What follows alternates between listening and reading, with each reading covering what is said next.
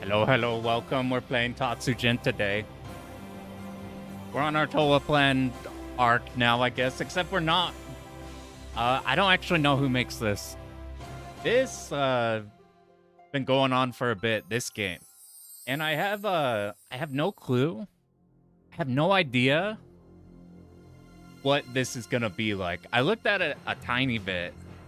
Iconoclast posted up a couple things. A couple people had some early stuff. Yo, what up, what up?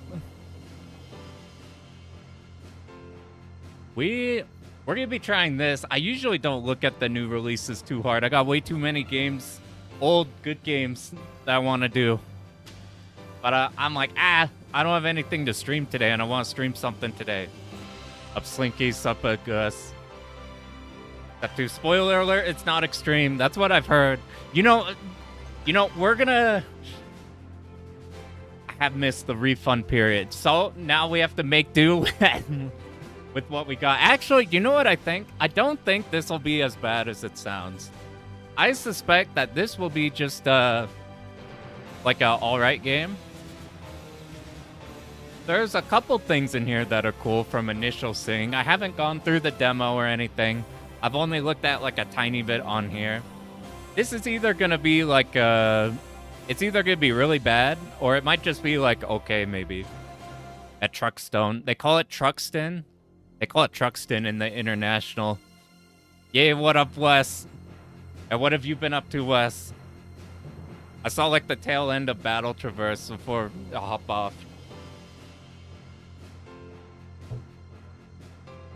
Wonder how many times you'll be able to stand still with the Thunder Blue weapon. I've heard that the homing white weapon is busted.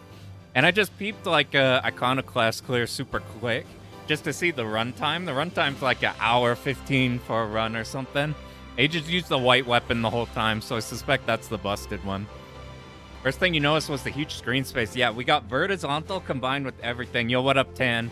Tan, I bet this is going to be your new favorite game you're going to be grinding. This is right up your alley. What up, Zenro? So it's called Tatsujin in Japan.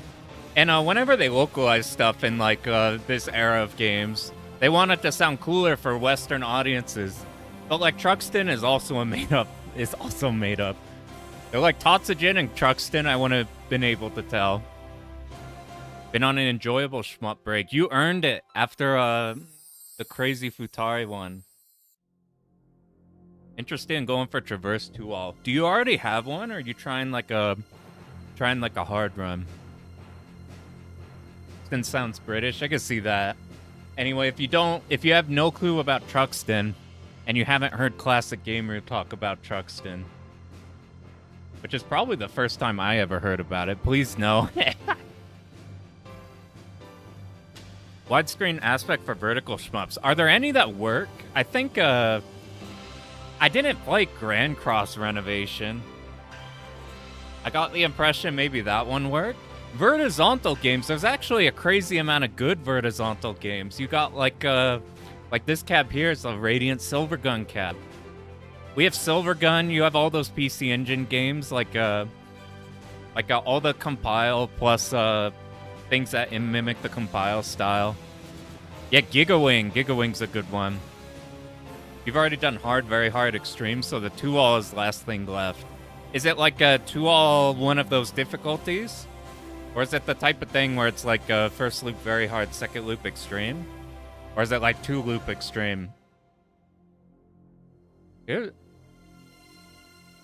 Yeah, so this is a throwback game. Tatsujin, this is like 87, 88 when this came out. Gigawing handles vertizontal really well, to the point that you can play a straight shot ship and it still works really well. Like a lot of people play Ruby. What up, Shadow? So if you haven't seen what the original looks like, I pulled up, I just clicked the first replay, and it was, this is NMS. He's got a quick preview of, I can't, oh my god. If the monitor to see this is all the way across the room. Here, let,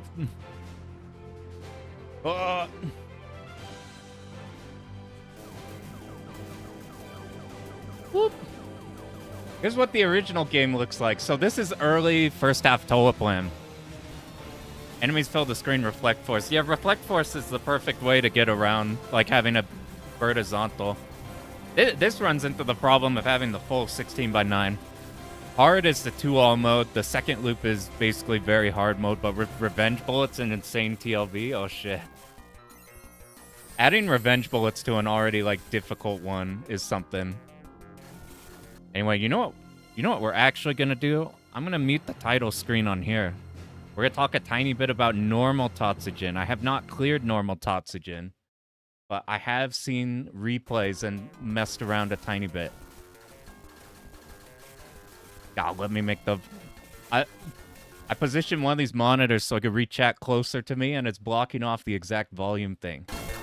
Alright, let's get this. Bam. Let's look at normal Tatsujin. So this is very early Toaplan. They came out with, like, Flying Shark. They have the helicopter one, I forgot. Kikoku Tiger. Or Twin Cobra. Which those functions vary differently. Depending on the version you play. You'll know based off what ship you're playing in that one specifically. And those aren't visually super crazy. Like, a Flying Shark kind of has a vibe.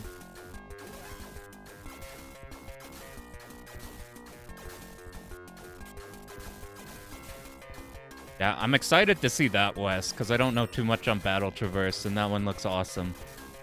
So here's what this game looks like. So, Flying Shark and Kikoku Tiger, you have a really, really short speed. And this is the opposite. They went super ham with it. So, this is like a God soundtrack. This is a massive, massive step up visually from their past games. Like, I think Toaplan leaned hard into this aesthetic going from here on out. Like, you can see this aesthetic in, like, their Outzone, in the sequel, in all of the feature stuff, your V5, your Batsugun, your Dogyun. You trace all of that in here. This Hori Katsui, that's what I've heard on Battle Traverse, which is a pretty good comparison to make.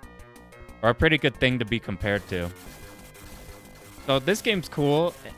It is very long. The stages, these are like some of the kings of the long-ass stages. Really, really long stages. You saw at the start? Enjoy the comfort of the Rincon Yeah, that's right. incredible value. Only at Living Spaces.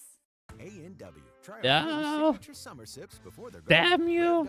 That'd be funny if I got copyright struck because I played one of their ads. So the weird thing about this game, though, is this game kind of has a formula, like a very formula. What up, Sensei? Where in between stages, this does the Katsui thing, where we don't have like we don't have stage transitions. Like you're just on a constant treadmill, which is pretty cool. This game is a vibe. It has problems.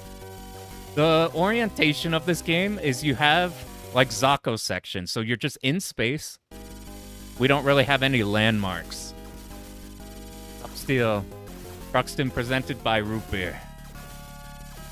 So we deal with Zakos in space. We have to memorize where the Zakos are. We don't have landmarks. And then there will be mid-bosses in the space. So like here's the example of one of them. And there are a lot of like you memo best way to deal with them. I guess this one has a safe spot because these just shoot around you. And then after you deal with like a handful of bosses. Bosses were actually pretty new with Toaplan. Toaplan before this wasn't really doing bosses in the way you think of them now. This is what you stick with most of the game. You just play this spread shot. If it's a Toaplan game, if it's a Raiden game, yeah, memo gaming. This is the ultimate memo gaming. Because we don't have landmarks. A lot of the times you look at like, okay, once we see this building, this radio tower, this lake, this weird thing in the background, we know where in our route we are. The hard thing about this game is we have to know this is a section where they come up from down in here. This is a section where it's like 3 from the left, 2 from the right. That's the hard part. You need like notes on this game. You do reach places like this though, where you reach kind of a base or like after you get through the space stuff. You reach some kind of... And we're just get bombed. Look at how many bombs we got. It's got cool boss music. The music's probably the best part of this game, going throughout the whole thing. And then you leave whatever base, and now you're back to space. You have to remember, like, at what point. So, like, it's very... You kind of see the formula, and it's very, very important to memorize when dudes come in. The big change here is you can move really fast. In fact, if you're playing for score, and you pick excess speed items, you get a huge amount of score. I think you're supposed to be playing max, but it's kind of uncontrollable, and your hitbox is fucking enormous. It is a giant, giant ass square. Really, really big. And the bullets are pretty fast. Like when you're dealing with the let's find a mid-boss. Or a handful of mid-bosses. Toleplan's like signature for bosses was just multi-mini-bosses fighting you at once. Where can I locate us a pair of mid-bosses? This is kinda...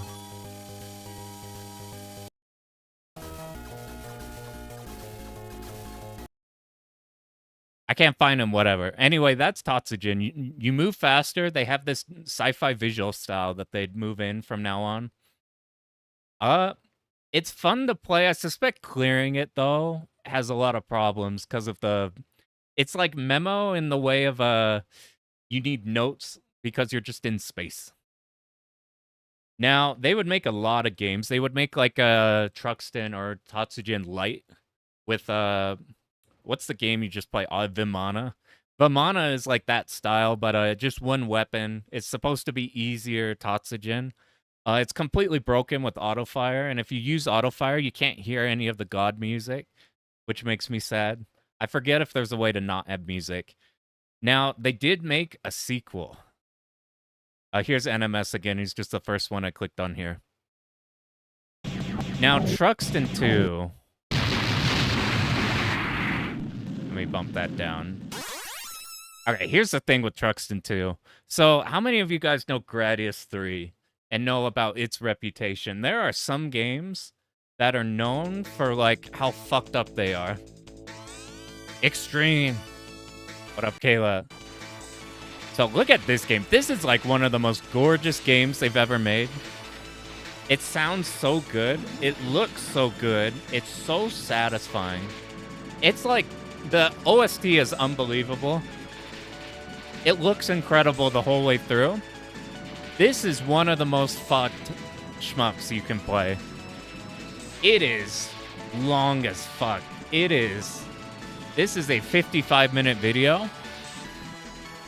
And arcade operators, the story is that arcade operators were pressuring Toleplan to make it harder because people were like multi-looping their games and all that stuff. And they're sitting on the Tatsujin cab for too long. So they made it hard. And they didn't just make it hard, they made it really, really, really fucking hard.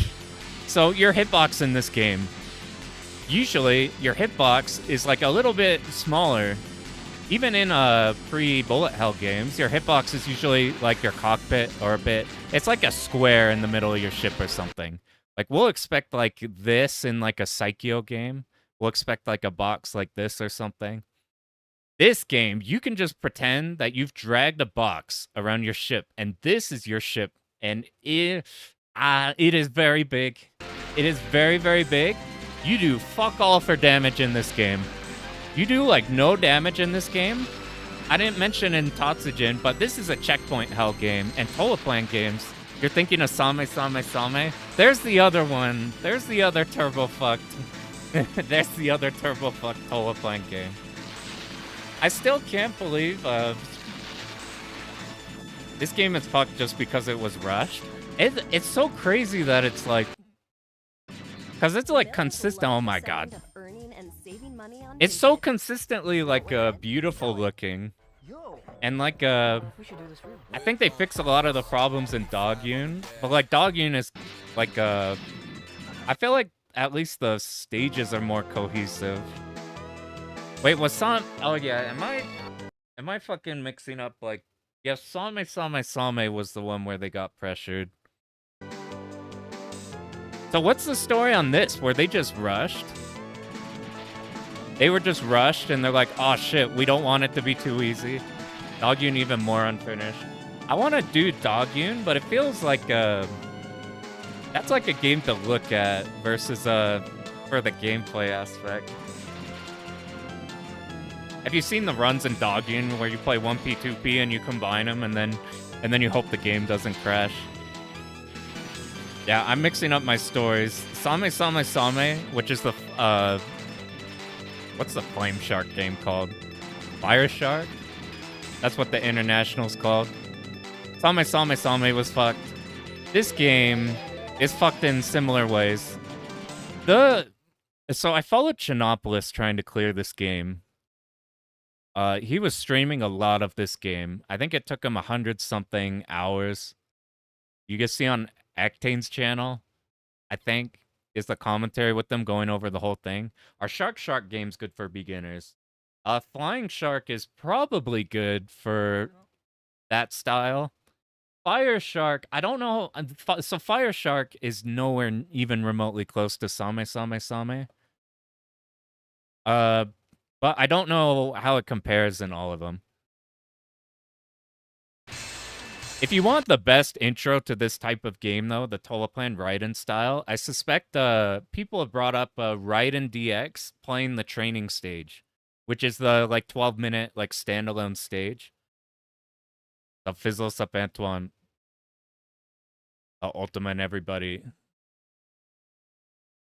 But so, the problem with this game is each stage is like 10 minutes long or something.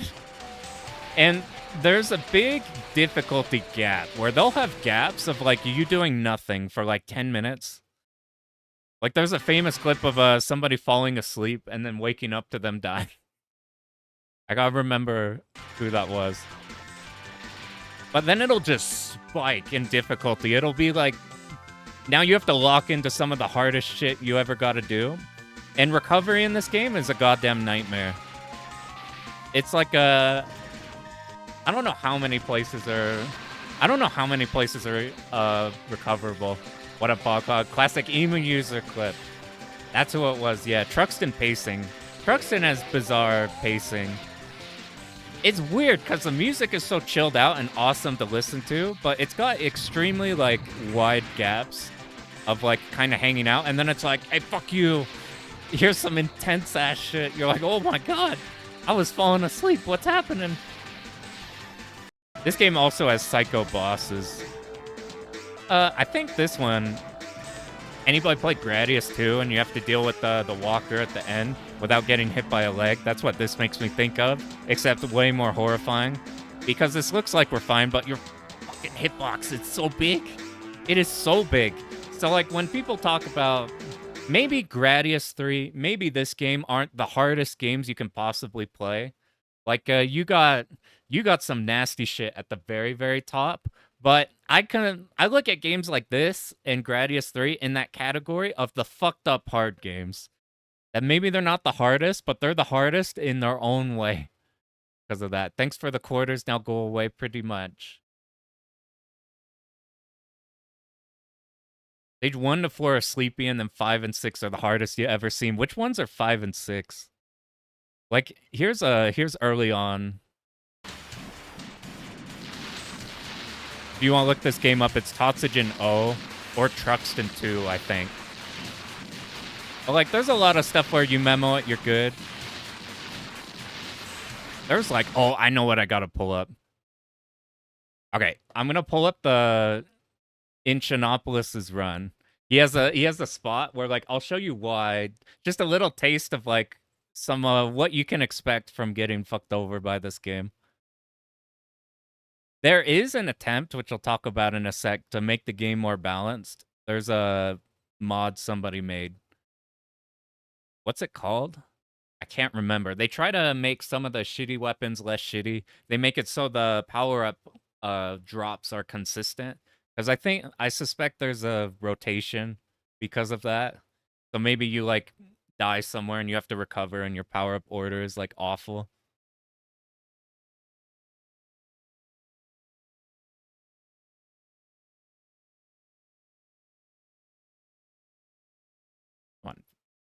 I'm pulling up, this is an example of, like, when you just watch this game, you're like, okay, I'll just sit in the spot, and then I'll be fine. Like, you look at a lot of the strats, and you're like, oh, okay, it's one of those games that looks, it looks like, okay, I'll just be in the right place and then I'll be fine. But there's a lot of mini details you don't see in the replay that you don't know until you just you end up doing it and finding all the silly ways you can die. So this is a Chinopolis's run. He actually recovered from this. Spoilers, it's a death. So like, look up here. Okay, we're fine. We're speed killing everything. This is like the shot you want to be using all the time because it actually does damage. Oh, you see that? We died. So like, what I think happened here is he either kills it fast enough that these don't shoot whenever he's this high, and doesn't kill them fast enough for them to be able to shoot when they come down, or maybe like you seal him when you're right up here, but you don't seal him when you're slightly down, so he gets a shot off.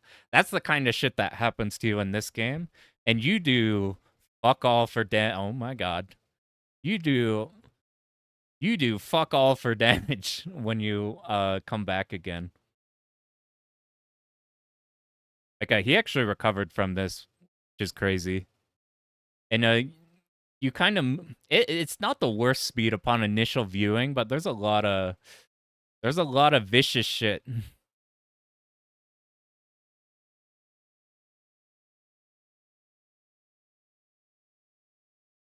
But it's gorgeous. It's nightmarishly hard. You could play what do you call it?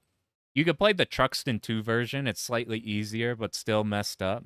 And then there's a mod somewhere. It's called Truxton. It's called Tatsujin O New Version. And they have a bunch of ways to try to make it slightly less messed up. But I suspect it still is completely messed up. So that's Tatsujin. It looks gorgeous. We got super good visuals. We have super good audio. We have long as fuck stages, really, really long stages. We have a lot of memo. We have a fairly fast ship. If we die, we're kind of toasted. It's a good idea to give enemies iframes when they spawn. A lot of shmups will do that. If you look at like a lot of cave games will do this, where big enemy comes in and you can't damage it until it's like fully on screen or something. If you've ever noticed, like DDP stage 4, if you're lasering like the big ships in the second half, I don't think you're damaging them until they fully popped in, or maybe you're not doing a little bit. Same thing with like the Dodonpachi like stage 2 building. I don't think you can like pop it until it's like halfway down. They give them iframes and let them shoot early. Yeah, I think they do that a fair bit. Towards they borrow second stage. There's a bunch of places where they sneak stuff like that in, so you don't like you could still be in a position to be hitting it immediately. Yeah, the tower is stage 2 DOJ, where you sit on the helipad, I think. They'll like speed kill the tank. Or you're right. The tower before the mid boss.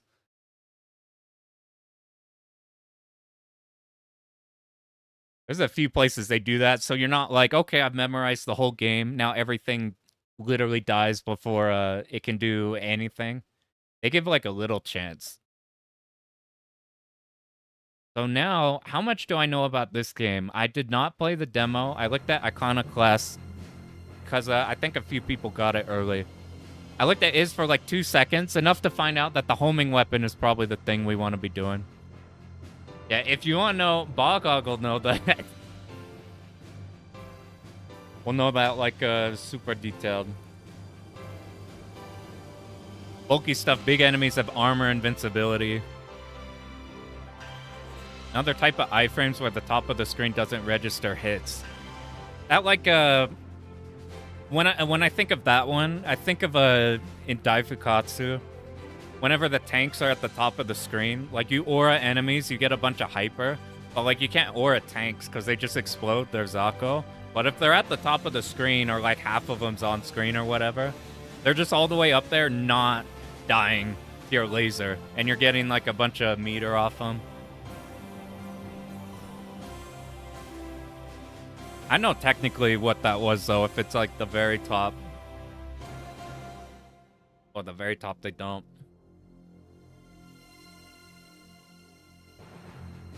I think they figured that out, because when you look at the early games where you completely like destroy everything before anything can happen, like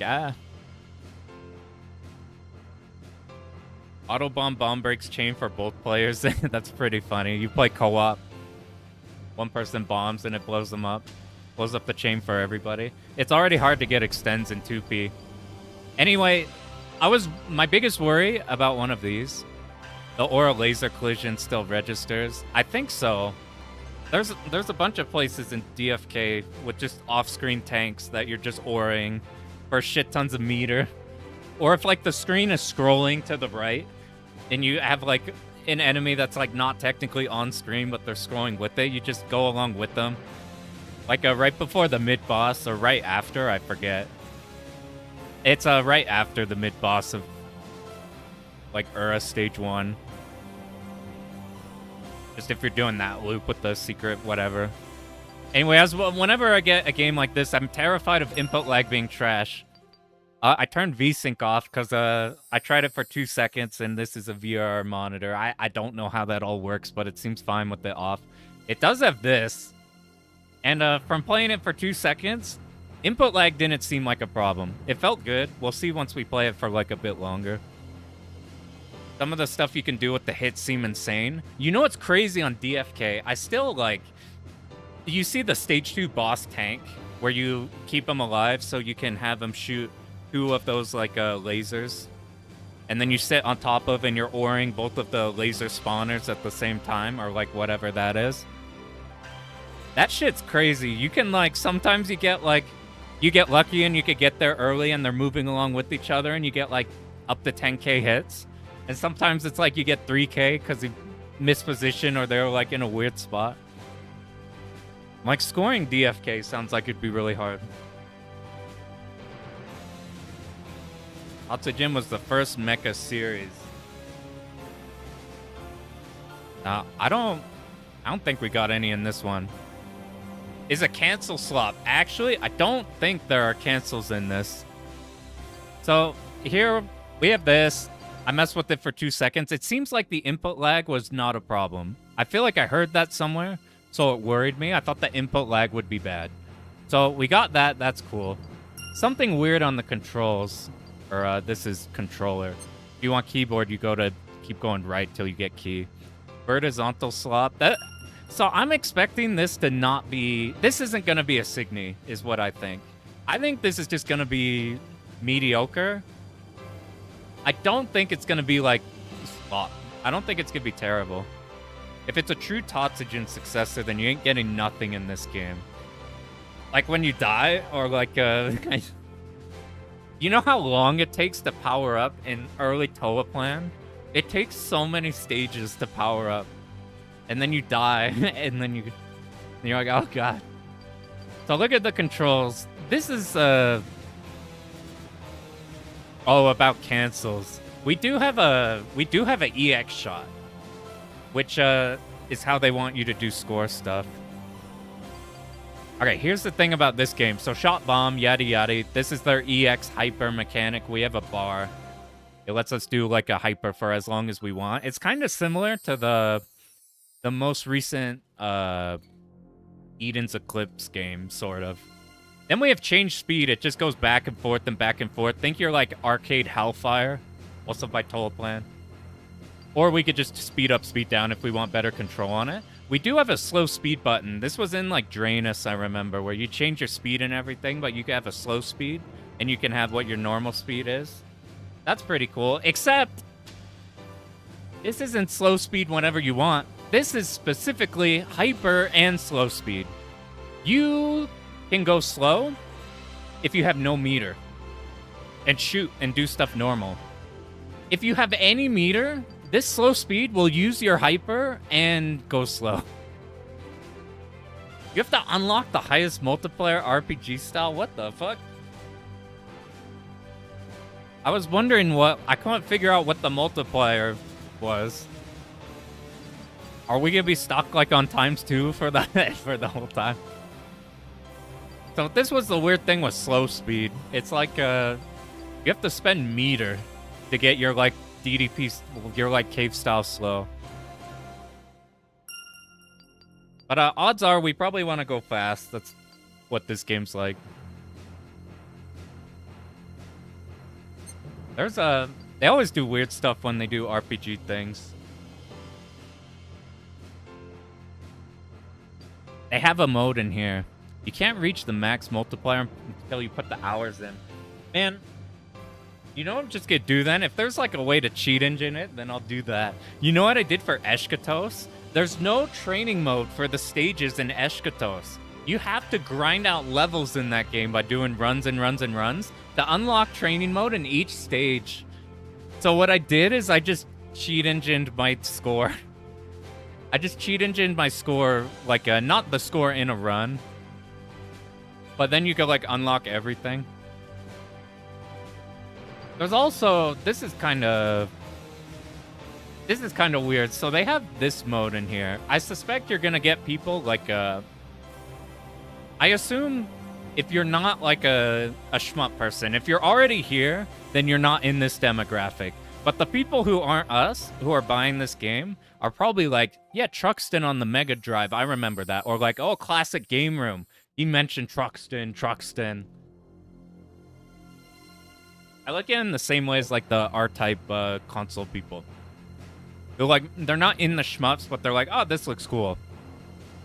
One for the... I suspect because this is a checkpoint game and a recovery game, it's probably not to even be remotely like the recoveries in normal Total Plan. But I guess they added this mode. In easy mode where getting hit doesn't mean game over. Except, this is the most weird mode I've ever seen. So this is about the only thing I've done. I clicked this on and tried it for a second, and I quickly found out that this mode is only for stage 1. This... I don't know why it's in there. I figured this would just be the whole game, but without checkpoints. And then maybe there's continues or something, so like random people would go in. This is only stage 1, and then it bam back to title screen. When is the Vectra export of Truxton coming out? We played I got to try a real Vectrex with Kirby. I had that one on a stream. Yeah, generic UE 3D. I think that's what we're gonna get. You know, it doesn't look that bad. It's in that category of the generic Unreal Engine 3D that looks like every Unreal Engine 3D one. But it looks way better in that category. So I'm thinking of, like, you guys remember Sonic Wings? What's the new one called? I can't even... Reunion? I got sick just thinking about it. That game is like a disaster. That's like complete scam game, pretty much. I don't think this is a scam game. I think this is just gonna be a weird game. Sharing lives and bombs. The best thing we got out of this game is Junya Ito, who makes all the good art you know of. He did shit for this. I guess we're gonna see it in the tutorial or something. Actually, do we get... I need to know about the multiplier. Is there anything here that we don't know yet? Okay, I don't see the multiplier right away. Look at right here. You see these 5 weapons on the right side? None of them exist. The only one I'm aware of is the white one. Love Outzone? I need to do Outzone. I like Total Plan's non-shmups more than their earlier shmups. What do they have other than the Outzone Fixate? I'm trying to remember. Didn't they have like some mech game?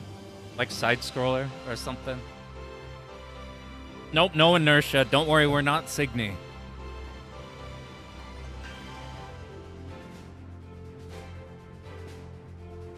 Ekipaki. I need to look at their library.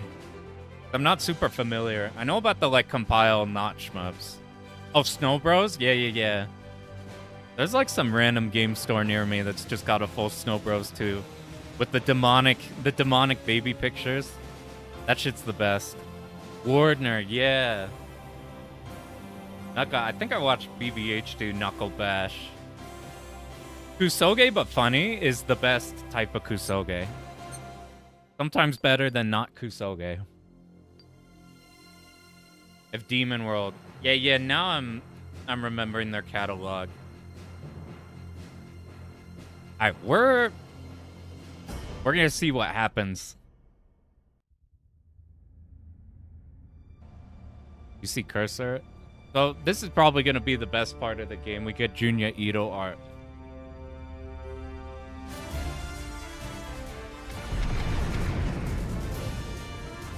And then we have to play the game.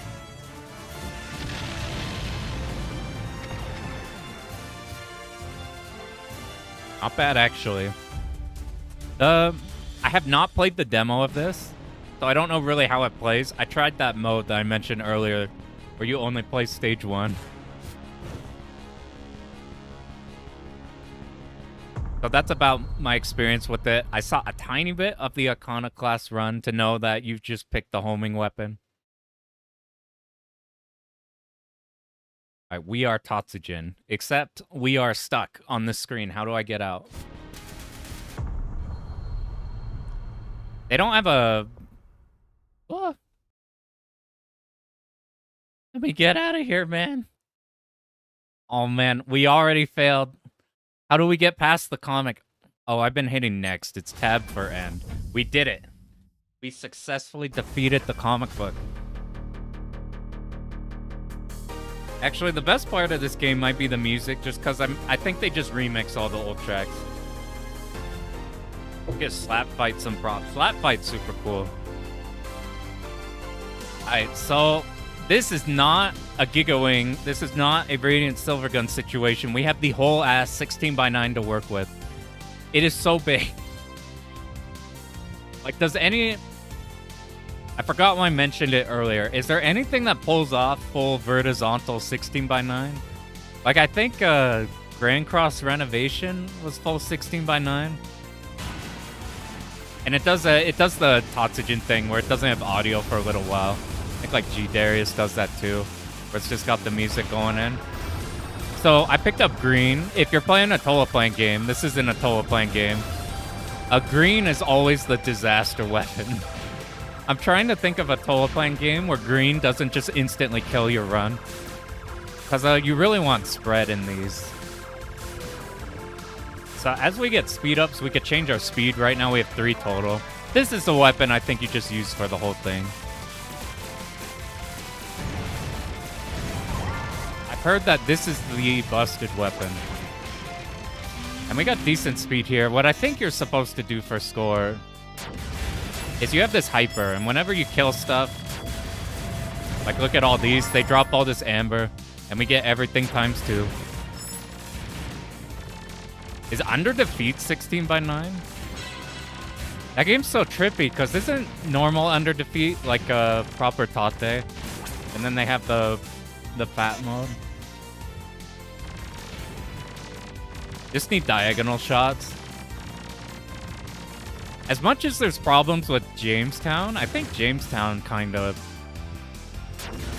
that's not full 16x9. I don't think it's 4x3 though. It might be like 16x10 or something. So this is how we cover for the fact that we have this whole screen to work with. This shot just hits the whole screen. And, like, it hits the whole screen, and we're not even max speed. You can move fairly fast in this. It's 16x9, and you can move the screen left and right. That's normal for these games, but you can move it a lot. Like, just look at the ground, at how far we can move the camera.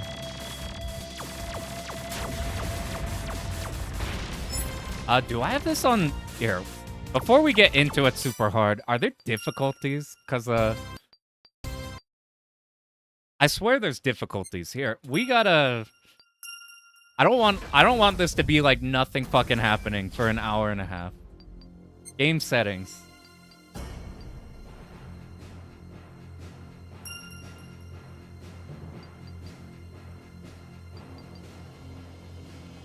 We better not have to unlock them.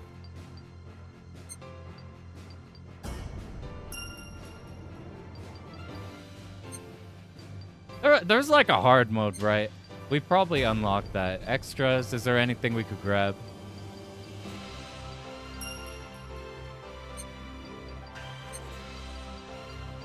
Maybe we unlock an arcade mode after? Shino Ruby. Is that one? I haven't seen Shino Ruby. Is that the, like... Is that the Hori one? With, like, demented bosses, or am I thinking of another one? No Tom the Bomb story mode. Who's Tom the Bomb? Is that their, like, Toleplan mascot? That is a lot of stages.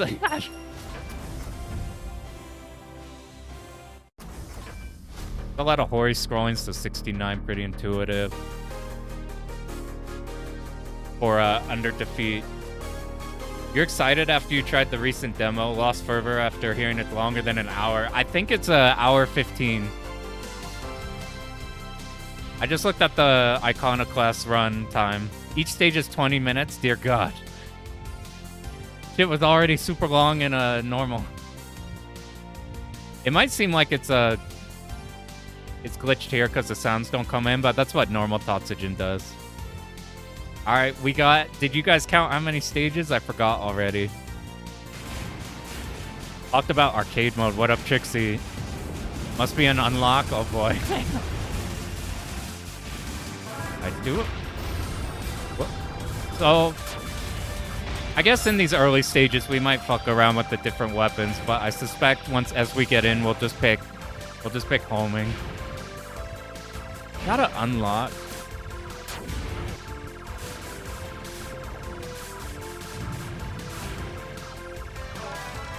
They give you this early, though. So the little bit I saw of the run is we shoot things, we build that EX bar, and then when we have like a shit ton of Zakos coming in or something, you'll cash in like this. Try to get a stream.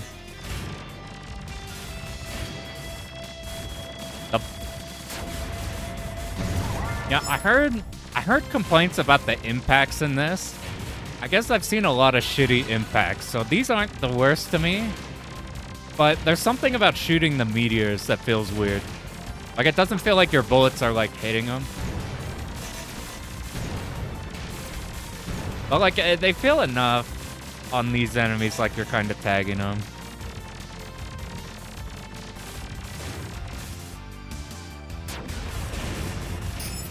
So, we have times, too, so... Do we just have to beat it a bunch before we could get to our times 12? Have you guys seen Escaluda 2 at range? It's got like a level up thing at the top. You can see what level, whatever replay you're looking at is. We'll just try this out. This is your Raiden shot. If a Toleplan or Raiden S game has this type of shot in it, then odds are you're using this for pretty much the whole game. It's because it just hits everything, which is so important in these games where the bullets are really fast, which they're not right now because I think we're on easy mode. Until we figure out how to bump it up to like arcade or something. I guess we probably just burst the big enemies. Alright, I'll actually look at the screen. So we kept our weapon. We kept our weapon and we kept the speed up. We're not like as slow as we were at the beginning, so that's a plus.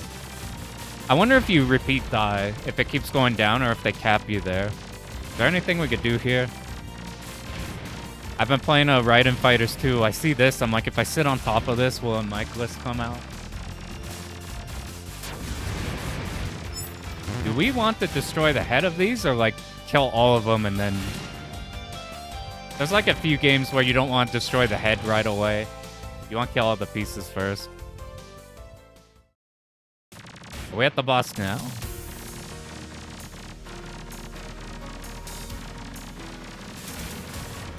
Okay, we get this right away. What is our power level? If you see by our like player count, or not player count, that's our power. Our power is 3. We pick up 3 power-ups. That's gonna up us. Is anything gonna come out of these?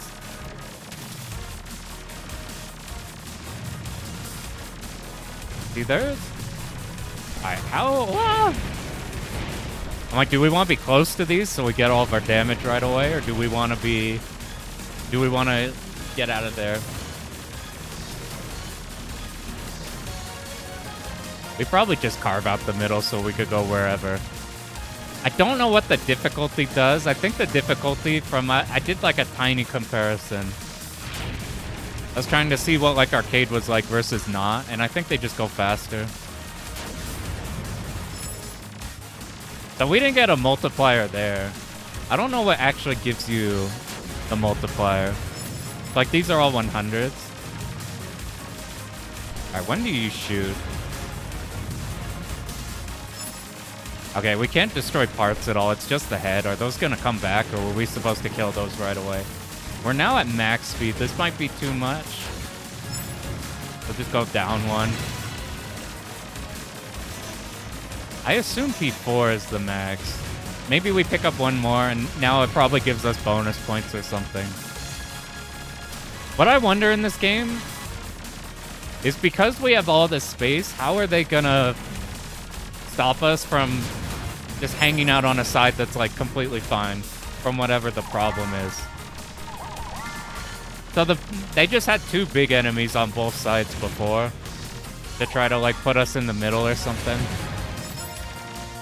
See, now we have ×7, so how does that work? Maybe if we're at... Okay, I think I get it. Maybe if we're at max power and we're picking these up, you see how it went like ×7, 8, 9. Maybe now when we do this, it's multiplied by that. So yeah, now we're at 9. Oh, I'm blind. I should look at the screen. This is how I suspect I'm gonna die most of the time. Haven't seen this shot at all. This is kind of like the Tatsujin O red shot, sort of, with the diagonals. Oh my god. I didn't see that top enemy. We gotta pay attention to the enemies coming in if they shoot that quickly off popping on the screen.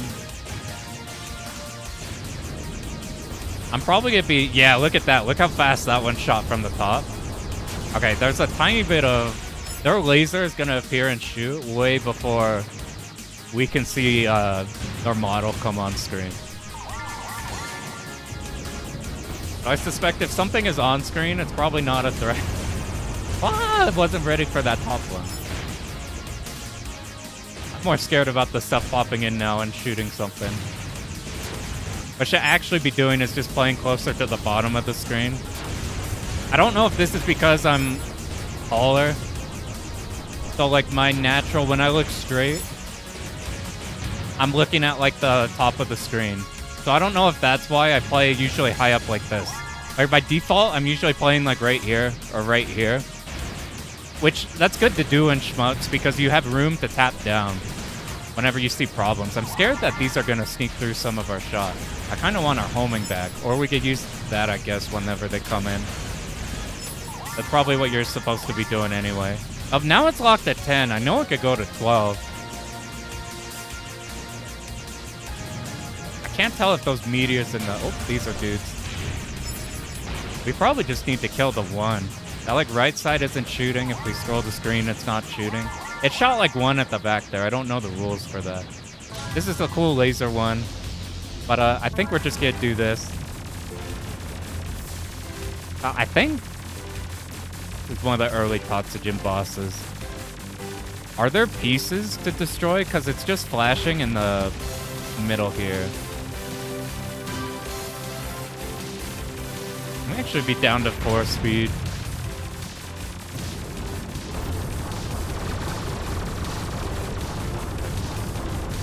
That's at least like input lag wise. Like input lag's not a problem. I guess in story there is a stage select. I'm like, can you imagine labbing this without stage select? If you could bomb with the same color weapon and get a 1-up. They have like callbacks to stuff in these games. So I'm wondering, oh, is it gonna reset our 7.5 minutes? It looks way better than Signy. It kinda do. That's why I'm like,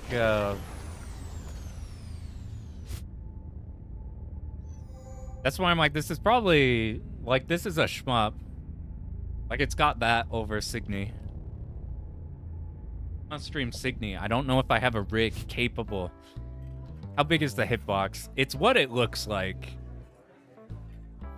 Like, it doesn't seem obnoxious or anything.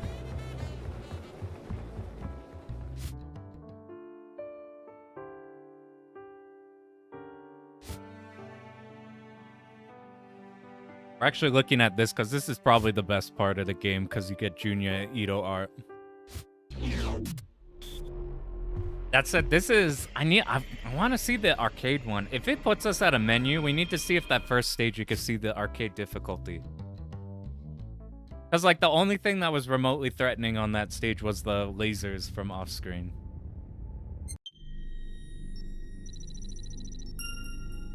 Because this is story, it's probably going to do the Jamestown thing where, like, you get, like, your 3 lives per stage. Not Junji Ito. Junya... Am I getting the last name wrong? Whatever the guy who did, the S-Braid, did, like, Death Smiles, did, like, Pretty Soldier Sailor Moon. Inoue Acha. I'm mixing that up with the guy who does the horror manga. Alright, please give me a hard mode. Is this what? Is this our difficulties? Like, is this gonna be the same stage? Joker June is probably the better way. That's probably the better way to do it. That was not select. Alright, where? Wait, did we get a new menu option? We did. Do we have difficulty? Or is this just arcade? Alright, let's see.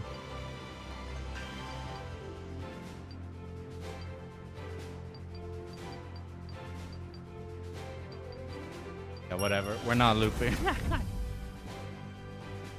Okay, will this be the difficulty though? It's gotta be... The first bullets we see, we need to see how fast they're going. This looks better, right? Yeah, this is way better. All right, let's actually play the video game now.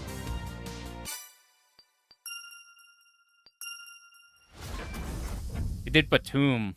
You know, I have not thought about Batum in like 15 years. And then Kirby also brought up Batum the other day. I'm like, what the hell? We'll still remember that. We are stuck. We probably want to be... We probably want to pick up the right power-up first. All right, now we can actually play. Now we don't have to go brain dead for the whole stage and then get sniped by the one thing.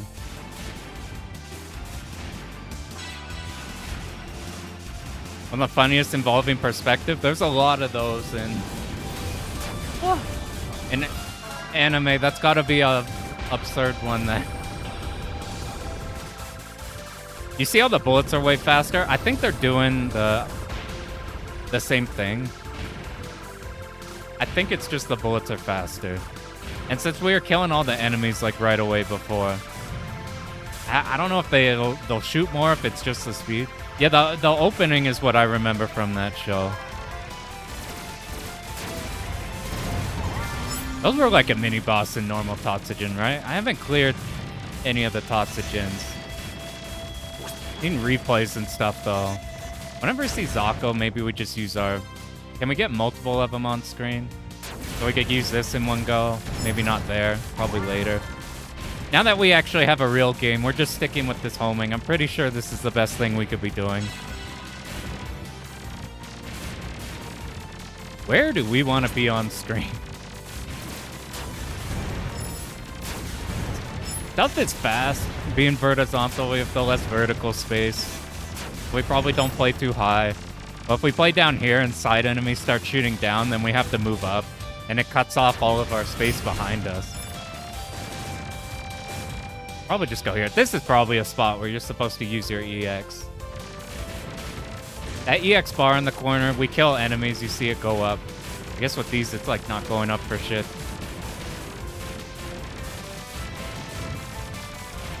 Does it need to kill things, or is it just based off shooting things? Like, let's see when we have some amount of enemies here.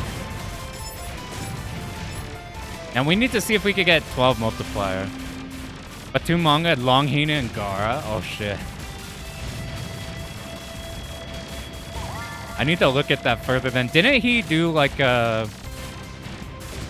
he went really hard with Esperade. Esperade's like world building, right?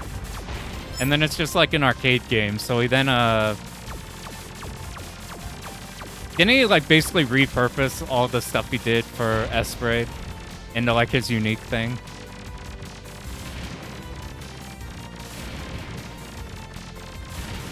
Would this be where you sit on it and get a 1-up if you were like red shot? It's like so color coded. I can't tell if they're like, let's just have a red thing here that's glowing, or if it's like, it feels like something should be there. If you can't tell, this is why we're using this shot. It hits the whole goddamn screen. And I don't think it's probably not bad damage too, because they just all home in. How's the homing work on blue? It probably works like Silver Gun when you use the AB lasers. Which is, they probably are just spread, but when they touch something, then they're homing. I want these dead right away. They were about the only thing that could threaten us before, until we get to the vertical laser enemies. We also need to remember about the bombs. I always think I die there. Whenever I've watched footage of this game, I thought that was like the death effect, because you don't like chuck out your bomb forward like you do in every shmup. You just kind of bomb around you. Filled with cave reference. I need to look at that then. Not the cave context. Yeah, look how fast we kill these with the homing shot. Like, it doesn't take that long even using the EX. I think we're just gonna sit with 4 for right now. On speed. If we're at 5 speed, this is probably what we want to be. Because it's fast that we can flick around. But tapping feels kind of weird. Do we actually need to kill this thing? It might not actually come back around. Like, maybe the back will shoot. Let's get to 4.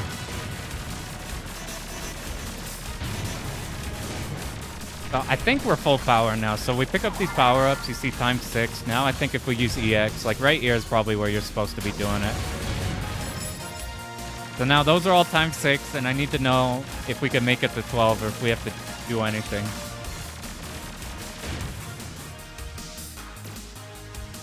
They block the shots, that's interesting. No, we're stuck at 10. So our run's just gonna be 10, I guess.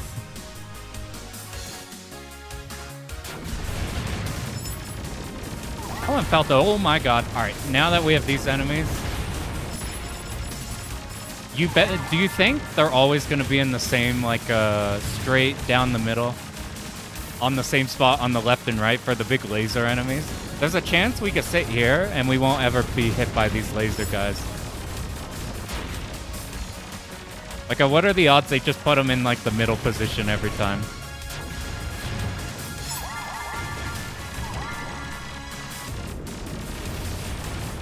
Like, that one hasn't moved, I don't think. This one's in the same position. As long as we operate on these thirds.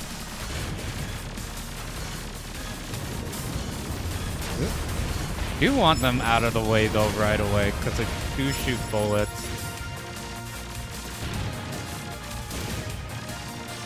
Then remixes of the OG. That's why I'm like, it doesn't. You get less identity by just having the old tracks be your thing. But at least the old tracks are good. That's a lot of ambers. I don't know what caused that much. Was it because of the meteors? I'm watching for the particle effects to make sure none of this is lasers. None of these are enemy bullets. Yeah, we'll kill both. Why not?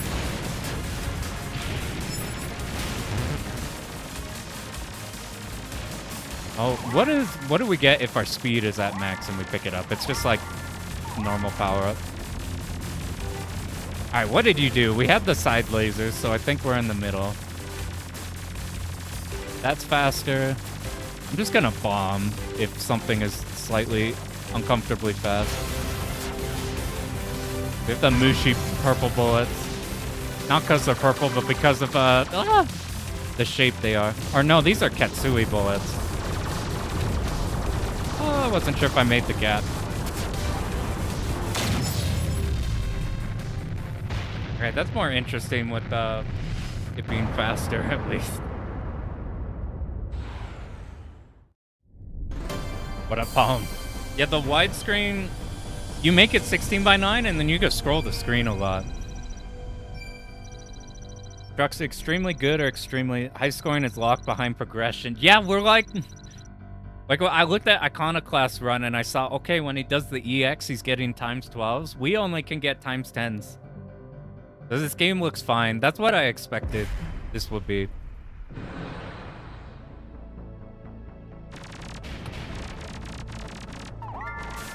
My impression is it's not bad at all.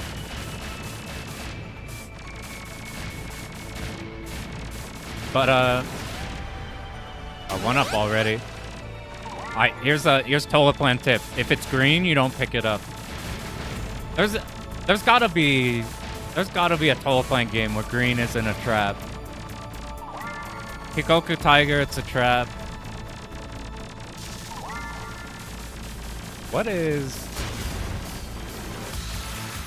it checkpoints or respawn? I think it's checkpoints.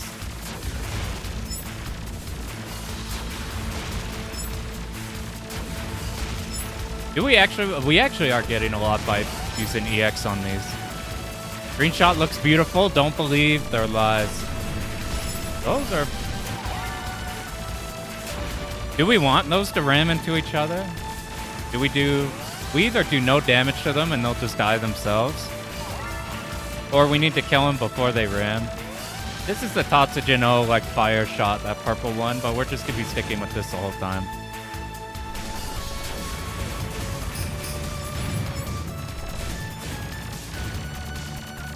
This doesn't... Honestly, the biggest thing I was thinking of is I genuinely thought that this was gonna have horrific input delay. And it doesn't at all. You can move. Alright, what is this? Okay, that's just a...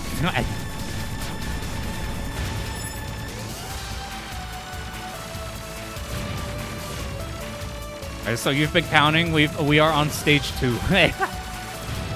Is there anything with longer stages than the Tatsujin games? I'm trying to think of anything. Not counting boss milks. Your natural time that you would spend on a stage. Pink Sweets has a long-ass cloud stage.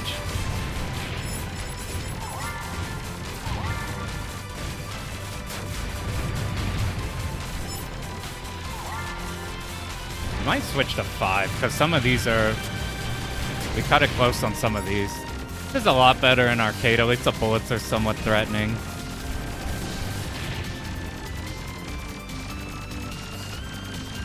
You know if 12's the highest multiplier? That's I just saw that from Iconoclast run.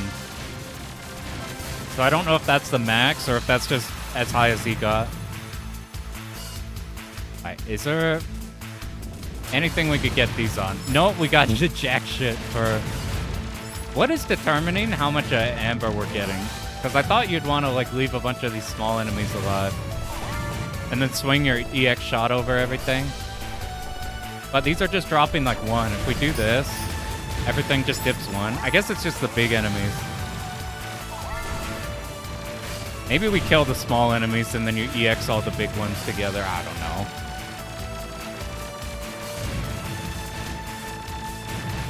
We haven't died yet here, so we need to see... In the story one, when we died and came back, we didn't start at no speed, which you would do in the normal games. And we had some power. The recovery might not be that bad. I wonder how the extends are. We got one extend at some point. That was a drop, though. I don't know if scoring extends. How those will be. If there's one, it might be at 10 mil. There's a 1-up right here that just dropped. It's Ray Force-ish. How's this compared to the SDOJ recomp? Well, I'll say this is more accurate to Tatsujin Extreme.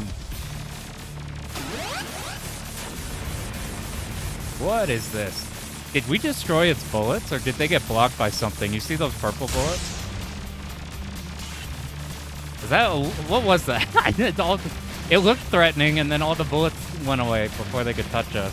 As in EX mode, maybe we deleted... maybe certain bullet types we could delete. There's an old man bomb. This is not a mid-boss. We're gonna get a bunch of those back-to-back, maybe.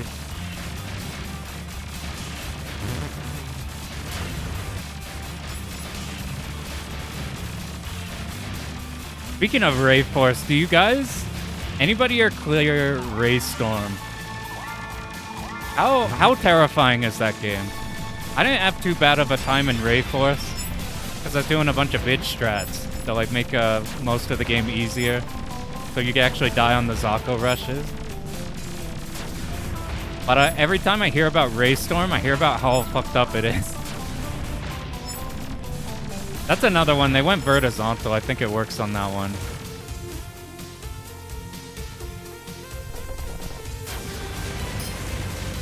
I greeted and everything just dropped one.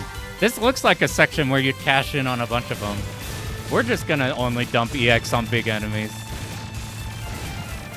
We're getting like nothing for all of these. Maybe those big turrets. Like maybe you'd keep those turrets alive and then you'd have everything here. And then you sweep along with everything. That's probably... I don't know.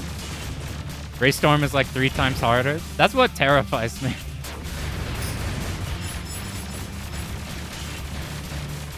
What is actually what makes it harder, though? Most moment-to-moment difficulty is similar, but way less lives combined with nasty RNG. What is the RNG in that? Some of the most terrifying popcorn. Is it like Gun Frontier RNG, where like the behaviors of the Zako are gonna be messed up? Or is it like yeah, see, this is green, so maybe you do pick up a green shot and then you go there. There's gotta be something with that. The last one was red. Popcorn spawning on random points of the screen. That's the scariest. My dumbass just likes to hard route everything. So if you have random Zako spawns, that causes problems.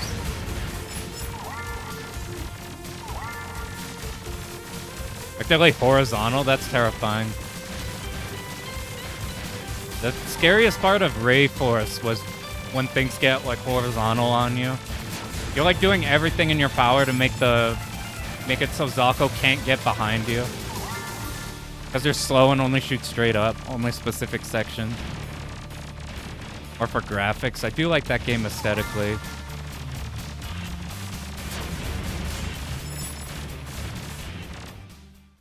Alright, what do we have now? We're just gonna pop bombs. We have 5 lives. We picked up a couple. Alright, what can you do? So I'm out of EX, so now the slow button isn't consuming any gauge. So this is a bit easier to dodge. Like, we could just set our speed slow, but there's a chance we might have to, like, get out of dodge or something. Do we want to blow these up? Blow up the carrots. Oh, they block. Okay. Oh, God. Do they only block the orange? So far, it's just blocked the... No, they block everything, I think. So we don't want to kill those. We want to leave them here so we use them? Oh, we got the little silver gun.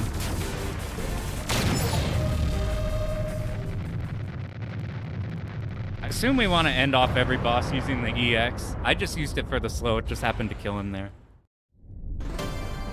Hard execution on bosses. One chooses attacks at random. You know what's interesting about random boss attacks? I think it makes it otherwise easy patterns so much more scary. I don't think any of the Pro Gear patterns are that terrifying on their own at all. But like the split second of needing to like know what pattern you're dealing with adds a bit of it. Even if there's like stuff like the stage 3 boss that like telegraphs what pattern it's about to do. Did we have this screen before? How do we miss a destruction rate? We're using the homing that hits everything.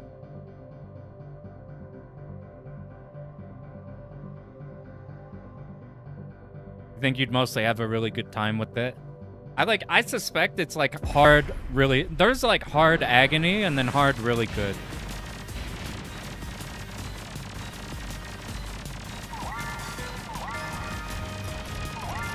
Oh god. I don't want to pick up the trap power-ups. Okay, this is probably where we want to be doing with the EX shots.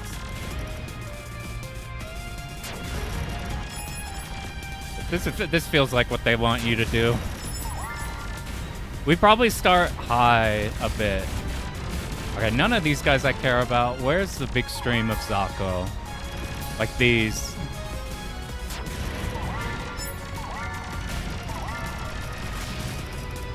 If we want to be safe, what we should be doing is just be shooting here. But we'll humor it a little bit. I would not want to use the purple one here. Imagine having green shot here.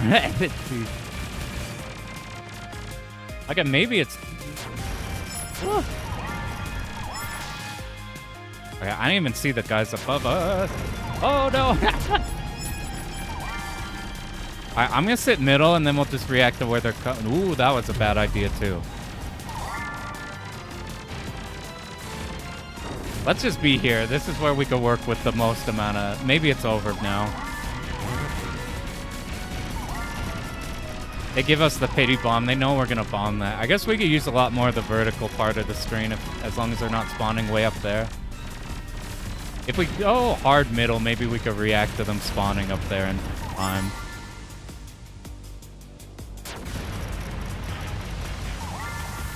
Oh. We don't know that though, so I don't know like when enemies will spawn in. Right, what are you? What the fuck? Is it gonna come back? Maybe we're supposed to kill that for a bunch of points. You know what? Maybe this is the score strat. You pick up all the ones you're not gonna use. And then at the last second, grab the one you actually care about. I'm just gonna make sure now to pick up white before we put ourselves in a spot where we can't get of it anymore. Is this worth EXing? Well, they're kind of like Gradius bubbles. We're kind of running out of space. I always think of this as the Ikaruga spawning pattern. There's a bunch of places in that where it spawns Zako in that format. They probably spawn in normal Tatsujin.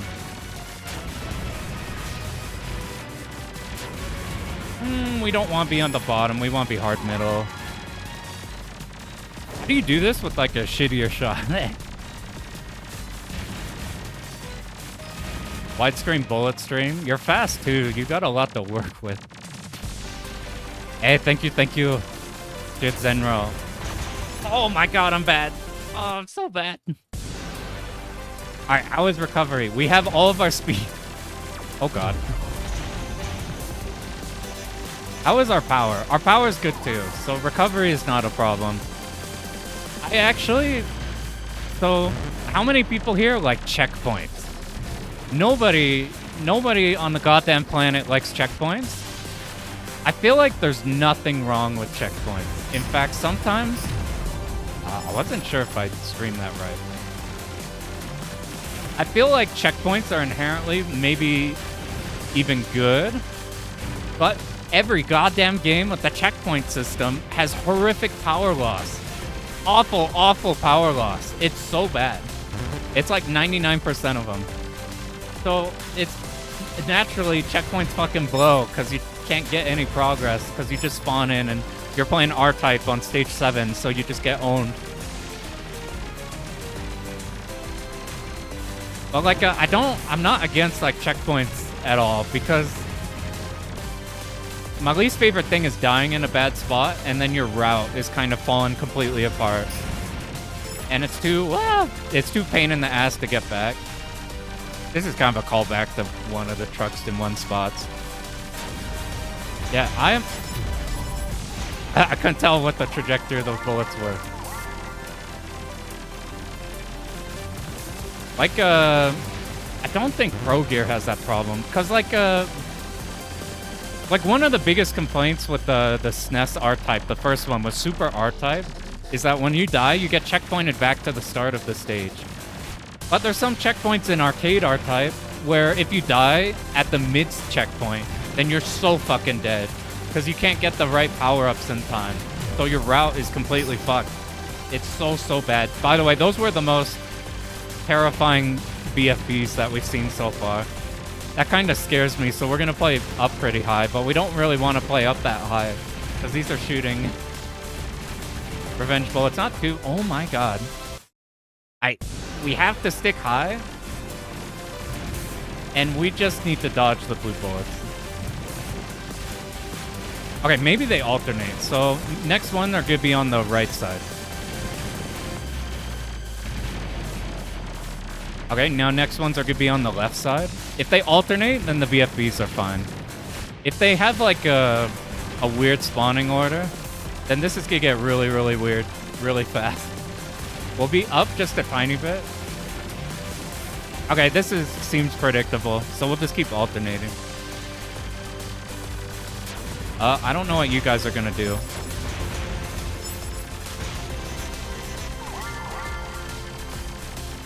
Do we want to kill the head of these? Because sometimes you want to destroy the parts, sometimes you want to kill them all right away. Like the semis in Bat Rider. You don't want to kill the heads of those. I'm gonna do 9 speed. My microing is slightly terrible here. The last BFBs... Let's stabilize. We're flinging ourselves around too much. Fuck me! Okay, if we just play it cool, we just move less. That's all we have to do.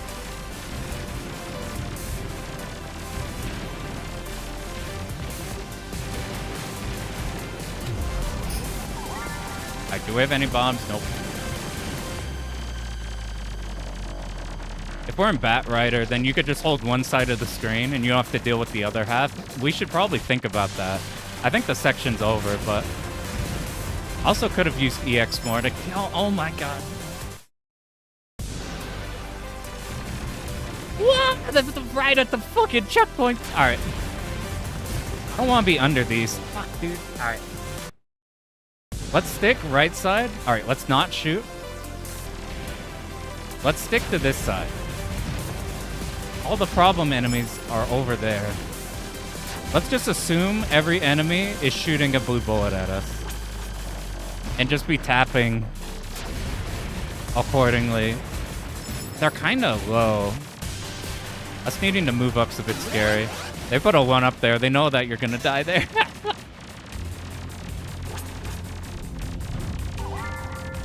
Oh my god, I got no gauge for you. Maybe since we're on the homing, we should think about not being directly under the boss. Let's take advantage of all of this room. Do we want to kill the side pods or not? I have a feeling wherever those orange sides are going to land on, they're... Oh no.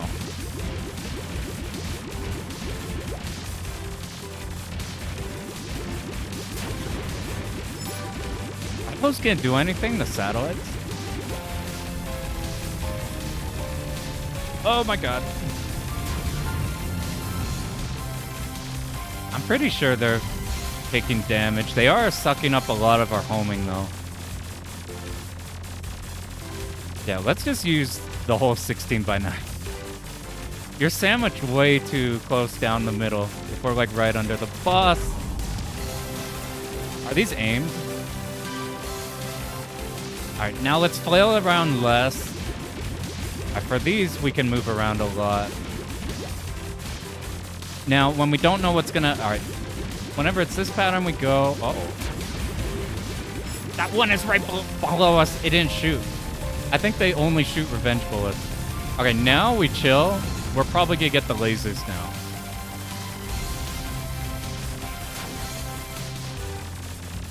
Nope. Alright, any lasers now?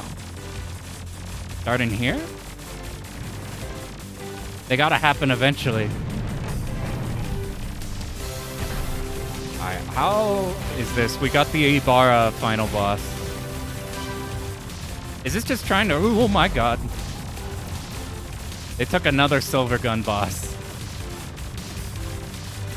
I'm gonna stop shooting whenever these are around. Alright, now we probably just unload on it.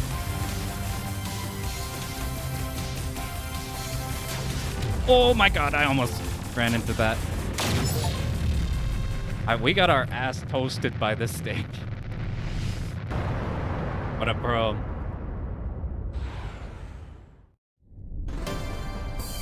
How is this game? It's so it's not like a... So think of Sonic Wings Reunion. It's not like that, where it's like... It's not a scam.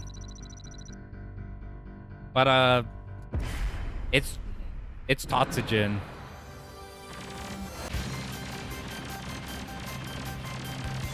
It's like, it's not bad, but like, it's kind of what you think. You're quick with the bombs. That's the first time anybody has ever said that. I'm so bad at bombing. Luckily, we have insta iframe bombs. We don't have Raiden bombs.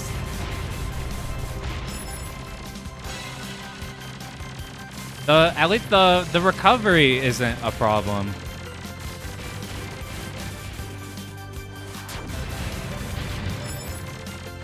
Recovery's not a problem. Yeah, they remixed a lot of the 1 and 2 tracks. That thing was glowing. I don't know from the hit sparks or if we were about to detonate or something.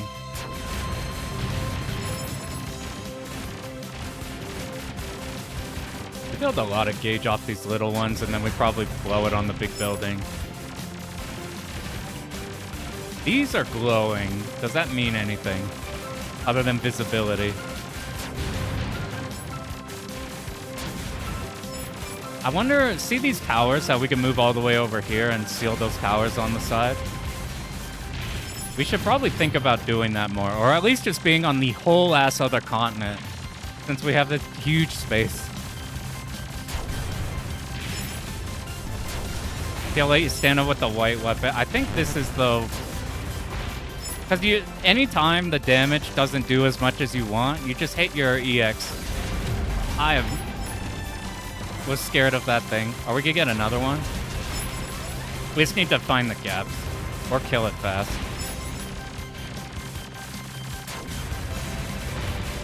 We could probably just sit right under one of these below us, hit our special, our EX, and it probably kills them right away. Like, would we want to EX these? Or are these what we use to fill up our EX gauge? Like, if this is like Crimson Clover, you get a lot of juice off Zakko waves. But it seems like we get all of our juice off the big enemies. I don't know yet if their scoring extends. We've picked up a bunch of extends. I don't think we've gotten a scoring one yet, though. Like, how much are these guys gonna drop? That's a decent amount. So, like, mid-sized enemies you probably cancel with the weapon. Yeah, do the... Oh. Do the enemy pattern 4 times. That's the Tatsujin class.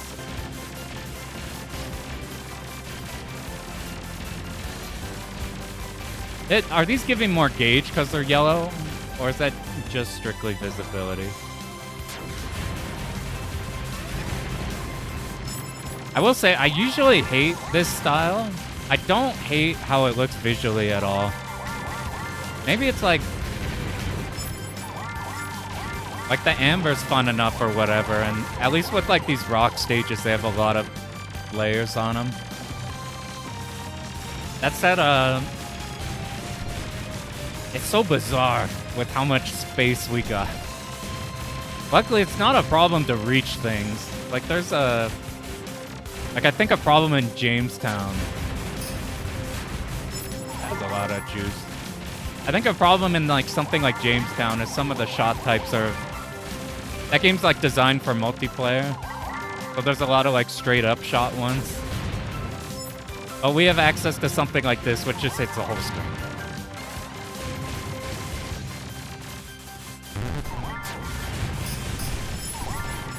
That wasn't all that much.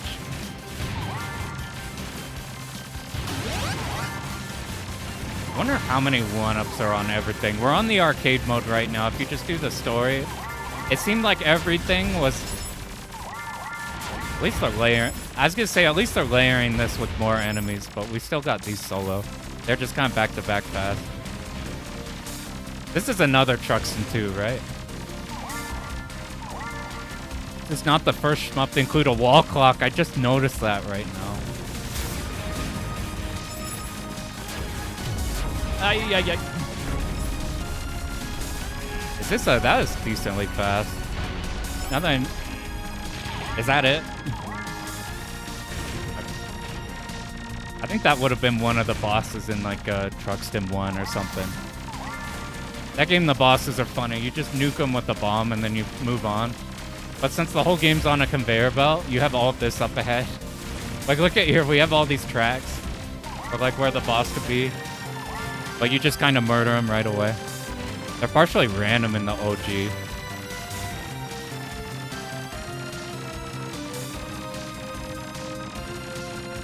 Yeah, exactly. FPS in the... When we did the story... the like stage 1, everything is so slow in the story difficulty. And then they have like the off-screen lasers that come in. I died to everyone. Oh, I didn't have a bomb. I would have worked harder to get out of that situation. I'm like, fuck it, we just hit the B button. Alright. What is causing these to detonate? Because they spawned up a bit. It didn't seem like our bullets caused it. I'm just gonna be where they're going, so we have room.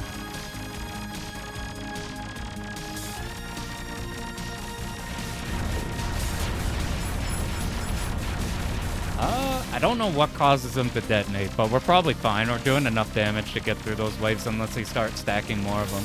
We don't have EX to kill this thing. What is this? I'm scared of a Hachi in Donpachi. Has something like that, where they rotate you and just blast in. Or, what was it exactly? Like in the TLV surrounds you with dudes like that, you gotta hit them right away. I can't... They were tracking us good. I'm terrified that they're gonna shoot a bullet, like, point blank.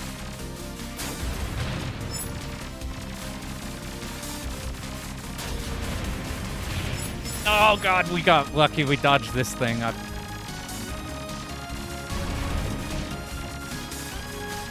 You need to go away. I'm watching more carefully. So with our normal shot, we were able to take care of all the guys surrounding us. So I don't know what they do. Maybe they're a problem if you're not playing the OP ship or OP shot type. What's the other shmup with the wall clock? I'm trying to think of any. The 2-up is random fill skill based. Is it like in Zero Wing where if you like collect it on a certain frame? These are aimed. Help, help, help. Zero Wing, you can get a 10-up if you like pick up the... We need to stop moving. We need to use the slow... What the... Alright, what now? Let's just take out a side. Alright, don't be in the middle after the pattern. I guess that's over. We have no bombs. What's the gimmick now? Is it just gonna go faster? It seems like it's rotating faster. Oh my god, that was the gimmick. Oh my god! No!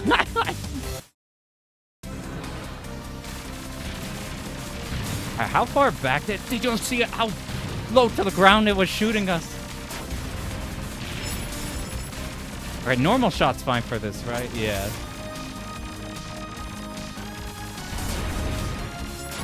I blew all my EX before we could deal with this thing.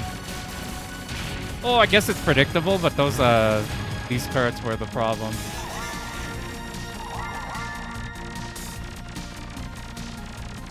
Alright, 4 bombs to not get hit by crab. Do you remember which arm went first? 2-up just appears if you no-miss to a point. You probably want to be no-missing that type of a game. Or which claw is first? Oh, it was the aim shit first. Oh, God. Nah! Which claw goes? Okay. Oh, my God.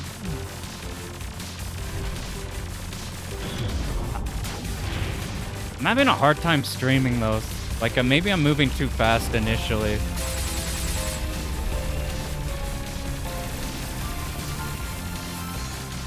What was next?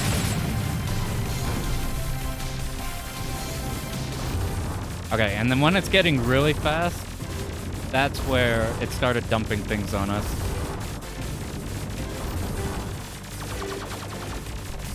We'll just bomb here. Was that stage 3? What stage are we on? Seiho has a wall clock. Albania got one. How is Stellavania? Like, I've watched it, I haven't tried it.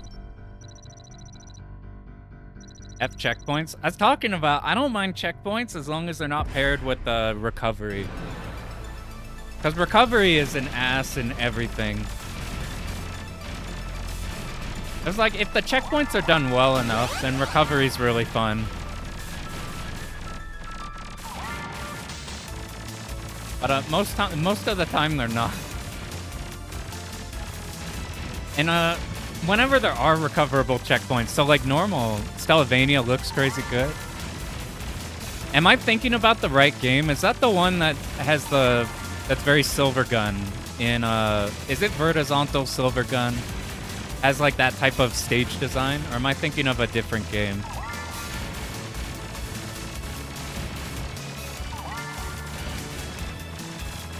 This is a...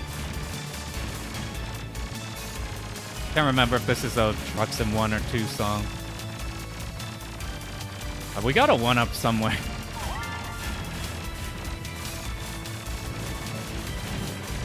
Dude, they have a multi-loop option in this game. And people do loop like the crazy games. Like there's people who loop like Gradius 3 and all that. Or even like Tatsujin O. But wait, isn't Signy loopable?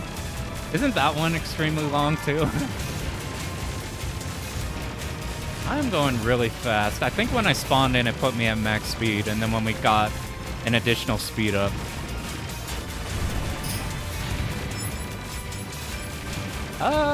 Those are my bullets. Okay. I like bullets homed back because they curved around the left side.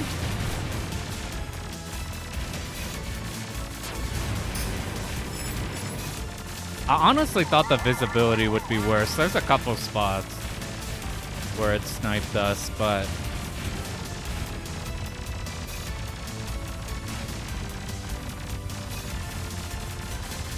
It's Cave Hole? Then maybe I'm thinking of a different thing. I feel like I'm moving pretty fast, but whenever I'm moving up, I feel like their aim shot is gonna hit us. Maybe I'm playing way too close to them, and we're losing all of our bombs because of that. Instead of playing in this vertical third of the screen, we should be playing like all the enemies on the left side, I'll be on the right side. Like, we should be playing like over here. They're probably designed in this mode so that that they're dangerous even if you're on the side. It's definitely not the best spectator game. That's what happens when you have absurdly long ass stages with you kind of just murk everything on screen except for the things you can't. Are we at the boss?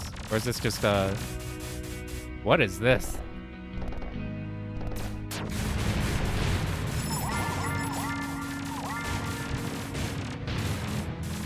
I'll be honest, I'm just happy the input lag isn't bad. That's like the #1 thing that'll drive me crazy. The stage's pacing is brutal. I imagine you develop shmups, something like this probably hurts even harder.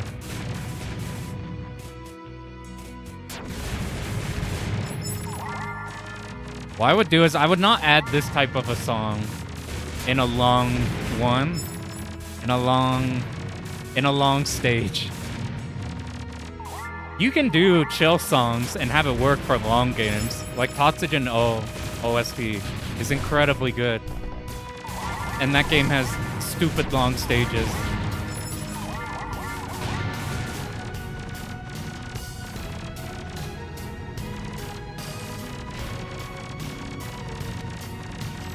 You know the funniest soundtrack was, oh my god. This is something interesting. I have no bombs, so I'm... No! No, we picked up the trap.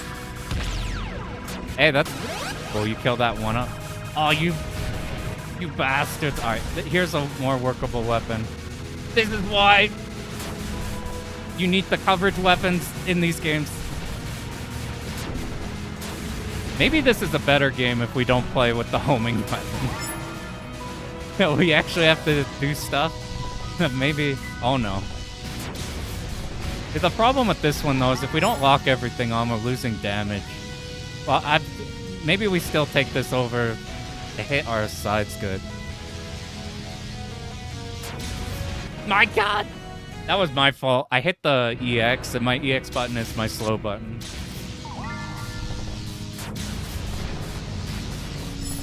I think you actually do use the blue weapon to kill these in Tatsujin 1. I could be wrong. No, I might... Yeah.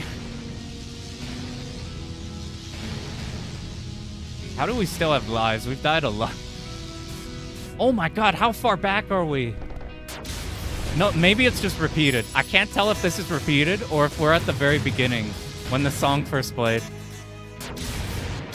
The song is Abomination. Maybe they remixed like an ending track or something. JRPG Heartfelt Combo.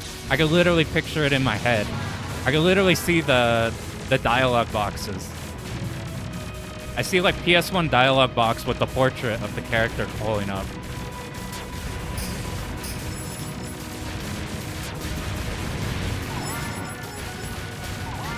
I'm surprised they got Joker June to do the art and shit, and they didn't have like a... I mean, voice act... No! Alright, let's make use of the... This diagonal shot sucks. Oh, one up. If this does... Is this new? I'm like, maybe we could perma farm... If we keep dying here, maybe you just keep picking up the... Keep picking up the one up. It's the ballad song on the 80s Sabrina rock. That's pretty good. I'm trying my best to find... Because this game has so much dead air, I'm trying my best to find points to look over. Because you have shit like this where nothing's happening. And then it hits you with the full screen laser. Or the BFB Zako. That bomb sound effect makes it feel like you made a mistake, but it being so different. All right, now we're back to good music. I feel like, how is this gonna shoot? So my speed is fast. I'm gonna go down one. All right, what's the gimmick? Something is about to shoot. All right. Oh, are you gonna rotate? There's no way this isn't a ball that like spins in the middle and doesn't make us around the world. I lied. It's this thing. Oh, do we need to go down and around? Are we baiting this thing? I think we are. I think this is the Giga Facer. As long as I'm looking really hard at the middle and make sure it doesn't shoot. All right, this is... Oh god, they're lasers. They're pretty readable ahead of time. Should we focus on one turret? Or should we just bait them side scroll around like this? Ah, it didn't rotate in time. We have 2 bombs. All right, let's be less bad. All right, now we're set. Wait, that's the pattern you used before. Okay, can you actually do anything now that we took out the pods? Or we could get extra hard pattern? This is new. It's not gonna do anything to us though. What are we on? Are we on 4 or are we on 5? Colored weapons destroy the colored domes. That's a big deal. Do they give you... Is it power up or is it a... Like, do they drop a 1-up? Because if they drop 1-ups, I'm about to think about that a lot harder. That was an okay boss. Without pacing. See, it wouldn't be my Truxton if it didn't have terrible pacing. Galvania's a sword and some silver gunish stage bits. Maybe it is what I think. Last one was a 1-up. Oh shit. Alright, we're gonna do that then. If they happen to drop a power-up of the right color in the spot. Okay, we need to... No, my god. Awareness? You're gonna call the stage awareness and then hit fuck you lasers at the start of the stage? Holy shit, these are fast. Okay. We need to lean on a side. Alright, see, they're just spawning in the middle. We just camp out here, and we're good. There's a 1-up. There's a chance if we die and checkpoint back here. When is that turret gonna shoot? If you have a shmup, I really like this type of battleship design. You can see that in Sapphire on PC Engine, where you take out the whole front bit. It's in a bulk slash also. There's a Star Destroyer boss like that. Whereas you destroy the boss, it's like taking out the front.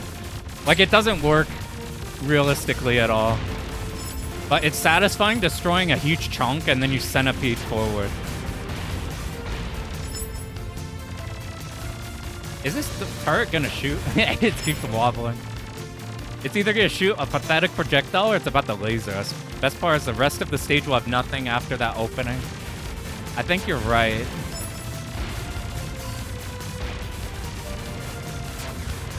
They're like, we did the laser section at the start, now we have the big battleship section. You can do this type of a section where you repeat the same thing over and over. Why am I green? No, I'm green. You can do that. Like, look at Garaga style cloud stages. But the way Garaga does it is you have like the speed increases dramatically, and that changes a lot of the dynamic with the battleships in that stage.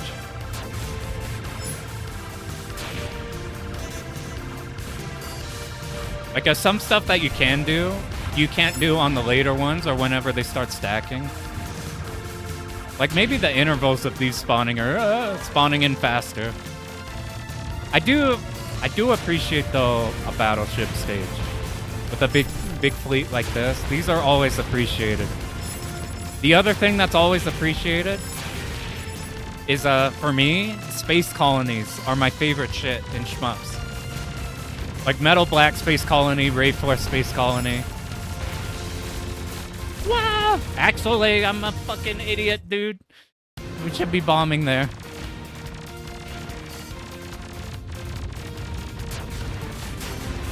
See, like, this is a better... They gave us, like, 900 of these enemies. They should have given us, like, 3 of these. And now went straight into the giant rush of these or something. Like, changes up. Interesting score play. You have to unlock higher multipliers. Now, let's,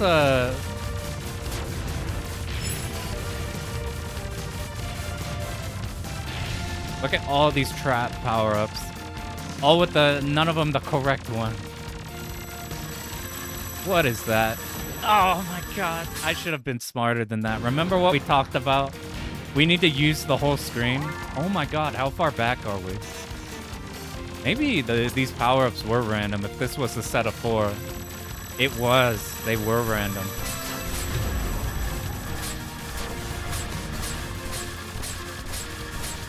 Alright, they found a way to make it so we can, This is probably the best enemy they have in the game so far.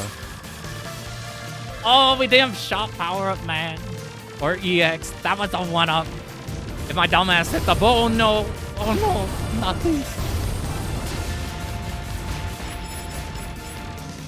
Alright, we gotta stop scoring the big enemies. We have to start saving EX to kill. Please don't laser again. They just shoot their one and then come in. Now we're back at right power up.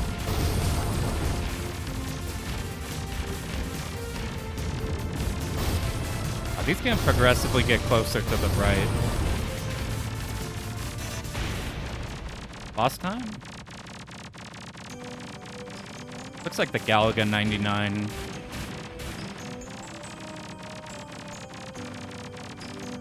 Okay, what? They are... Okay, we're getting BFB'd, so let's be middle up a little bit. What is this track? We're talking JRPG tracks. We got another one here.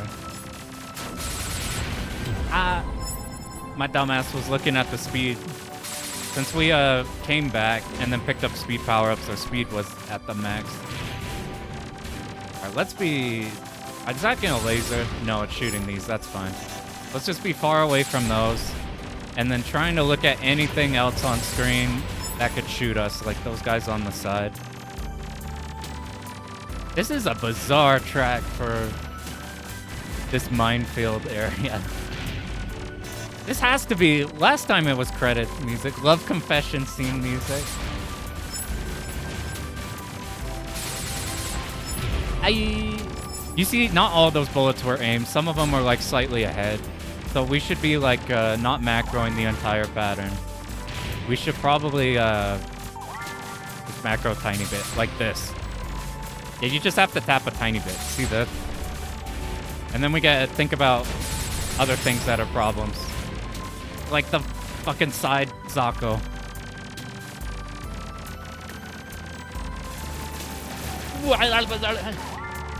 Is it gonna do that again? Do we stay in the same spot? It's hard because our slow button, you can't go into slow mode. I guess we... That was fucked up. I knew BFBs were going to be a problem. I was not ready for them to do this pattern BFB. Okay, do we get one more round of those? Okay, we're going down. Okay, let's be up. Fuck me. Is there going to be any more?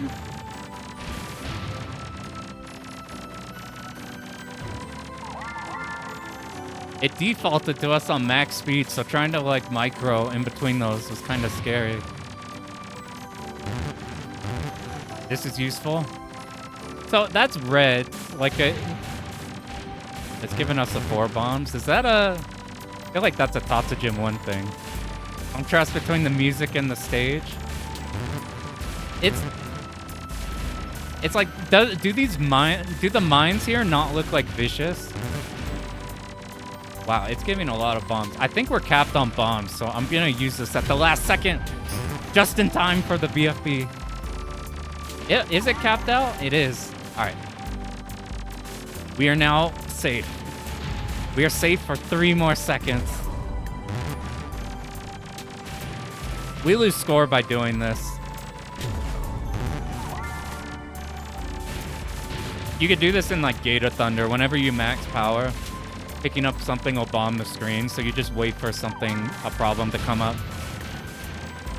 Dude, that's so fucked up. They gave you the memo section to kill you, and then they dump you with all of these bombs. They're like, you could have used these. Wish you had these in the last section. We are still not... No, maybe we're max power. Yeah, I think 4 is max, and now we just get the bonus score. I need you dead. We're not losing too much gauge in the time it takes to kill each one of these. I don't know if it's like Galuda. No, they're all times 8 by default, so it doesn't matter if we start and stop, I think. In like Galuda, you would rather hit everything in one chain, because the multiplier will reset when you uncaucusate or whatever. Okay, we have all the bombs. As long as we don't get insta-killed, we should just be able to bomb the whole boss, right? If we want to be not dumb, we should just be bombing right now. Like the moment, you know what? If we want to keep this credit going, I think this is the best thing to be doing. Why did they give us 12 bombs? And then the guy who designed that boss is crying right now. It's like, why did you put 12 bombs? I worked hard on the boss patterns, man.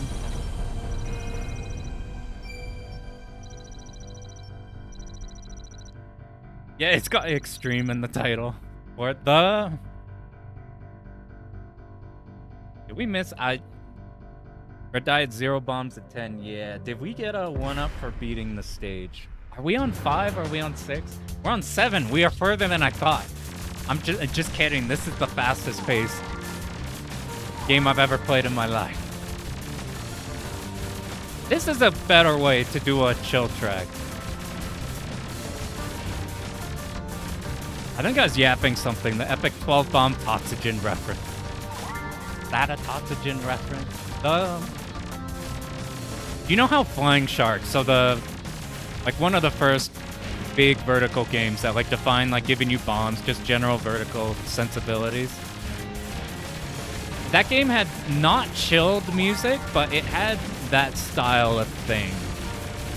But when other companies were trying to make their version of their Flying Shark, they just saw chill music, we'll just put in chill music. See, this track is way better type of thing. This is way cooler. If you look at the Flying Shark copy that Taito made, what is it called? So it's Flying Shark from Toaplan, and then the game they made, it's in that same vein. It was like Flying Something or Something Shark. I can't remember. It was a Taito game. But they put in like extremely sleeper music, because that's what Toaplan did, except they didn't get like what made it good. So the entire game is just like snoozer music. I gotta remember, it's like something Hawk. Twin Hawk? It might be Twin Hawk. Fighting Hawk? It might be that too. I think it's Fighting Hawk. Not Fire Shark, that's like the next Toaplan one. This was like Taito trying to rip it and not knowing what made the music tick. Oh, that was... I should have bombed there, to be honest. I should have bombed there too, if I'm serious about keeping this credit going. Oh, I thought I died. I heard both, like the bomb pickup effect and a slow around me. We bombed just in time. Do we want to be using EX on these? No, we want it for the meteors. These probably just generate us gauge. And then we pop it on all the meteors.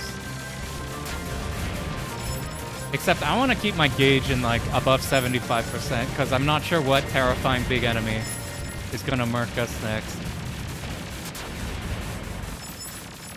I mean, at least like doing this and picking up. Ooh, got lucky.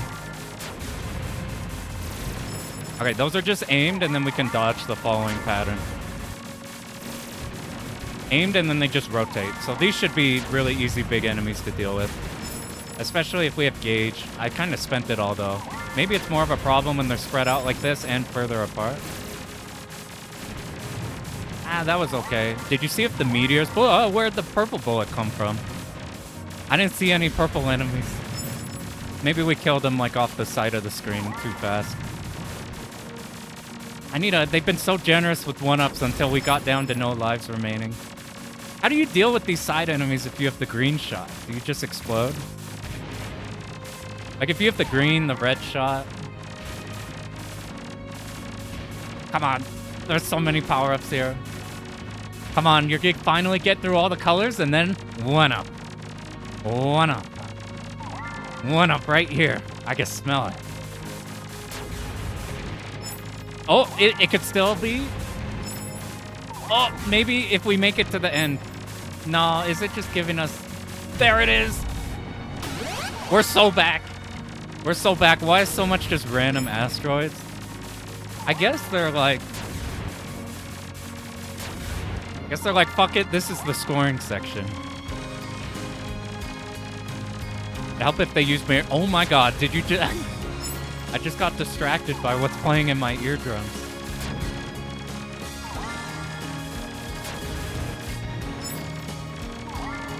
I wonder...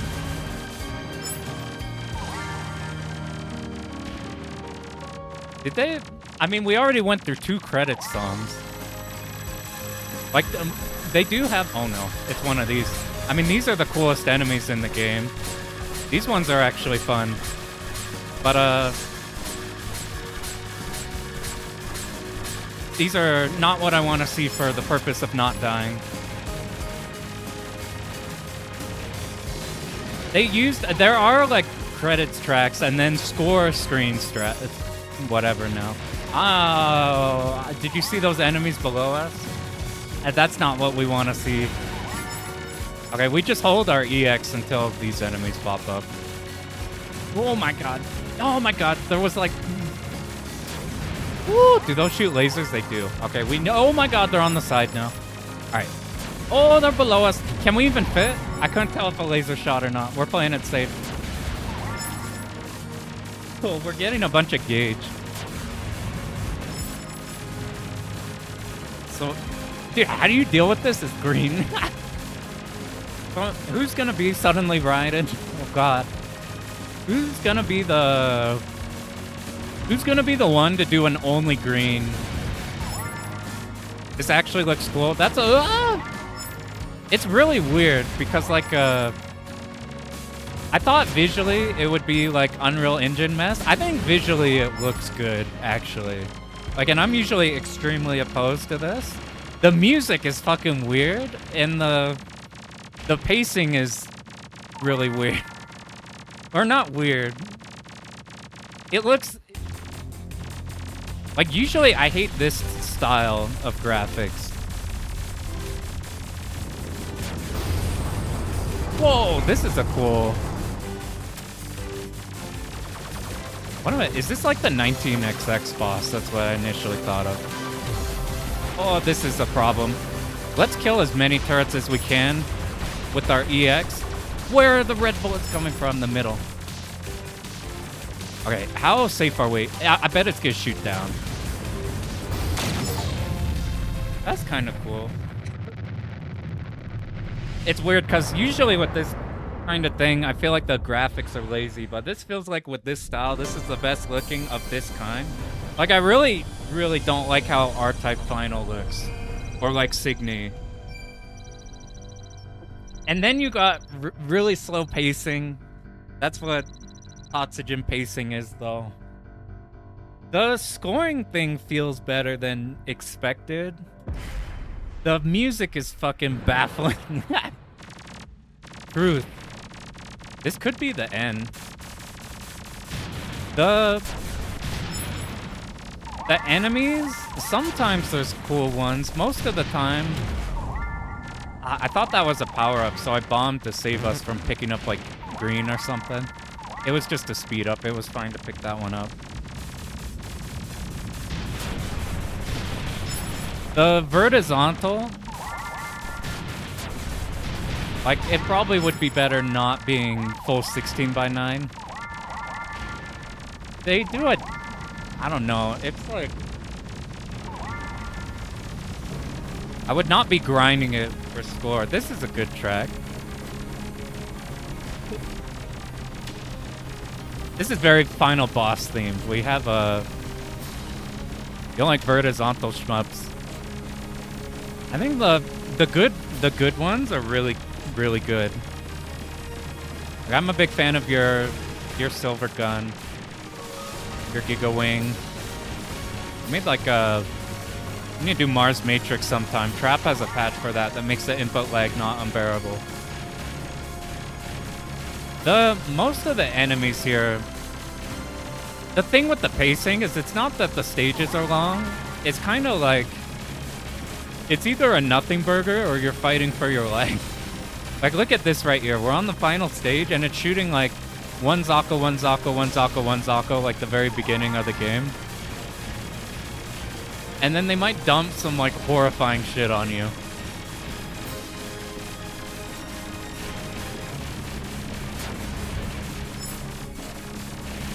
I will... You know, this is kind of like the stage 2 enemy. I will take it back if they do a boss rush of all the last stage enemies. I think I'm okay with that. Because this was like the stage 2. Was I supposed to pop that as like a right color? Is that the... We have one bomb, and they're shooting these laser enemies. Like, these were the early enemies, so are we gonna get the... Yeah, we're getting these. We're hella getting just, Alright, this is either cool or it's lazy. It's gonna be opposite ends. It's gonna be one or the other. I'm leaning towards it being cool because the soundtrack is climactic right now. So it's like, oh, now we're getting a rush of all those enemies we had to spend an hour and a half to get here for. But if they're all one note, then it'll feel less. This infinite arcade where they speed up every round. There's gonna be some madman like getting to loop 5 or something on this. But now we get... These wall turrets don't do anything to us. And these enemies aren't doing anything to us, so we'll build gauge off them. One up. I'm not gonna get baited. Alright, now we get it. If you ever play a Raiden game or just Towa Plan in general, one of the biggest ways to die is to go pick up a power-up right here, and then you get blasted.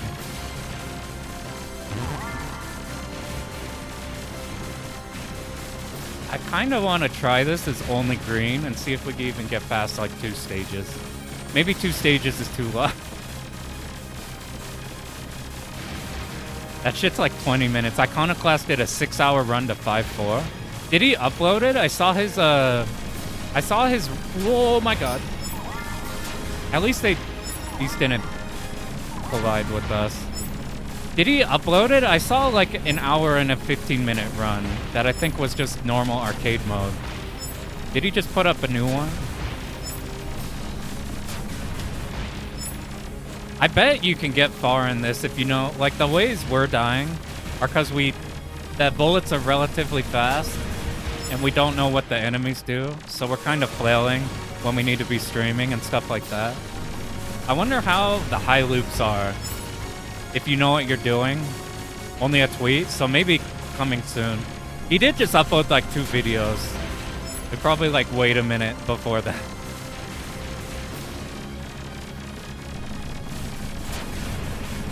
I really want to see that. I doubt there's like a leaderboard with replay function in this. Our stage looking easier than Tatsujin 1 final boss. Hey, here's the... Oh my god, those shot 1 extra bullet off to the... Straight down or aimed with us but like further ahead? I can't tell. I think straight forward. Okay, so we'll just be off on the sides. So like, let's be like right here. And up a little bit in case of a BFB. And if something aims at us, we could just tap the side, and if they shoot straight down, we'll dodge them.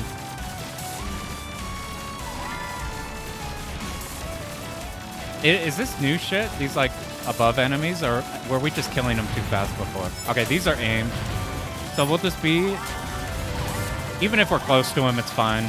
We don't need to be on the opposite side, I don't think. It is pretty generous with extends, which is... That's so fucked up. They had that like psychotic section in the minefield, and then they give you the 800 bombs right after. So that thing in the middle is yellow. Before, there was like an item on the... Oh, you hit it with EX and it drops the thing. Oh, that's lucky. Do you think I'm better at bombing when I'm playing blind? Because all of your focus is like in not dying and watching out for like what could be a threat. Whenever you're doing your route, if you are too like in the zone in your route, or less in the zone, more just like nodding off because you're just doing the routed movement you have doing, sometimes the part of your brain that's ready to react to a problem is not there. And you don't bomb something that's super bombable, or you don't dodge something that would have been easier to dodge if you were blind. I feel like that's so important. Like, after you've routed your shmup, to be ready to lock in whenever a problem happens. Like, the moment anything is not exactly what you want it to be, you need to, like, snap back into, like, thinking about things. Because I see a lot of stuff. I've just noticed my mouse is on the screen. Do you guys see a mouse on the middle right? Like right where I am? I'm gonna be so sad if it was on there the whole time. I'm shocked I haven't noticed it. But, it's the same thing as in fighting games when you have a person who's like, oh, I play good against good players, but I eat shit against bad players. Okay, thanks, I appreciate it. They didn't capture cursor. Same thing here where it's like, oh, I dodged this section when I didn't even know what I was doing. And then when I did know what I was doing, now I'm dying to sections where, like, I wouldn't otherwise. That's what I suspect is I couldn't tell where the bullets were. It's kind of scary. Are these aimed? I was fine there, but... Okay, oh my god. That was horrifying. Okay, just slight taps. You son of a bitch! How dare you put these two enemies back to back? What the fuck? Alright. How far back are we? We need to... Okay, we have 3 bombs. We're gonna bomb the ones behind us. We're not even gonna fucking try. Oh my god, it put us back here. Alright. It put us at max speed too. Alright. We need to, as soon as we recognize those top enemies, this is what's gonna stop the clear. It's gonna be these mofos. We need like 1 life for the boss so that we can die on the final and then come back once we know what we're doing.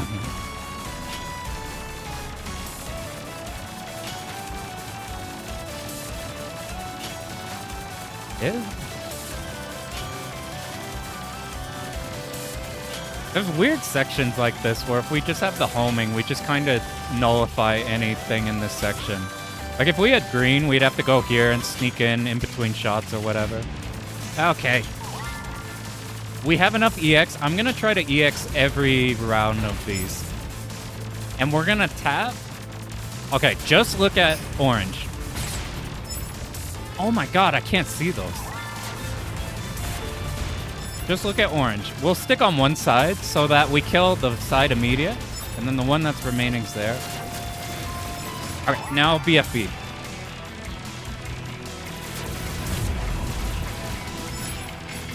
Please, God, don't give any more of those. No, we don't know if it's gonna be down. You son of a bitch! Ah! The corner... Like, the top ones I could deal with. Okay, we're done, right? We're done? You motherfuckers! Why would you do this? You real... There better not be... Okay, I think we're comfy enough with it now. You real bastards. Please, no more. I take back everything I said. Please, no more. Alright, awesome. That's gotta be a checkpoint, right? You're crying. That's the most fucked up thing I think I've seen from this game. At least it was consistent. Imagine if it was 2 waves from the top, and then 2 waves from the bottom, and then 1 wave from the top.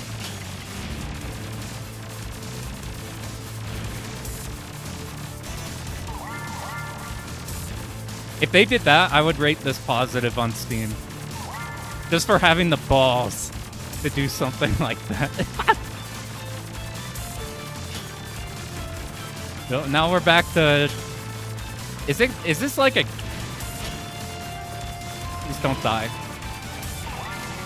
Man, if I knew this had a chance to clear, we would have been so much more careful with bombs in like the first few stages. I thought we were gonna like continue like 900 times. Back to snooze section, yeah. Let's get close. Oh my god. Ooh, that looks like a boss? Is this the final core boss, or is this just a... Why do you put the power... It's going so slow. We have to play on the right side. This looks like a core, right? This is like hella the core in the middle of the boss. How long is this game? It is 1 hour and 15 if you don't die like me. Okay. These are fine. We can do this.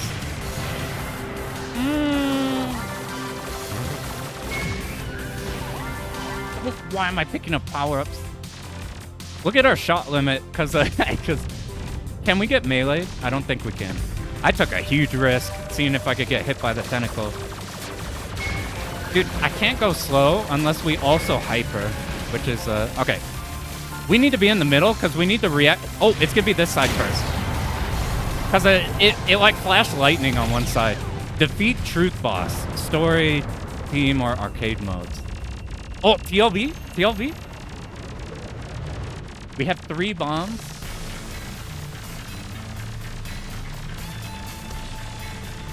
Where do we want to be? There's no way this doesn't shoot a fuck you laser, right? If it like spins that red part down.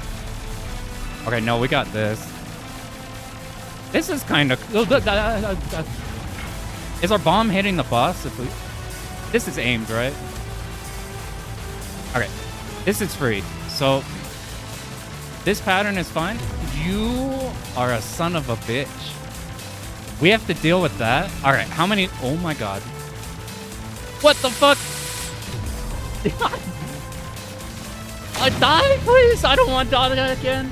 Do we need to go up? I think we need to be up in the middle so that we snuck through the first 2. Oh my god, there's a second. No! Please put... Oh my god. Alright, time to lock in. We cannot bomb this shit. Just tapping. That's all we have to do. We're gonna save all of our EX. Okay, this should be fine. We save all of our EX for the final phase. You are a bastard. Oh, no!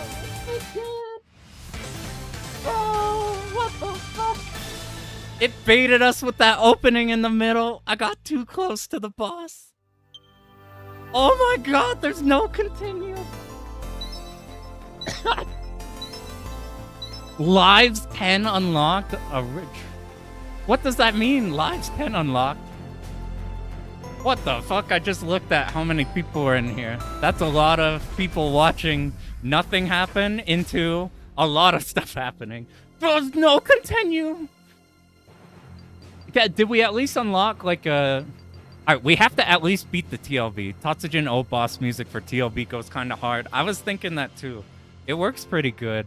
That's actually a good like backdrop for it. You're in the station, it drops out, you're now on Earth, and you got tiny bitch. TLB is always pretty good.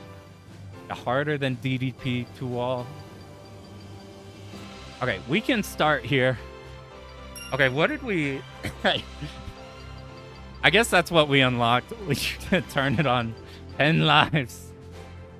Alright, we're gonna at least beat the... Do you have the DLC? So the DLC is... It lets you pick the actual Tatsujin 1 ship or the actual Tatsujin O ship.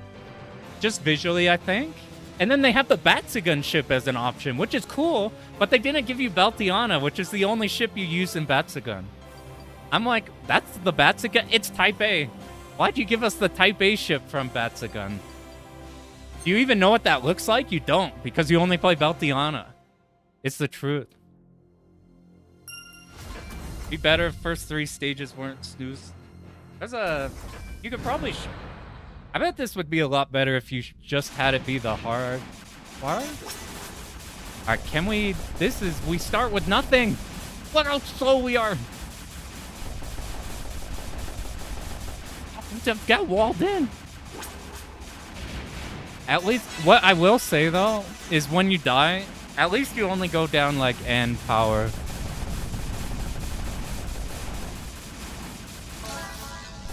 Do we want blue? Oh, we got the toll plan trap shot. All right. All right, now that we have knowledge, we should be able to... We still pick homing, right? You're the Zako.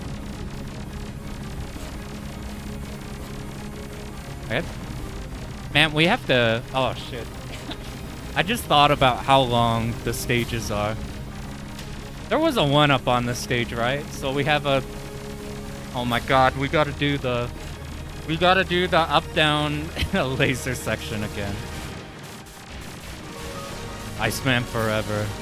Batsugun Extreme? I'd take Batsugun Extreme, but what we really need is Batsugun Exa, not on the Exa. I got a chance to play it once, but just for like quick credit.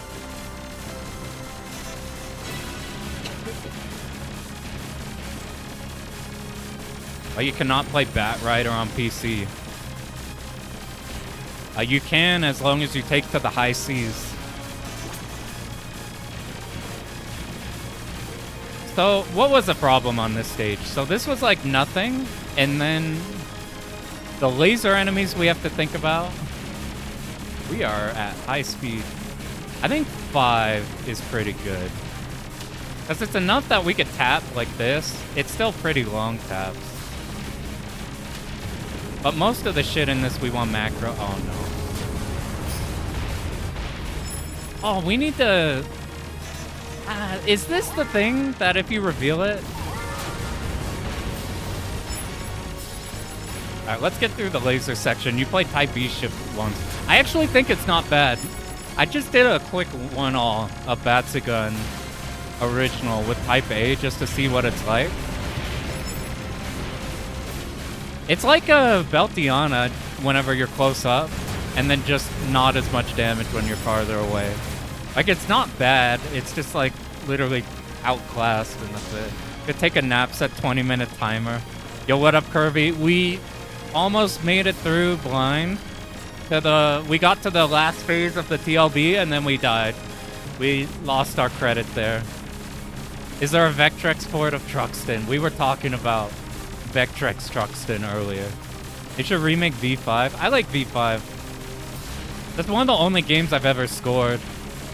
I got the perfect bonus in the first loop of V5. It's where you have to pick up like every item without dying, I think, or something. I'm like, it wasn't too hard to convert my survival strategy to also just happen to pick up the power-ups.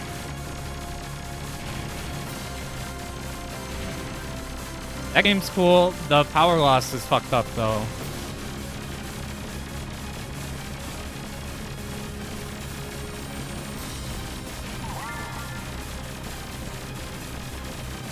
I was actually gonna do V5 for Shmup Slam, and then I settled on DOJ. A game nobody's heard of. These are... Whoa, these give us a lot of meter.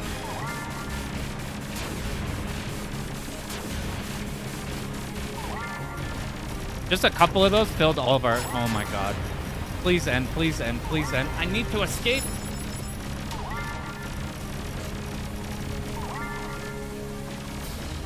Do you guys remember when... Oh. Okay, these aren't bad. I blew all my meter on the Zako when I should have saved them for enemies like this. Like this is a non-factor enemy. These we do want to kill. Did the power-up just block the purple laser? Did I see that right? I think the power-up blocked the bullet. That was dangerous to go around, because if the enemies didn't end right there, we would have exploded.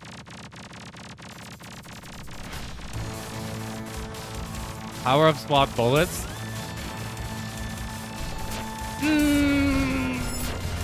That's scary. Like, I wonder how much you could get away with that. Just like hanging out. Whenever they give you like a group of 4 power-ups and let go of the stick. They give you like 4 power-ups there. Hey, what up, Mark? Yeah, the aspect is crazy. I don't know how you play this game on anything other than this shot. Because there's so many enemies, they'll spawn like bottom left or bottom right. The green power-up is useful to use the body block the bullets. To finally have a use. Okay, when is the fucked up section? That was I should have been less dumb. So, I'm just terrified. When does the section begin? with the zigzag enemies from behind. That's all I'm worried about right now. These guys don't exist. It's so weird. This game has like these enemies that you kind of just murk them all, and then they'll give you the fucked up big enemies.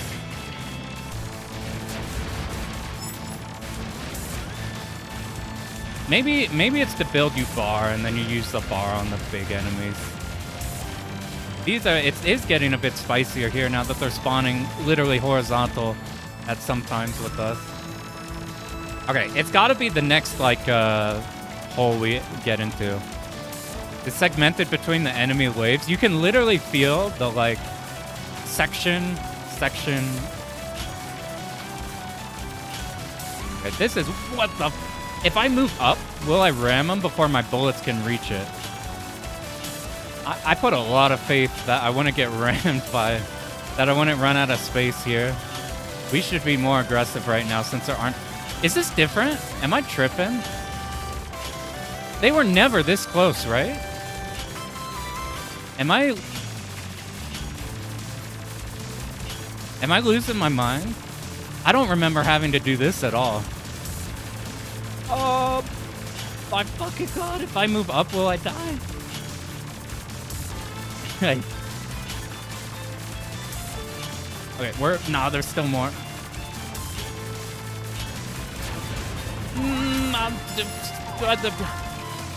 Okay, I think this one is where we get the fucked up section. Oh, this is not it. But we do need to spend bar on anything off on the sides. I need all those bombs for the TLB. We still don't know how to dodge that one pattern from the TLB, so we need to carry everything.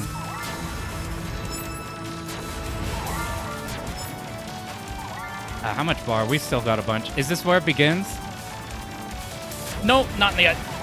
This is different kind of BMB. These are fine. We can kill these before they could do anything. It's the zigzag ones that we're thinking about.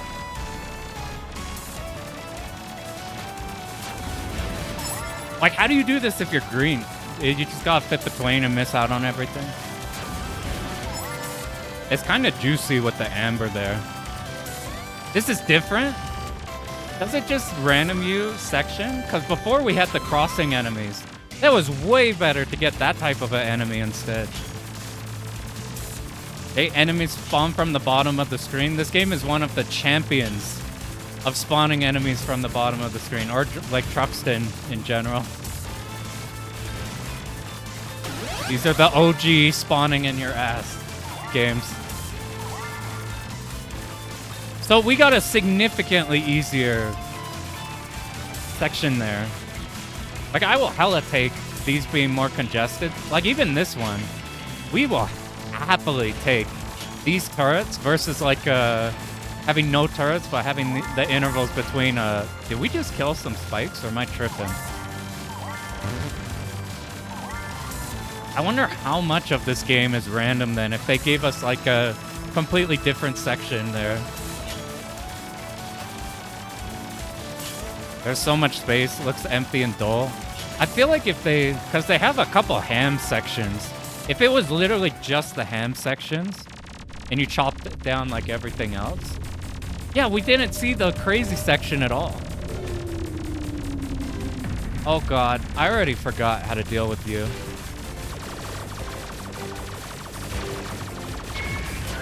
What the fuck am I doing? We're fighting a boss. Alright, I remembered this. We have to look at the middle for the shocks. Whichever half they go on is the half they're going. Okay, we'll just use this to get rid of turrets fast. We got the Darius sound effects. I actually cleared that, but I wasn't confident. I didn't pay attention to the shocks. Alright, back to TLB. We had more corridors and obstacles. If they... Rather than just, like, enemies spawn off the sides, whatever. Oh god, how did we need to start off this boss again? It was just streaming. Okay, we still don't know how to dodge the final pattern. But this is just streaming. Really easy streaming. We are ready to bomb in case that Crimson Clover bounces on us. I wanted to get to this side because I wasn't sure if it'd bounce. Even if we're like right below it, it's fine. Okay, how do we deal with this, man? I bet they want you to fit in there. That's why they give you so much time. But if we do that, then we're missing out on a bomb for maybe we don't need to hyper this. we can kill it before it spawns that pattern again, and then we'll have 2 bombs for the... You son of bitch. We haven't been hit by that, though, so maybe the ramming is not as much of a problem. I think it is. Okay. I don't even remember what you do. We have 2 bombs. No! You bastard! I think it will always be vertical and then moving that way. Okay, we'll just one plan bomb and this boss should die. The only thing that could kill us here... The only thing it can do to us is bounce on us. So that's all we have to think about. But even when we've been under him, he hasn't bounced at an aggressive angle. Like, maybe being right under him is easier. Because he'll go, like, at a better angle than, like, moving diagonally and covering a bunch of space. So, like, this will probably just bomb. I tried moving in the middle because it looks like a gap, and that's where we lost our last credit. Alright, this should die.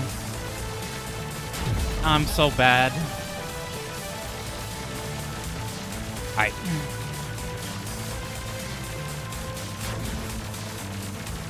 Okay, be on the right side of the screen. Game over is like Signy, devastating because of how long the stages are. It took us like an entire Psycho game to get from stage 8 to the boss of stage 8. Okay, what else do you have for us? Is it dead? That's how close we were, man! That's how close we were to the blind clear. We literally just needed in our clear to not get sniped by the first laser. And then it was a clear. Oh my god. Your EX just destroyed the TLB. There was no... They needed a version of the bomb shield, but for your EX. God damn it. One memo laser from Glory. Whoa, I've never seen a credits like this. Based off the stick. A test of will. The fucked up thing is it's not tedious. It's like it's nothing, and then bam, fucking crazy ass shit. And then a while. It'd be a memo laser and the credit, thematically fitting. I wouldn't have it any other way. God, I can't believe it. Can you pick the loop? Uh-oh. Okay, what before we what is arena? Play to achieve a high score within the limit. If this says, we're not gonna do this, but if this says like do stage 1, oh my god, is this? That's infinite.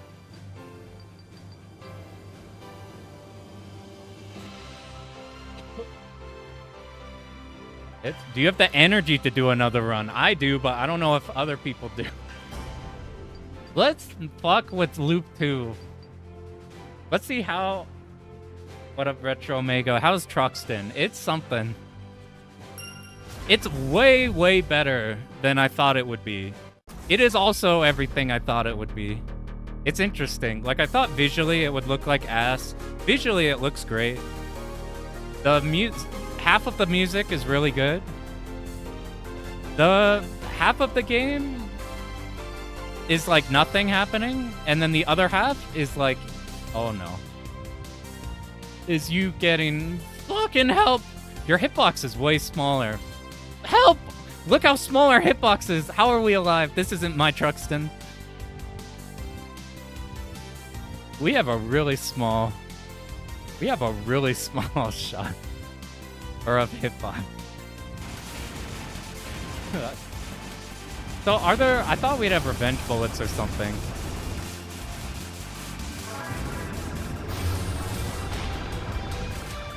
What has changed? It's 2-1, right? This is... How are the waifu in this game? We ended up just, as soon as we unlocked arcade mode, we went straight to arcade mode. Because I think the story mode difficulty is easy. But there's 3 characters you pick for story mode that unlock after you beat a stage for the first time. So I suspect that depending on who you pick, that's the difficulty of the game. Green seems useless with 16x9. It's already useless in a Tate game. Now we have so much space to cover. I will say the thing that they got good in this is the... Getting ambers on the big enemies with the EX shot feels good. And what I thought this would be Signy Circle Strafe Simulator. But outside of sections like this where they don't... Like, they aren't doing anything to you, there's a lot of sections where they kind of can threaten you wherever you are on the screen. That's the biggest problem, I think, you have to figure out with 16x9, I think. Is like, how do you make it so you don't just fuck off somewhere? I suspect the way we were playing was wrong. We're playing right here. I suspect you want to be playing right here.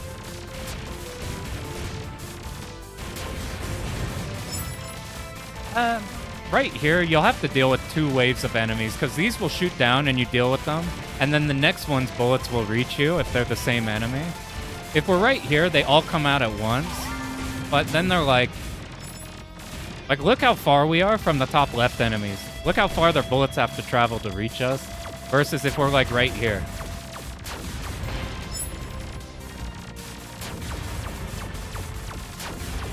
Is this loop too? Okay, so is there a way we can be red? You probably route this. Oh my god. I tried to do EX, I hit the bomb.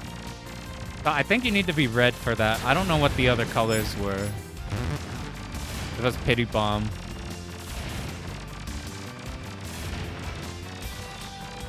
And so what?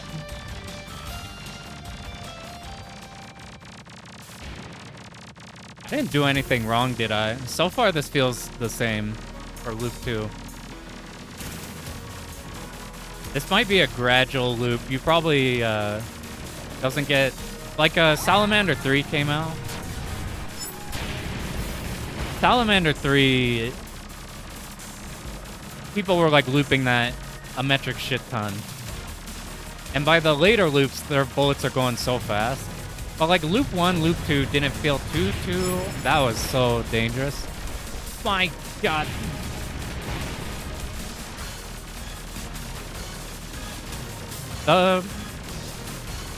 Like, I did a blind to-all of Salamander 3. Like, pseudo-blind. I watched somebody, like, play it before. I got spoilers or whatever, but... But that was one where it's like, I think once you get into the, like, the later loops is when you get what you're thinking of when you think of a second loop difficulty.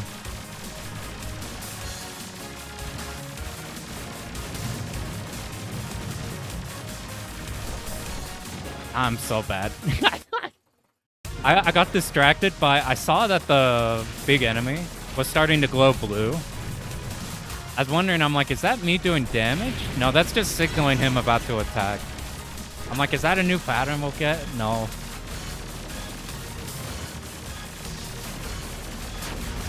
Okay, if this is just the same, then here's what I want to see.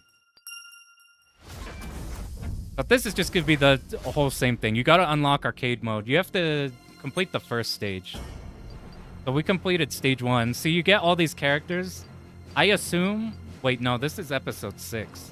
So how many stages are the same stages? I guess they show us in the background. Yeah, look, like this is normal stage 1. This is probably stage 1 and 2 paired together. This is probably stage 3. I suspect that it gets harder when you go on the side there. So there is this mode. We talked about this for a sec. This is like the easy mode of the game, but what you would think that this does is it just puts the game on easy. And then like you don't have to continue. Episodes is crazy. They were self-aware. They're so long, we're gonna call them episodes. But this mode only has stage 1. After you beat the first boss, it then puts you back to the title screen. So let's see. Let's see. That's infinite.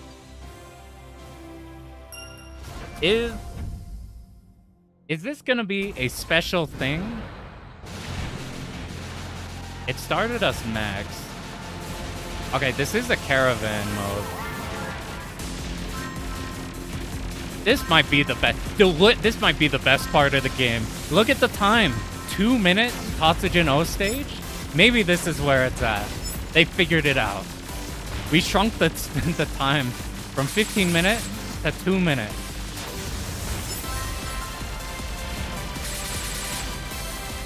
Wait, maybe this is where it's at. We need to figure out how the scoring works.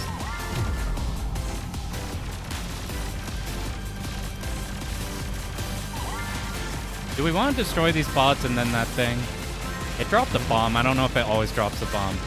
So this bonus, is that a chain? Is it a just kill it fast, you get bonus? Is that for when you kill the wave? Maybe it's when you kill the wave. I'm so dumb. I mean, that's not a bad enemy to bomb, but...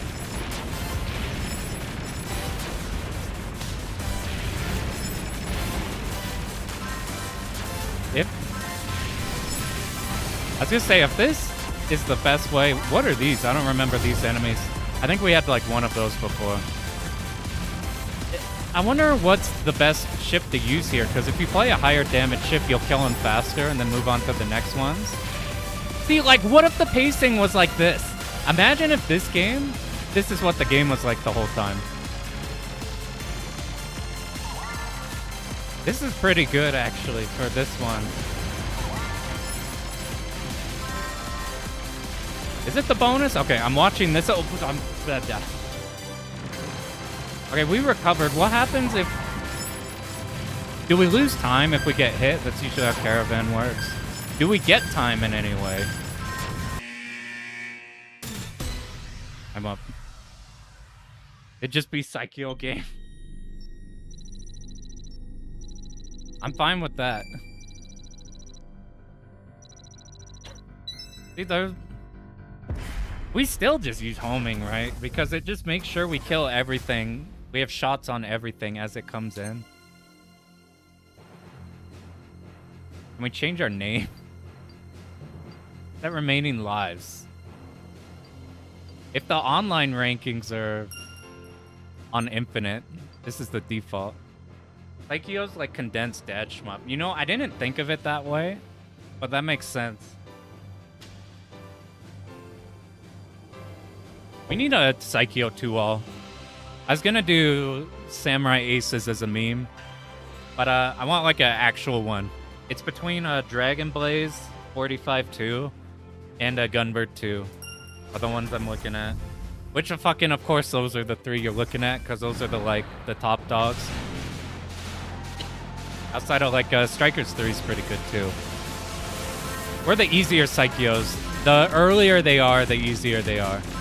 So the first game they released, you can murk all the bosses instantly. Like Gunbird 1 is not an easy game, but you can nullify most of the bosses with bombs. Like if maybe this is just because this was my first Psycho. Samurai Aces, forget it, that's fair.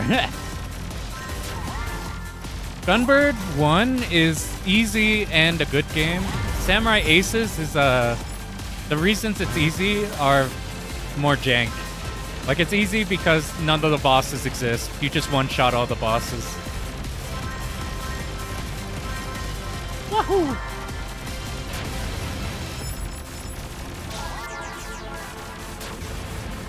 Okay, we saved meter for the big enemies. We need to figure out if I die, do I lose time? Because I'm hoping that there's a boss at the end. And if you, like in a lot of caravans, there's usually a... Did we lose time? We didn't lose time. This would be the ultimate mode if there's a boss at the end. But if we didn't lose time, then that means we're not going to get to the... Maybe we kill enemies fast, more spawn in. This is so important for a caravan. If more of them spawn in, if it's completely static, then it's missing a lot of what makes a caravan mode interesting. If you can kill shit fast and then get the next set of enemies to spawn in faster, that's what makes Caravan extremely interesting. We didn't even beat our first time.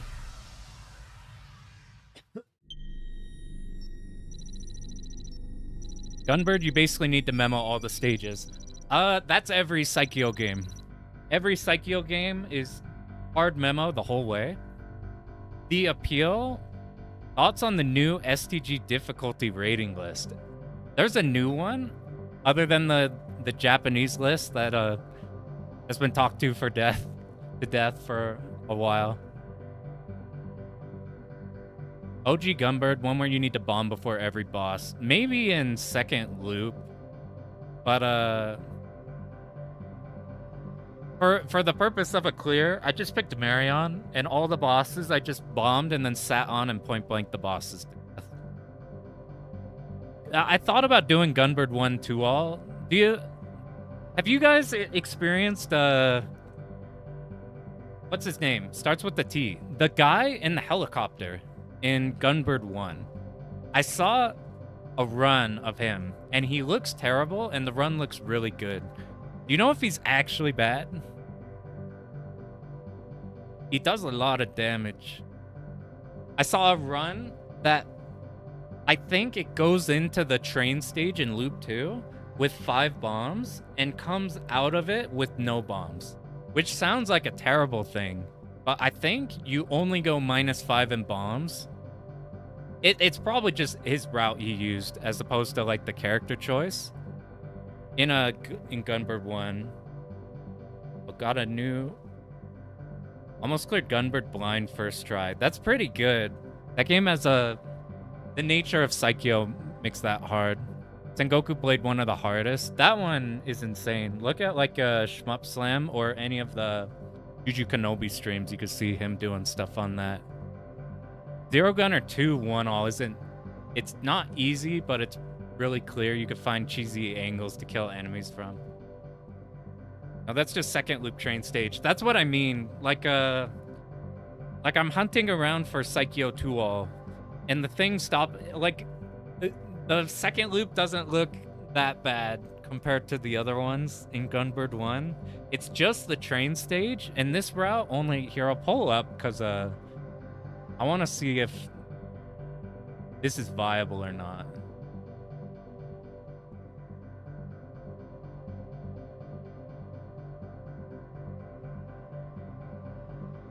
I was tempted to do it with Valnus because his charge hit is kind of like the samurai in Sengoku Blade. Just deletes everything, what takes forever to charge. Whenever you look up Gunbird 2-all, it's either Gunbird 2-all or it's Gunbird 2-all. Like, is this Gunbird 2 1-all or Gunbird 1 2-all? Etsu is his name. It's easy unless you get trained, and then it's fucked. That's what stopped me. I started learning a little bit of it, and then I'm like, do I really want to gamble? But look at this replay, and this is like a high-scoring replay, so this is obviously good play or whatever. But we go... This is... I'm like, might want to copy this, because this is my favorite archetype of shmup ship. Is the slow shooting missiles that are ass when you're at the bottom because they're slow. But when you sit on an enemy and they keep spawning because of just immediately spawning and whatever. So like a mosquito in 45-2. That type of ship I like. Okay, so we go into train stage with 5 bombs. So you pick up the first bomb, we bomb this enemy. He gets through, so like, let's see this, because usually I see a bomb on this next enemy. So like, his charge attack is enough to not have to bomb that enemy. I don't know if that's just because this guy does a lot of damage, or if that's because, if like other characters have strong enough charges and to point blank him there. So we're still equal out on bombs that we came into this stage. And then this is not bad. What gets fucked is as soon as the train appears. If you haven't seen this game before, you have a random chance to get this stage, and it's a pretty high chance. Even if you're like trying not to get it in loop 1, to reduce your odds of getting it here. This stage, like most of the game you can do without too many planned bombs on a stage, but this one you need every fucking bomb. Because it's just not okay. So we're down 3 bombs and we're on the final.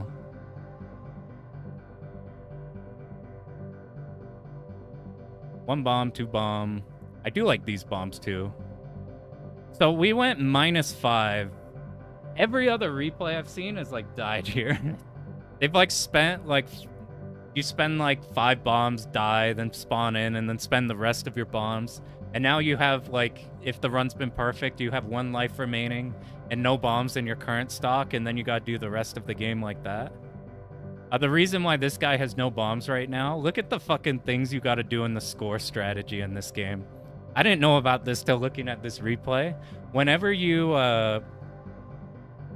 pick up an excess bomb, you get points. Also, whenever you run into an enemy, it drops your power up. So look at this here. You ram into it. This is like a Psycho thing. There's no collision, but if you ram an enemy, you drop your power. If you have bombs remaining and no power, you drop your bombs instead of any power. So what you do is this. You fucking drop all of your bombs, die, so you get 2 bombs, and then all of that for 20k of points. You have to sack your lives for 20k of points, and then we do it again. And then in order to get the excess amount, you need to die. It's crazy. You have to do... This is from 1.5? From 1.5, or this is 1.5 or 1.6, whatever. If you want to be optimal, you must do this and then no miss the rest of the game. Oh, like the thing I was interested in, I don't know if that train strategy is like Tetsu specific. I will play Tetsu if you can 5-bomb the train. Usually you see people playing Staff Chick or Marion.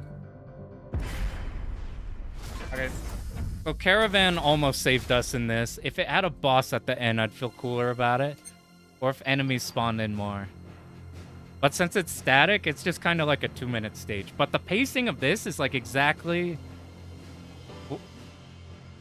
Like, if you like Tatsujin visually, I think the move is to play Dangan Fever on. It's like the same art style. I think Total Plan people carried over or something. Except super fucking fast-paced. It's like the opposite of this game. They like looked at Tatsujin and they were like, let's make it fast. Tetsuo's ass because he's incredibly slow. Is it like well, my thing with slow characters, is he like... Is it like once you route it, then the slow speed doesn't matter?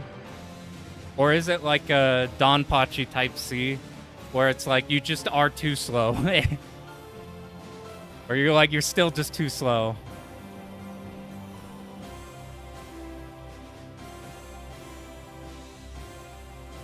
I wonder, is there... I was trying to think, is there a way we can unlock the loops and see how crazy the other loops get? Like via... So slow can't get used to it. Psycho, you want speed? Yeah. My dumbass though, I usually pick the top tiers, but like in 1945, in 45-2, I'm like, Mosquito looks the coolest to me. I'm like, oh god, picking the slow ass ships. At least for Gunbird 2, I'd play like Alucard or something, somebody who's actually fast. Okay, I want to peek real quick. I want to see, is this the same? So like, we did this and then did the arcade mode to get the actual difficulty. Is this just stage 1 but faster speed? I just want to see the start of this and see if the bullet speed. Yeah, I skipped the story. Let's just see these first enemies. I just need to know how fast they shoot.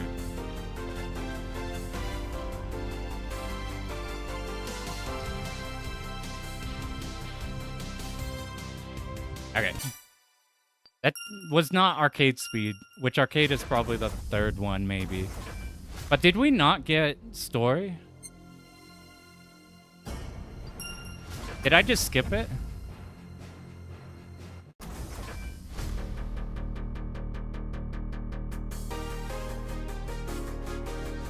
I thought we'd get 3 lanes of story. Okay, so this is how the story works.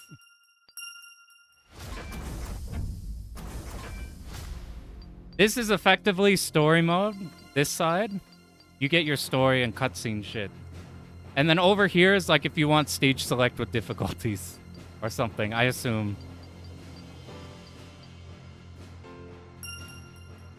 Anyway, they did get Joker June to draw shit for this. This is like what we looked at it a little bit at the start.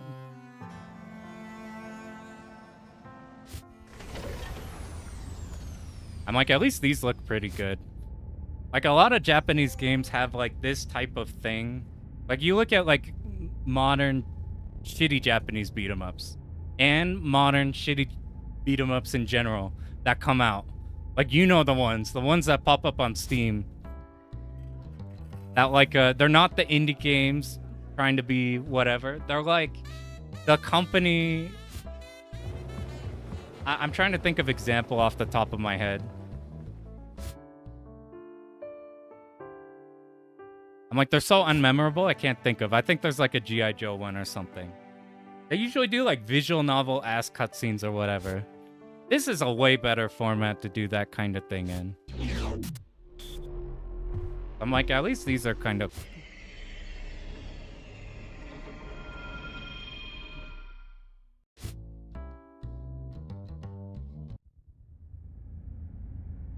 I'm like, at least those are something. I thought the music would be the best part of this game until they had some of the stage tracks be the, like, credits. Credits theme is kind of weird. Okay, so here's what our plan's gonna be. Here's what our plan's gonna be now.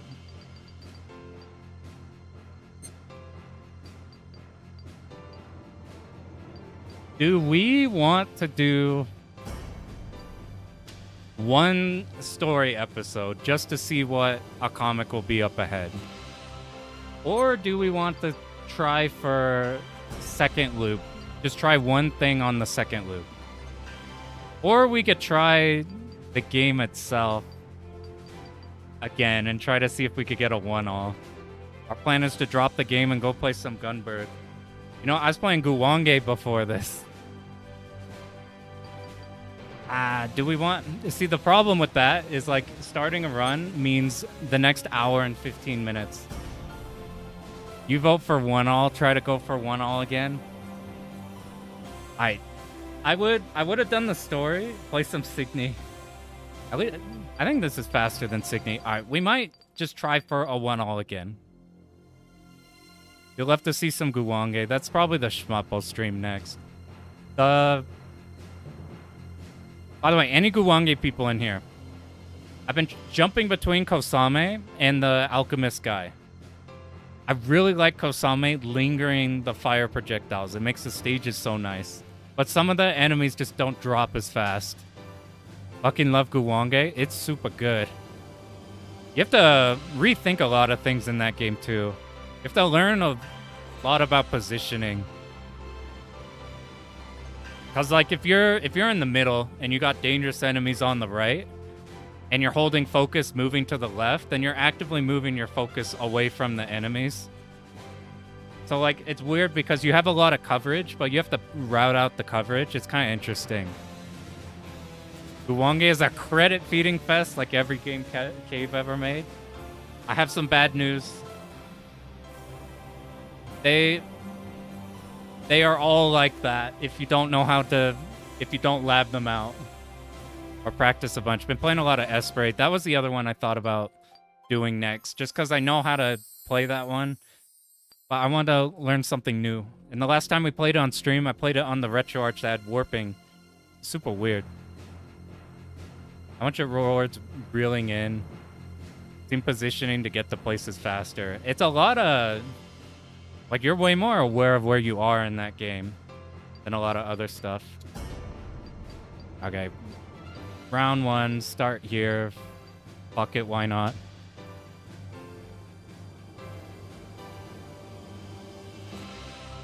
I was gonna do story mode so we could see the comics, but with story, we're gonna have to play on like the easiest mode imaginable. So I'm like, no, we're gonna try one run of this, and then we'll be. Yeah, windshield wipering the Shiki. I love doing that with the. My favorite thing has been picking Kosame, and like doing one single wipe with your Shiki, and because of the fire, yeah, I go to the wrong side first. No. The speed up was over here. I like doing the singular swipe with it because it lingers. So you can like flash your Shiki for a little bit. And you leave the fire behind so you can clear a line of guys with one quick just hold focus, swipe, bam. And then you could go back to like unfocus and reposition. Gensuke is generally the most useful. I've been fine with Kosame, and I really like the lingering. But what's getting me to maybe think about Gensuke is the stage 4 worm that you have to kill in time dies so much faster with Gensuke. Like, so much faster. Play Shinshin. Is that the first one with the... I think that's Tan's character, right? Did you have to tap out on Truxton? On here, we got to the final attack of the final boss, and then we lost our credit. That's where we got to. We're tapping out on Truxton, Mark. Like mentally right now? Yeah. Okay, here's what we need to test at least. I need a red shot. The next time we see a red shot, this will be the one new thing. Sit down, listen to the tunes. Oh, yo, Mark, have you heard the... So this music's good, right? Because it's just the classic tracks. So it's like, hey, we get to listen to Truxton 1 and 2. However, some of the stages have credit themes playing over them. Like, there's a dangerous-ass minefield stage. And it's playing, like, the credits theme, like Snoozer theme. It's so bizarre. They had multiple games worth. I'm out. I'd see you later. I do not blame you.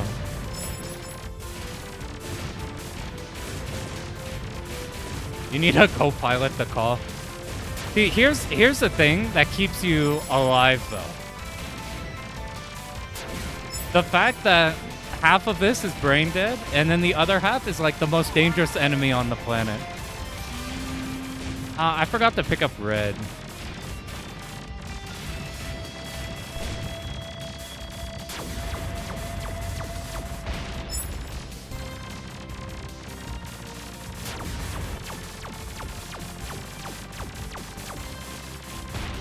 Ah, see, you see that thing in there?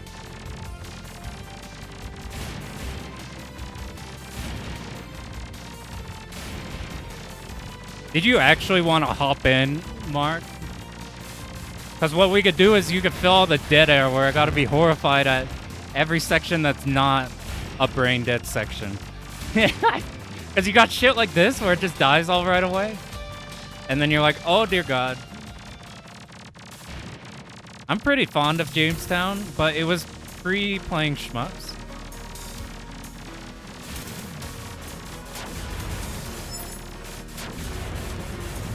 Yeah, just tell me if you're trying to jump in, and then I'll reset for red. Should I actually? You know what? You know what? We need to do this for science. I apologize.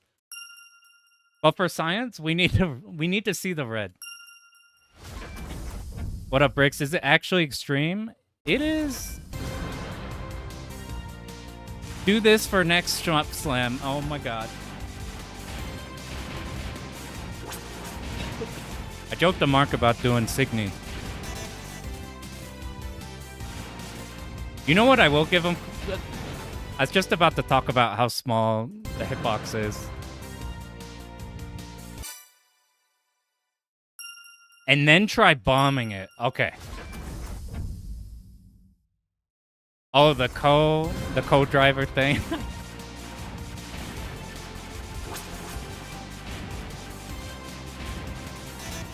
The next EC game, they'll be the last game and hold everybody hostage at night.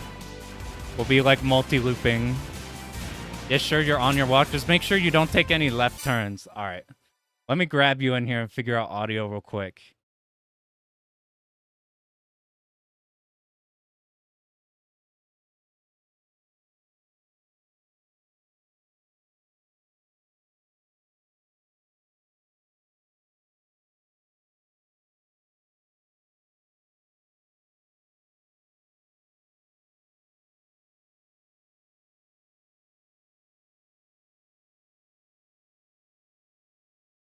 You have to kill EC if he stalls with that game.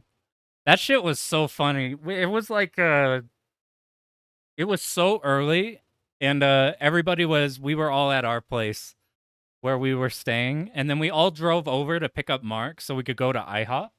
And then we're like, dang, it's still going. I'm like, I thought EC was like not stuck in any checkpoint hell or anything.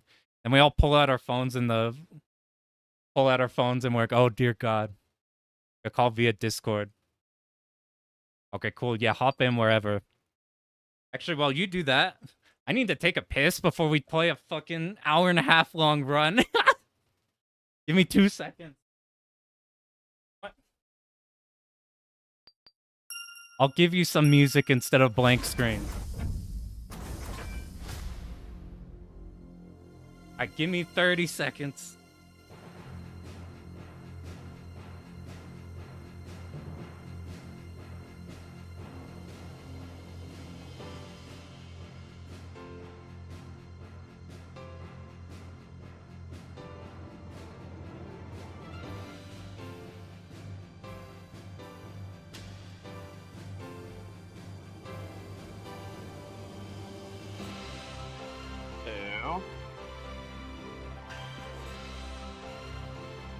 Is this working? I think so. Hello, chat.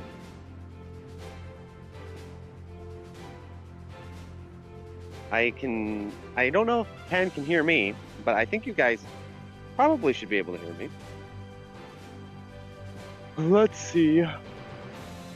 If not, I can't hear you, Pan. I think I'm in the call. Oh.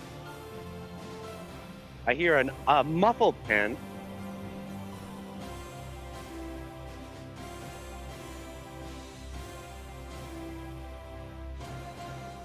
I think you're a little muffled.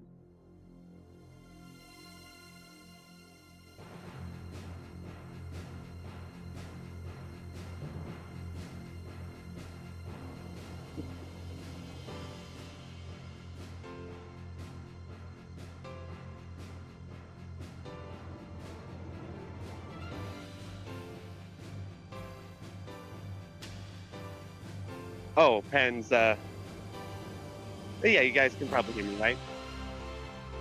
Pan's probably sounds like he's on a break or something like that.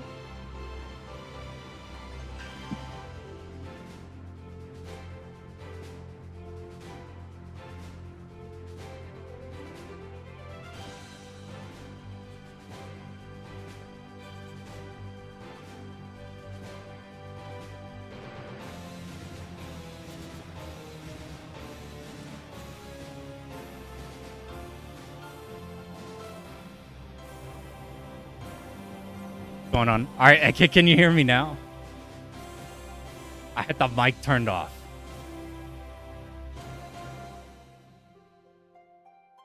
Oh, now I can't. All right, give me half a second. I mixed up speaker and microphone in Discord. All right. Headphones. Streamer experience. This is the true streamer experience. All right. Okay, you can hear me now, and I can hear you. We have done it. Yes. Successfully. It's it. We've achieved full technology. We have joined a Discord call. I had my mic turned off, and then I flipped my mic. If you do anything on stream, it becomes insanely technical all of a sudden. That is just a fact of life.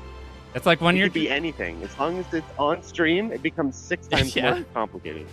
then it's like now you gotta every click you do's gotta be precise. Every technical Yeah, problem that's perfect. not a problem is now a problem. Yeah, yep. Alrighty, well, hello, chat. I should be able to see you all. Press 2 if you all can hear me, so I know it's all working on my end and everything. So, think- Bog sounds like he had an idea where there's going to be a run where one guy is playing completely blind and the other guy knows the game by heart. Oh, do you have and to the other coach? guy is like coaching him That's so and good. has to like tell him where to go and what to do. I think that would be really fun. I would definitely be up for doing that. I did something like that with Tan. Me and him were doing a Guwange together, and I don't know anything about Guwange. So, like, he's just telling me, all right, you need to go over here. All right, the safe spot's right here.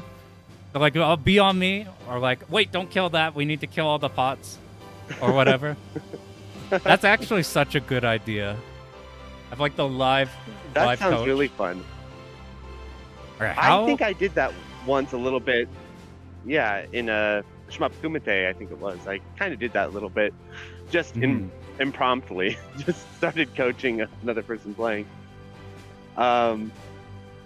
Yeah, I think that's that a would really be good really idea. fun next year for Slam. Yeah, it'd have to be. Don't you think it'd be more fun if it was IRL though? That way, there's not like lag or anything. The guy's like next to you and it's like pointing at the screen next to you. Go here, right here. Oh, you could get like a fucking like need the pointer cam? that they use during presentations, and you can By fucking pointing point at the it screen. at the screen. You're like, go here. Go You're like, here. there's a BFB right there. Fucking they're right there. You get to be the like, you know, some games have the Don't warning. listen. Yeah, they have like a warning symbol Yeah. on some BFB enemies, and like in some games, you just be the pointer for that. Yeah, Work. let's do it next year. Okay, Bug submitted this idea, and I think it's really fun. I'll do it. I'll either be the coach or the driver. What would be? I do think it needs to be an IRL run because any stream lag will fuck this up massively, and I think it would be funny if you did have like a pointer and you were pointing at the screen for Yeah. the other guy as he's playing. You gotta You're like, have. all right, go here. That sounds really fun. You have to have the IRL makes everything, because then you get all the physical comedy of the coach being like, Yeah, no, what are you yeah. doing? No, over. Ah. No, what are you doing? He slaps your hand with a ruler. Stop. Don't bomb. But that's actually such a good idea. Yeah. Somebody Or you know in what'd like be funny is, you know how in Driver's Ed there's the teacher in Driver's Ed who has like a break just in case. It'd be funny if the teacher had a bomb button. That's it. That's Had the bomb? teacher That's a good only idea. has a bomb button. So Yeah. So you know what? if- You know if what happened everything with goes the wrong? He can hit the bomb button. that happened with me and Kirby. We found an arcade bias that had 2 Exocabs. One of them was dead, and then the other one had P47 Aces Kai or whatever it's called. And the second player couldn't. The stick was broken. So I was trying to keep Kirby alive for as long as possible through bombs, and trying to kill enemies, or like trying to like he can't move. But it's a wide game, so he's just on the far left, and I'm trying to aim enemies away and trying to bomb whenever something's about to hit him. That shit was so That's funny. really funny. You know what's crazy? They had 2 Exocabs in Utah next to each other. One of them with like SDOJ out of order. The They're other fighting. one, which is the fighting game cab minus the P47 Aces, had a broken Did you say second the player SDOJ stick. was out of order? Yeah. I mean, we spent all that money on SDOJ. We don't need that one in order. Every single cab there, it had such a good lineup. And every single cab was broken. You know how you were talking about how there's a guy here who brings arcades? Who like has his own arcade machines that Yeah. are like only here? I think we found one of his games. Uh-huh. It's just in the back of this random ass Yes. small arcade. He has this Yes. Star Wars Tate game. And you get points Nice. by not moving, and if you don't move for long enough, then your next life will be AI controlled, and that's using the Force. It was the I need to go back with Kirby, and we need to like document this shit. It was the funniest fucking. Yeah, collectors out there, if you want the rarest cabinet in existence, you think DDP campaign is rare? No. These guys, these cabinets this guy makes are rare. They're literally one cabinet one guy made that no one else. It's the ultimate Literally, there's just collector item. that one. It's like he just did that for like an event and then just gave it to the arcade. So it's quite literally like that is the only place you'll find it. It's crazy. That's All right, really I'm gonna get this started because it turns out that we're pretty much just gonna be yapping for an hour and a half, occasionally interspliced with a oh fuck, why are they spawning behind me? Yeah, that sounds about right. Yeah. So You know, Truxton Extreme, it lived up to the whole tradition of like you just sit there, nothing's really happening, you're just kind of sitting there, but to the extreme. So it lives up to the title, I think. you're like, we take that to. It's not an Maybe extreme version of Truxton. It's Truxton to the extreme. We take the Exactly. Now you get it, right? They went a little too literal with it, I think. every once in a while it's evil though. So like these laser enemies that come up, there's versions of them that they shoot their laser out before you can even see their body on screen. So every once in a while it's like thing you could deal with, and then you get slammed. You get slammed by. I gotta remember to pick up red shot. There's a secret. Jamer said if you grab. Shouldn't you just try homing all day every day? Wouldn't Yeah. you just do homing all the time, or no? You do because it's busted, and you don't even lose out on homing damage. is red. It's homing red. It's a white, but we're picking up red, and I already fucked it up by not picking up red. Sorry, I need to reset. This is important because there are these tiny tower things that are color-coded, and we need to figure out what's going on with them. Jamer said reset, pick red, and then bomb it. So we need to do that for science. We're on red right now. We're going to do what the Gamer tells us to do. I mean, that's kind of like already a coaching experiment right here. We already got the crew together to get us through a single loop of Truxton. Gamers was mentioning, Gamers was mentioning that one event he had M. Night coaching him on a blind Deathmile 2 clear.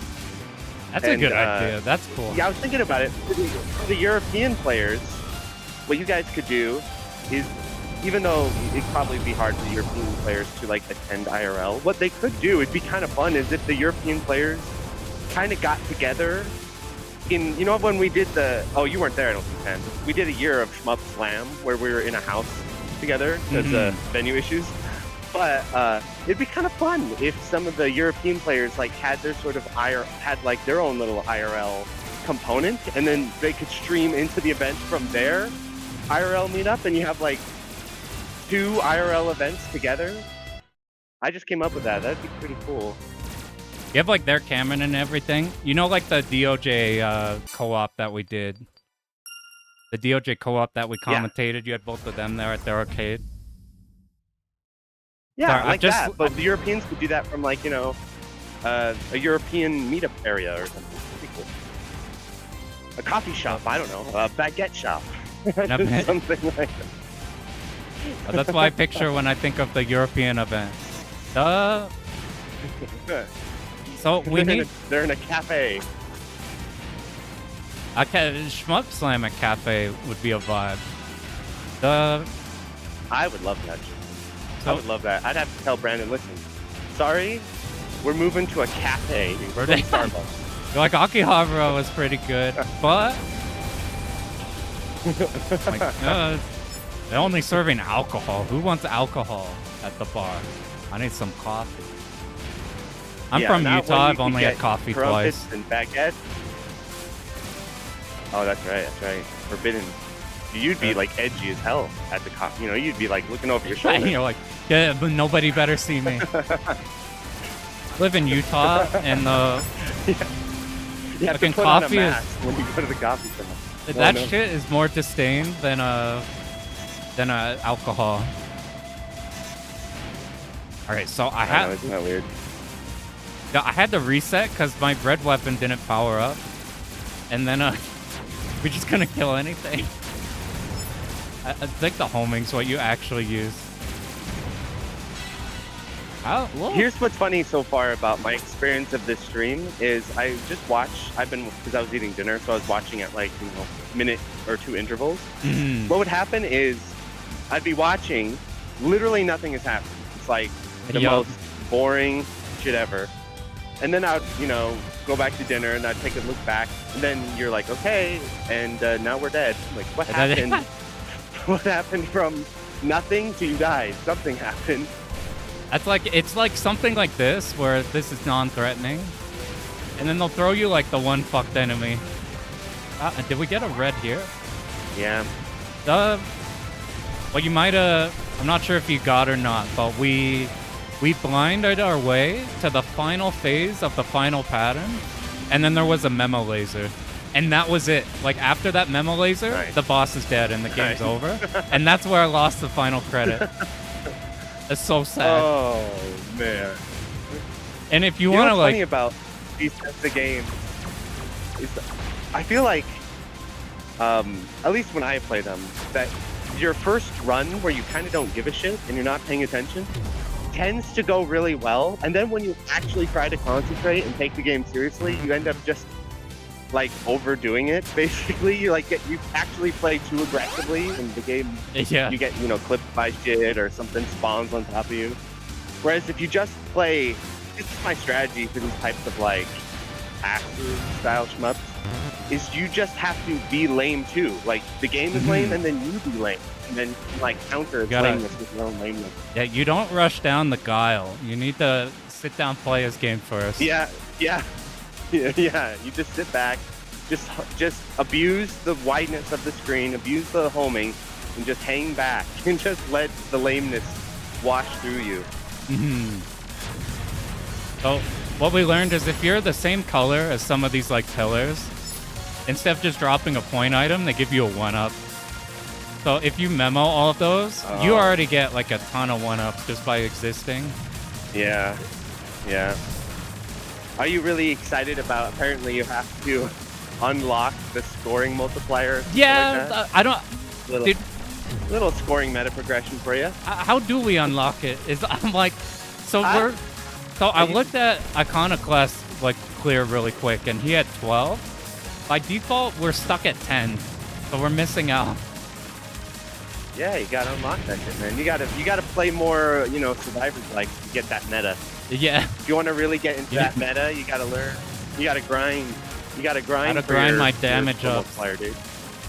You gotta grind your damage. You gotta grind your score multiplier. Now we're gaming. Now this is proper gaming. I actually think shmups in arcades in general ruin like roguelikes for me. 'Cause the nature hope of like so. just starting a run and it's like that's where you start. It's such a big fucking Yeah. deal. Like you play like a You're like Hades one. penicillin.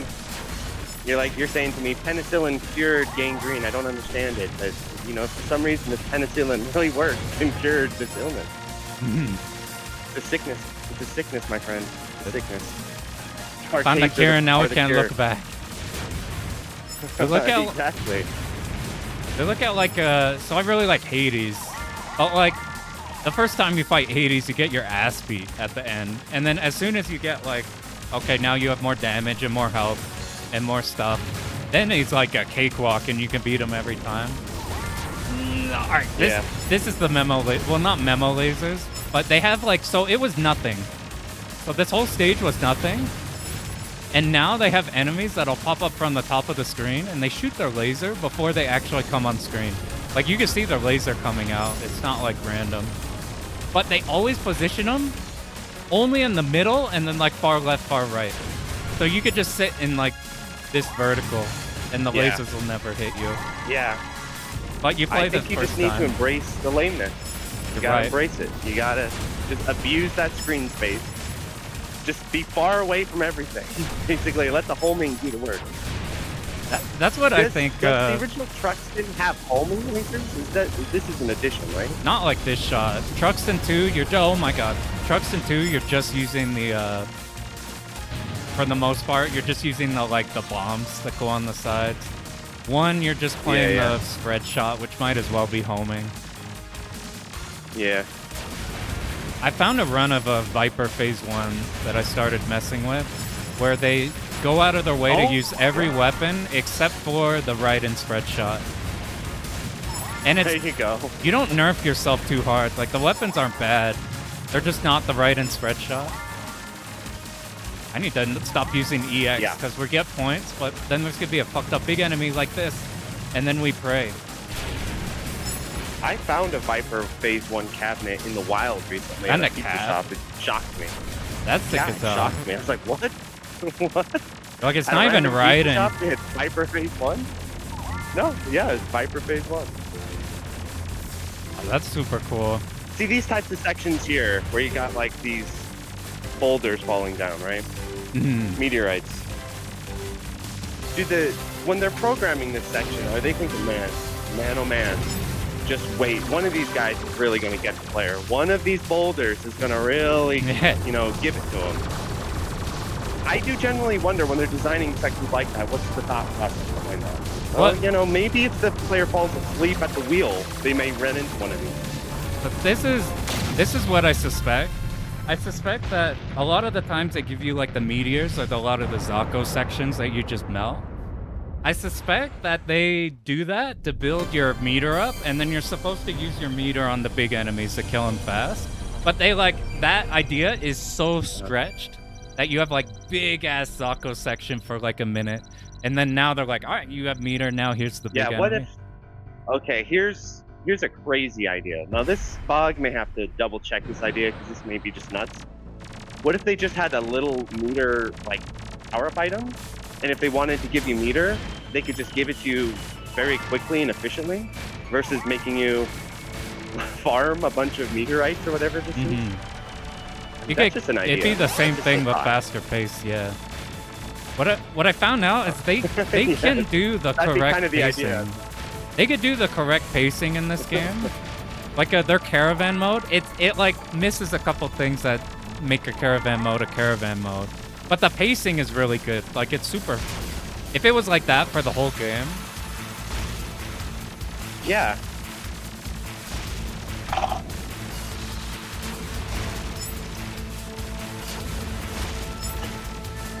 that's insane. Nobody would like that. Oh, these are. You know what too? I'm not sure how much of this game is random. Because the final stage had this section with these really fucked up checkerboard patterns that would come up from behind and then up top and then behind. And then when we reset, it just did not give that pattern at all. So I'm terrified of Weird. how much of the game is Weird. static. Like, I imagine all these turrets are probably the same every time. Maybe it was just that section. If you improve Truxton pacing, the fans will kill you. I was saying earlier, but I think Dangun Feveron is like Truxton, but with like a Truxton, but super fucking fast. Okay, this is half sarcastic, but also kind of half of a genuine question. Mm-hmm. Are the Truxton players still around? Like, do these players still actually exist? I don't think Truxton players When- exist. I think when you're people making- who like if you look up any like Truxton trailer, the demographic I see is people who are like, oh, Truxton, I love that shit on Genesis.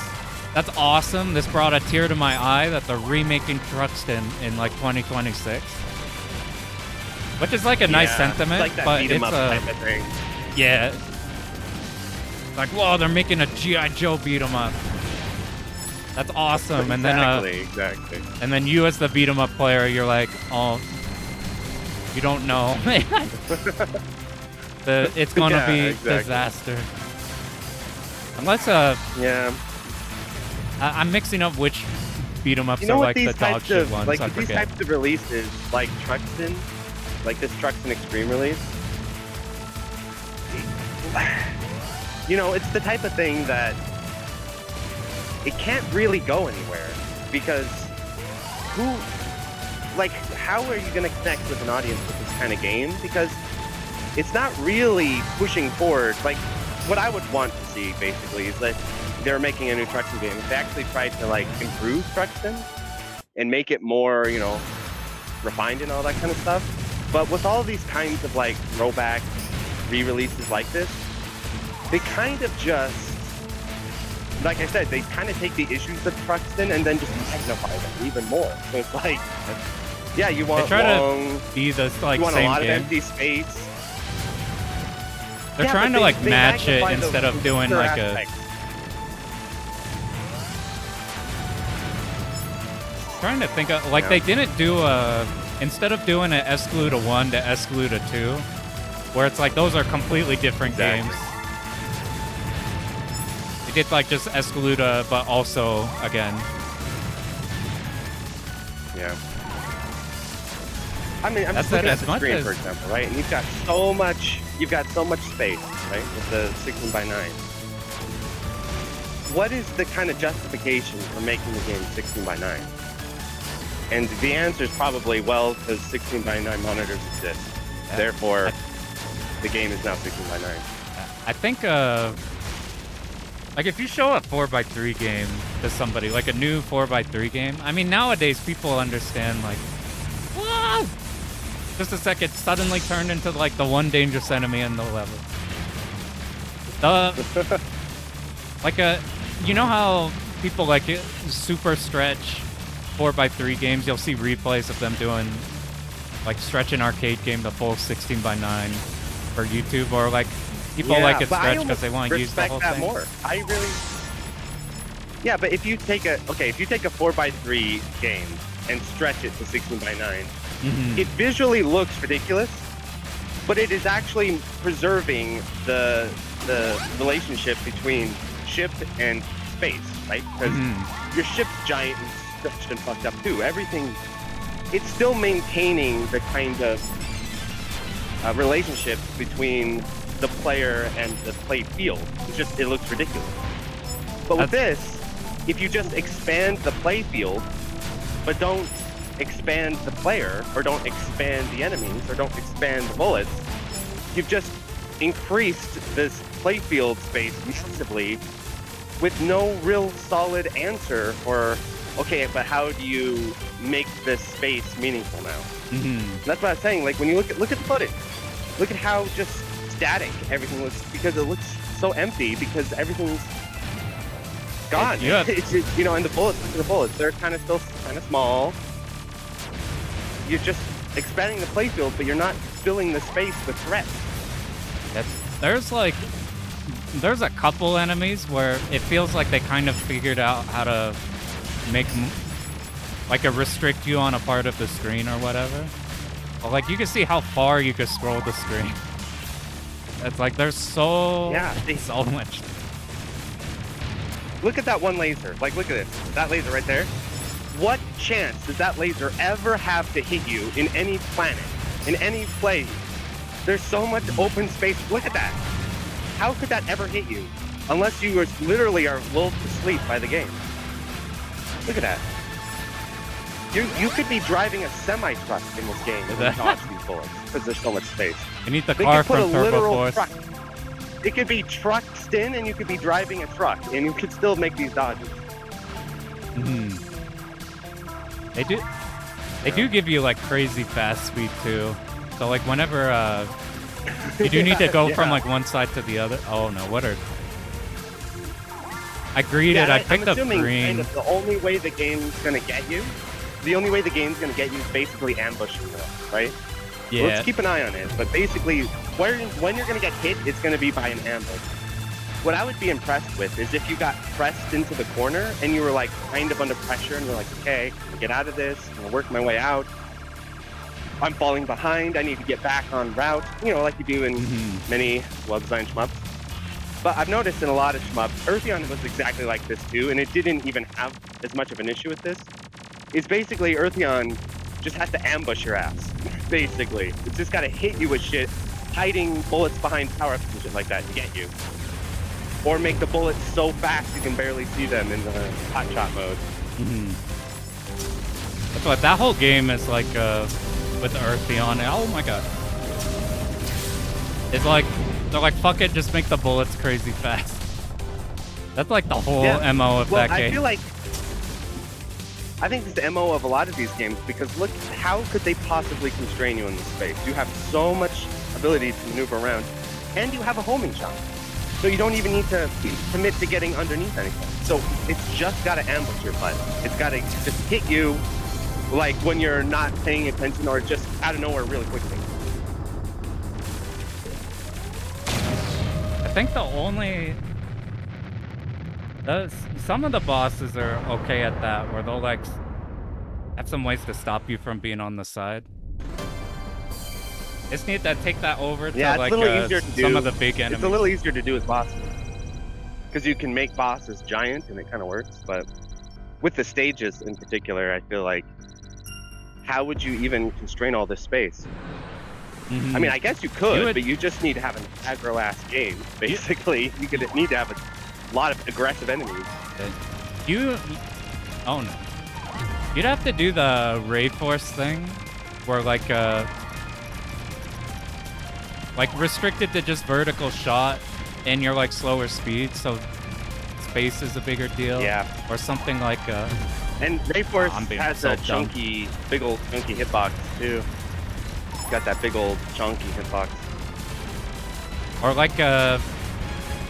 like you can make restrict physical space like Silver Gun or like Super Olesta. If you have something like that, then you could make use out of a huge space. It would be a lot with how long these stages are. Yeah, and like Silver Gun or like Gradius, you know, they use a lot of walls, they use a lot of tunnels, they push you through walls and tunnels to try and restrict that space. Also, Gradius has the power-ups, right? So you don't have to farm things for looters, drop looters to you. So that's nice. Yeah, Gradius is a good point. They even do the infinite thing pretty good. Like you can scroll infinitely, but you can't just keep running, because if you keep doing that, you're just gonna scroll yourself into like peril. You just keep holding like up. Yeah, that is interesting. Now I'm getting hit like by in the Mogwai or whatever they're called. What are those called? Those like Easter Island heads. What are those called? the Moai. Yeah. Like that stage where you go to scroll, but you're still stuck in tunnels, even if you go up, you know, or down. You're always kind of in a tunnel. I think that's really cool. They got that down pretty. What the? I figured out how to handle these like enemies. I was having to bomb a bunch, but I found you just sit middle, and you can identify a place to go, and you're good. Yeah. Just slowly and steadily stream, I'd imagine. Just let the homing shot do all the work. Yeah, I think I got... When I was playing a lot of kind of more passive shmups like this, early on I used to actually kind of struggle with them because I'd always play too aggressively. And I would just ambush myself, basically. Not necessary. Not necessary. You gotta play like a charge character. Oh! Like not kill yourself. Section's weird. These give you like refill all of your EX back to full whenever you kill like one of these. And then they give you a huge... Is this like a bonus section? It kind of, but they don't... There's not really a score point, because you're not... Those that are refilling you aren't giving you a multiplier. Yeah. Like these guys here, right? The fact that you can just shoot them all down undermines what could be kind of a constraining section. But it's just like a DPS check, basically. It's like, dude, do you have DPS? Did you pick the green weapon, or do you have a weapon that can actually hit those? Oh, we're in Imagine if those were actual bullets, though. Instead of being, you know, countable physical objects, imagine they were bullets, and you'd have to dodge them. You know what's fucked up with this stage is they start having like really aggressive BFBs combined with the revenge bullet glass thing from like one or like that rider. Well, what we found is they'll spawn the wave of BFBs consistently. Like they'll be on the left, and then the next BFB wave is on the right. You can retreat to the other side. I'm like, that's a way to like force you from just camping one corner. Yeah. And it involves like, I'm like, get more environmental things like these. Like we could just camp this corner and steal all of the revenge bullets from the right side, but eventually the VFBs will come, and then it'll be spooky. Or eventually they will. But these stages, I don't know if that's gonna be in like 4 minutes or. Yeah, and also you notice how the background is so nondescript that to me it seems like hard to keep track of where you are in the stage. It's like Desert Bus or some shit like that, Yeah. where it's like hard to tell where you are because there's like not a lot of feedback from the game itself. You're like, oh yeah, this sort of generic looking background section, something happens here.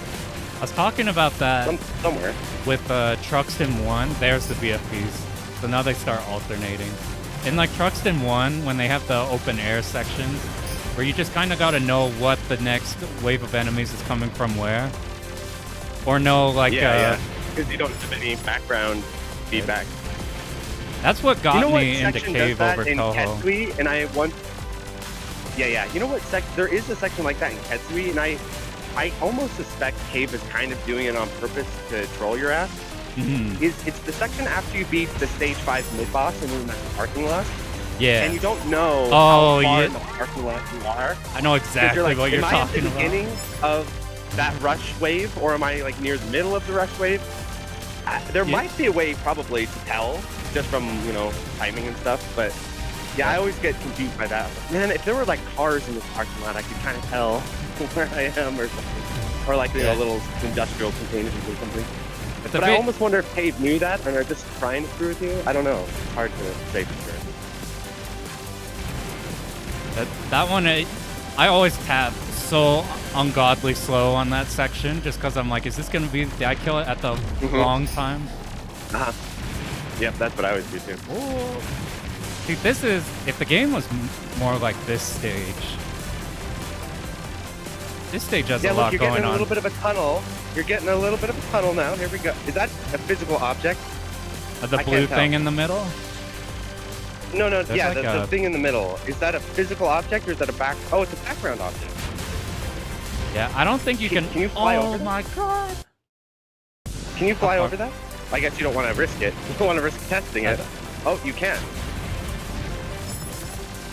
Oh, I thought these were tunnels, like physical walls, and you'd have to get inside them. I was like, oh, okay, again, kind of getting that tunnel thing going, but nope. It's just a background element. Yeah, we're mostly getting stuck by because the Zakos exist. That's what makes us have to go anyway. Damn, they spawn an enemy on the hard bottom left, and then they give you a 1-up after. They're like, haha, I got you. Anyway, you can have this now. I don't remember what this thing does. I suspect... Oh, it's this shit. Yeah, you get the ambush enemies, right? Here's the little ambush enemy. Like, okay, he's gonna fire at some point. It doesn't seem too bad though. It doesn't seem too aggressively quick or anything. I guess on the later loops it might be a little scarier. I think Iconoclast tweeted something that he got a 5 loop clear, which is like. Was that 6 to 7 hours? I wonder how much the game accelerates the loops. I honestly obviously don't know, but the loop too seem very similar. Feel lately. Yeah, that's something I've been feeling very lately, just generally.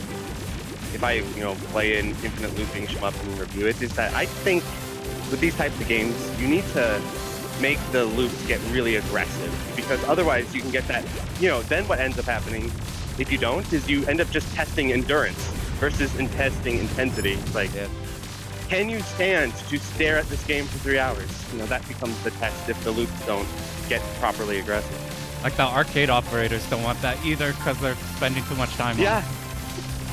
Yeah. Dude, I killed these... I know, the arcade operators come unplug it. They're like, oh, power failure, sorry. I killed these side pods so they want to do a harder pattern, and then it just immediately replaced them. I'm like, I've been not hitting the boss the whole time just to do that. See, this guy here, he's taking up some space, that's right. Every now and then, they're like, this is a silver gun boss. They'll bring out, and you're like, oh, they were looking at that. Oh, this is the actual boss. Yeah. This is the actual boss. I thought it was a mid-boss. Like, that is a... See, I feel like this guy needs to be hanging around in the stage, not just the boss, but you need big-ass guys like this hanging around in the stages Mhm. to constrain you, you know, to push you into corners and stuff like that.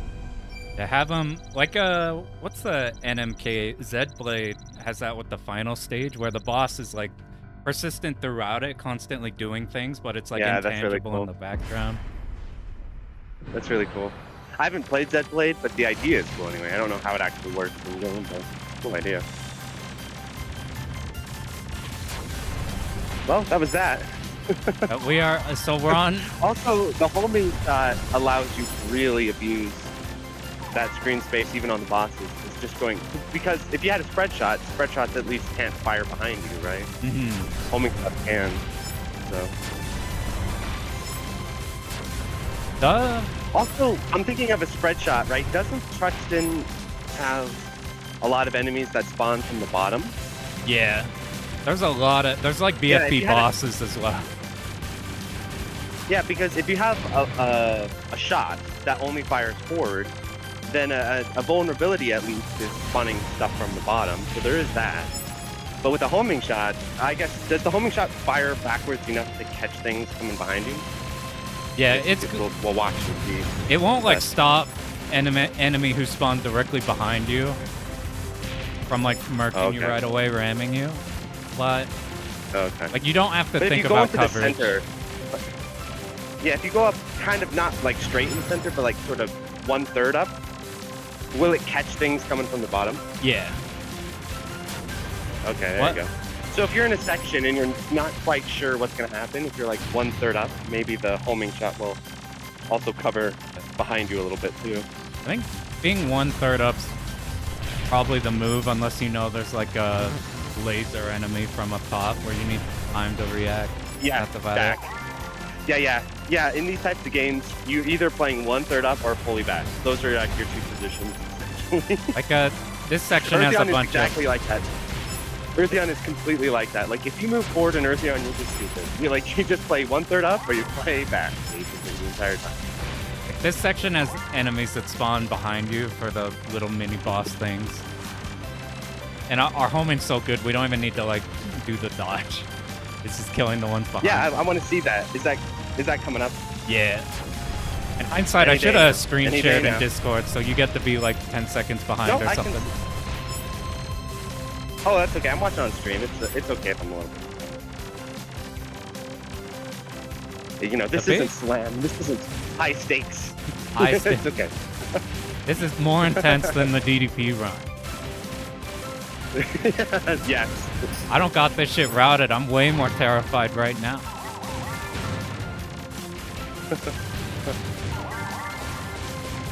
But most of the stages. MSA Tube says Truxton for the modern audience. You know what's interesting about a release like this is some things you can definitely tell are modernized for the sake of it, like the aspect ratio, that for sure. There's no other way to explain it. But other things like the fact that the homing shot just covers everything, I always wonder, is this intentional or is this just complete inexperience on the developer's part? And they're like, well, this helps me kill stuff, so this is a good idea. That's what's always tricky about kind of these newer shmup releases. You don't quite know what is intended versus what is just, maybe not fully thought through. The dev of these don't really talk about that kind of design a lot. You don't get like a Bog Hog doing a vlog. Yeah. Like, here's a really in-depth thing on this, like, design philosophy. Like, this is I think that really what helps we a lot too. Yeah, it really helps a lot too to kind of understand, like, what at least they're trying to achieve. Even if I, don't fully agree with whatever direction they're going in, versus just having to sit and speculate. Okay, did they intend for this to be what's happening here? Is this an oversight? It's so hard to know sometimes. I think it's way more cohesive than, like, I was expecting this to come out and it just be extremely Euro.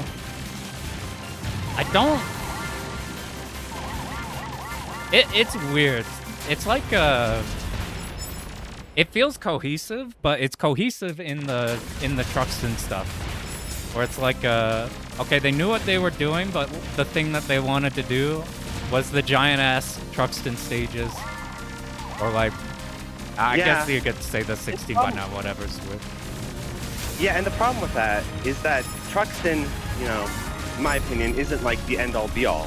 Like if you were working on Truxton, like this sort of like let's make it like more Truxton-y. If you're following up the game, I don't know if that's quite exactly helping, you know, as far as the versus maybe playing Truxton and trying to kind of gather, okay, what are the strengths of Truxton? What kind of really, you know, help people connect with the game? And then what are some of the things we could sort of try to build on more fundamentally? Like long sections where nothing's particularly happening.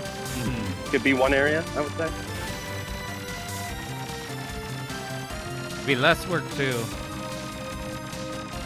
I think since I guess since they are trying to target like the people who know what Truxton is, but maybe they're not the schmuppers. Like it being long is probably a positive. That cannot be that big. Yeah, but that demo cannot be a big demo. You know, I understand. It might be like imaginary people.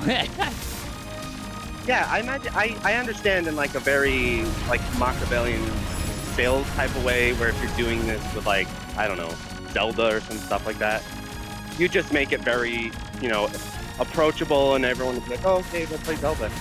But with Truxton, I don't know if the audience is big enough to really work like that. You'd probably want it to be a good game that everyone can kind of get into. Versus you have the freedom just to like counting on the fan base. Just counting on the fan base itself to like carry it, basically. Like the odds are, if you make it look and sound like Truxton, you could probably do a bunch of gameplay differences, and like what looks and sounds like Truxton, so that audience that like doesn't dive deep into stuff. Truxton, well, I guess a good way to think about this. I guess this is the question: is this game better than Truxton 1? Oh shit! Is it better than Truxton? You know what? I mean, that's. You would want the answer to be yes. That's the answer you'd want, but is that the answer? You know, so here's the thing. I might actually say yes because I don't know. When you die in this game, I'm just shit talking here. There's not really power loss. Thank fucking Christ. You lose like one speed up and one power, and you get it back immediately. That's the only. Oh. I'm gonna bomb this shit a lot. Yeah, I haven't played Truxton enough or this game enough. I'm just kind of here sharing my thoughts, because this is like the type of stuff that would be so hard to get me to play. I mean, you'd have to tie me to a chair, basically, and be like, you must play this, you know? Especially coming off Tatsujin, I look at this, I'm like, oh my god, this looks so. This is in slow motion. This is going. Is this running at 20 frames per second? This is in slow motion. The wide speed doesn't help the slow-mo. I do talk a lot of shit, but it does go. Like maybe flow's not the best word. It is a lot better than I thought it would be. Like the things that do feel good do. Like it's not like a lot of these games that look like this. Like look at like Sonic Wings, the new one, Reunion, where just like it's ugly and hitting things is like awful. It doesn't feel bad to do things in here or move around. It's more like the concept is like the long stages and the widescreen. A little nicer, a rare moment of kindness for me. It does seem better than R-Type Final 2, and that's not much of a compliment, but it is. It does. Just watching it, it does seem better than that, at least. That's the game I look at, and I'm like, does it look like R-Type Final 2? I don't like that aesthetic at all. When I first looked at this game, I didn't even try the demo like a year ago or wherever, because I'm like, this just looks like that. It's probably gonna be super dog shit. It's not actually dog shit.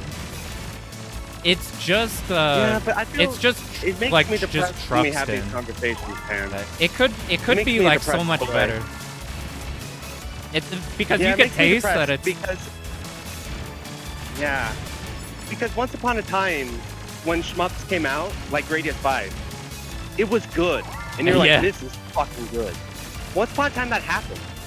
But now I feel like with a lot of stuff now, stuff comes out, and even if it's not like a crime scene, it's not, like I said, it's like, did this actually do it better than Truxton? Is this like really nailing it? Is this something that if your friend is like, hey, I'm in I might want to start playing Shmups, you go, bro, Truxton 2 just dropped. You gotta pick that shit up. Or Truxton Extreme, I mean. A good way to put it. You're like, be like, I don't, maybe you'd want to play, Crimson Clover, some type of thing. Because I guess one thing about Shmups that we have that other genres don't have is we have so many good games that we don't need to kind of pretend that the mediocre games aren't. Because we actually have so many good games. We don't have to pretend that Truxton Extreme is good. We're not it's like okay, whatever. we don't have the problem that modern fighting games have, where it's like, if you don't like Street Fighter 6 and you're a Street Fighter player, you have to play Street Fighter because that's like the one now. Like if you like it, then it's sweet, but if you don't, then it's like it's hard to get people to play 5 or 4. Thing with like Tekken, it's like if you like 7 but not 8, you can't really just play 7 unless you go with like a small group of people, as opposed to like the and then even that itself kind of feels like a compromise, because why don't you just play Tekken 6 if you're gonna be niche, or play 5 or some of the better ones. I heard that 5 might get rolled back soon. That is one privilege, like a real release or like a homebrew. A homebrew. The thing about that is, when everyone was talking about, sorry folks, we'll do a tiny bit of Tekken talk and we'll get back to Shmup. Remember when everyone was talking about, okay, Season 3, everyone's pissed, we're not playing Tekken 8. I was serious about that. I didn't, I was like, yeah, I'm really not playing this. But then there was all this talk about, hey guys, we're gonna play Tekken 5, we're gonna play Tekken 6, and I was getting all jazzed on it. And I actually went through the trouble of setting it up, and I went into the lobby, my friend, and there was it was like ghost town. There wasn't actually anyone there. There was no one there. If they like ping on Discord and hope somebody's up or whatever. I hate that. I hate Discord matchmaking. It's my least favorite thing ever, because it feels like because Discord is too connected to your personal business these days. It's like it's too interconnected with things. Where I'm like, you're matching with someone on Discord. It's like it would be like giving out your cell phone number to people you play online. Like, all right, by the way, if you want to talk to me while we play Tekken 8, here's my phone number. Here, send me a text.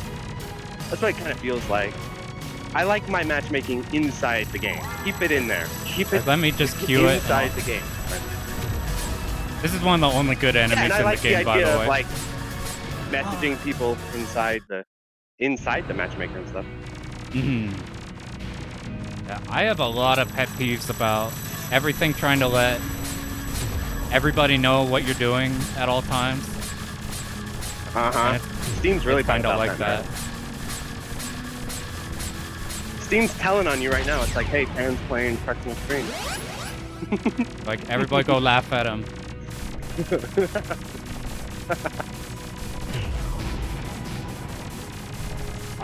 We fell asleep for like a half hour, and it finally gave us like a good enemy. I immediately flubbed and died on there it. There you go. Like, we need those, but like cut out. And I feel like with the pacing, the problem with this kind of pacing, because Birdcage had this, not to this level, but Birdcage had this issue a bit. And at least for me, when I'm a player and I have games with this kind of pace, when it actually kind of gets a little bit challenging, you almost don't take it seriously. You're like a little bit surprised that it decided to have some game design for a second. You're like, whoa, wait, I thought this, it's like I you're like know tuned out. Be like this. You're completely tuned out. That's right. And then but I really struggle to take it seriously, even when it throws actual patterns at you. Part of me is like, wait, you actually expect me to dodge? I haven't been dodging for the past 20 minutes. You think why would I dodge? So it's just a style of level design that I really struggle to connect with.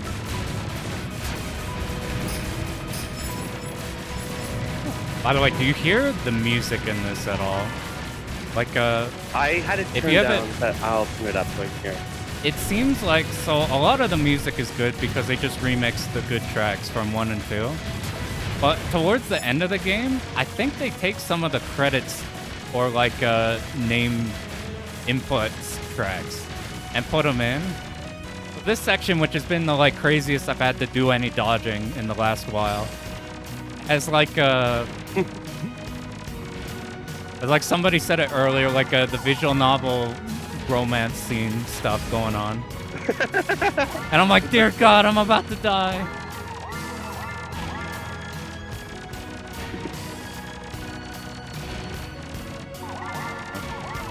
But I do like shmups being evergreen. And there being so many. Because it's like, it doesn't matter if something's old or anything. You It just have the doesn't. entire library. It really doesn't. Yeah. And there's just so many that you can't. Like, I really like scoring despite what I say. But there's so many games We and all it's so do, much yeah. faster to learn if you do bitch stuff. It's so, I can experience so many more. And there's so many of them. Well, out I do there. think it is. I do think it is healthy to start with survival, though. That way you can kind of get a feel for what the game is, you know, on a basic level before just directly committing to scoring. I definitely agree with that for sure. Like now after I get the emote, I'm gonna start putting in some loop 1 chaining. Yeah. Actually. Yeah. But kind of working towards it a Be little cool. bit. Like I do a little bit of chaining now in stage 1 and 2, a little bit in 3. You just kind of work You're it just in. upgrading and then your once you route. have all the survival. Yeah, exactly. Then once you have all the survival laid in, then you can keep pushing in that direction.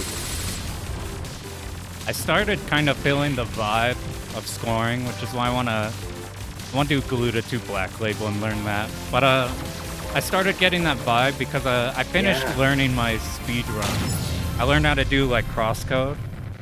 And now it's like all I can think about is like, well, this area I can fix to go faster, and this one I could do this here. I'm like completely in scoring mode. Or, like, now I need like a shmup where I can be in that Right. type of mode. Right. Right, yeah. Well, I was thinking after I do Ketsui Emote, I'm going to do the Tual and Black Label as well. And I was thinking about chaining a lot and like practicing chaining. And I used to Yeah. practice that in DDP a little bit. And I was thinking, you know, one feature that I didn't really think about using that what might be really good for practicing chaining is the rewind feature. Like, Oh, I 'cause I've been haven't. using that a little bit practicing Emote. But imagine using that when you're trying to practice chaining, how useful that would be versus save state, oh, you missed it. All right. I missed it, You know, you can reset, just go get back. more of a nuance. Yeah, but you can kind of get a bit more like that micro adjustment happening in rewind. I Where it's haven't- like you're slightly off, you're like, what if I It's- kind of fix that a little? Rewind, retry. It's almost like really excited replay about this. I'm really takeover excited about this too, idea. because you could like, but you just rewind back to when the situation happened, and it's the same situation. So you can like figure out Yeah, in that exactly. exact spot what to do. Yeah. I need to do that way more. Yeah. Yeah, well, I just thought of this, so this is an experimental idea, practicing chaining specifically. Because I was practicing this with certain setups in Ketsui, like practicing the nightmare kills in the Emote, Yeah. you know, the 2 nightmares that come in. And that's kind of like chaining because it's so tight to get those kills without bombing. And so I did like mess around a little bit with the rewind just to get that route really honed in, and I thought it was really useful. So I thought might be really good for practicing chaining. I think that actually might be the GOAT way to practice that. Yeah, we're gonna practice this. We're gonna have this tech. Then we're gonna write an email to Prometheus and say, hey, you gotta update patch full You gotta- extent of the jam, and just shout out rewinding. You know, you're shouting out save states. You gotta. This is a new feature. You gotta shout out in full extent of the jam. Rewind. That doc is still like the greatest thing ever. I know, I That love was the it. first time it planted in my head to do save state grind section now. Yeah, and what's great about it isn't just the information, because you can get that information other places. It's the tone that Prometheus writes in that is so good, because he's just like, I remember reading it and I was like, whoa, you know, it was almost like, you know, the drill sergeant slapping the sandwich out of his hand. You're like, whoa, okay, I gotta take this seriously right now. You can feel wisdom when they talk that way. It's like Yeah, not the yeah. jaded Well, old timer, but like really similar good to player. that. So they're like, Well, fuck he's it, let also me a really set good it player, straight. so you know he's legit. Yeah. Oh, this is fucked up. Yeah, that'll be fun, because if I get my emote, I'm closing in so soon. If I get my emote around the time you start playing DOJ, we'd both be playing Black Label at the same time. Yeah.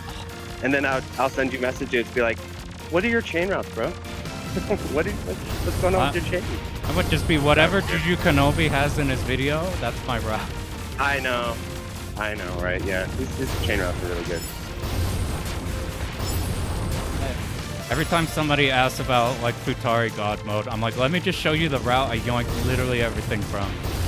Because it's the GOAT route. Yeah. So the hitbox situation on this ship, how big is that hitbox? It is surprisingly small.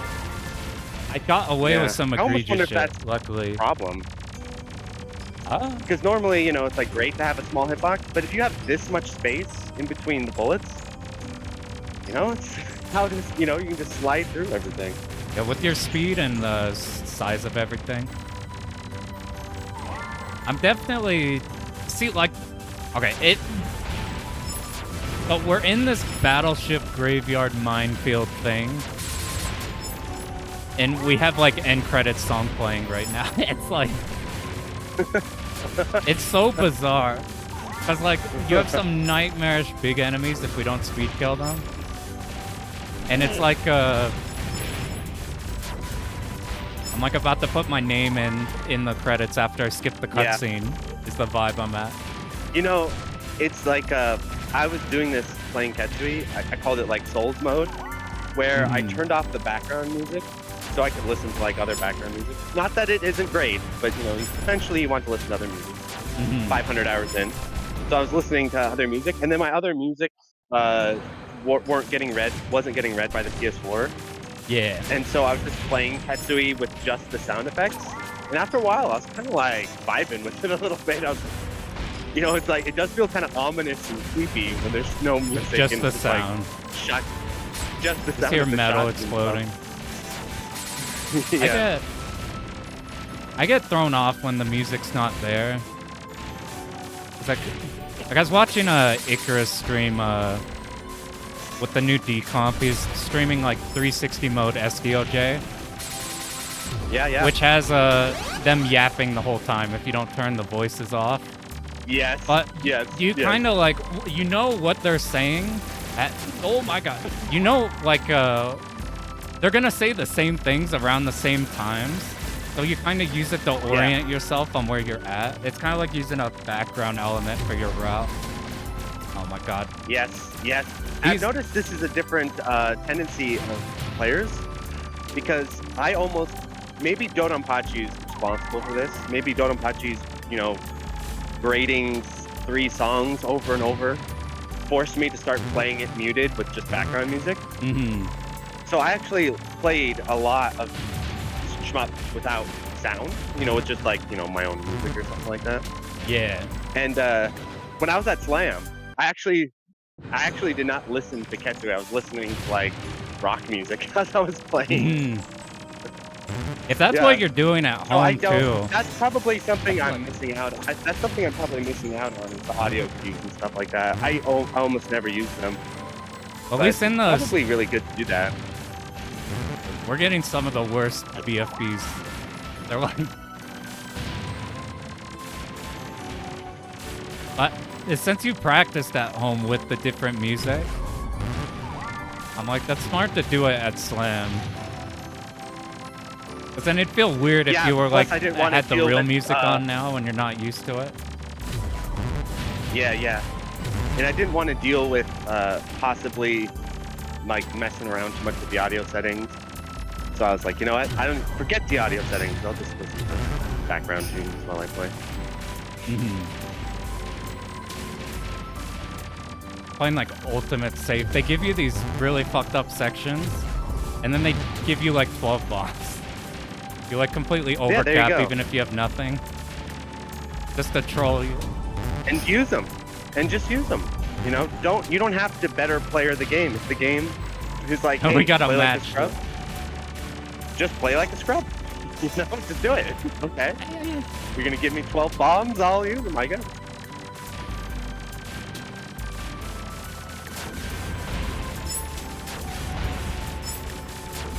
I'm like, I feel like I've been dying in a lot of bad places, but we still have 5 lives.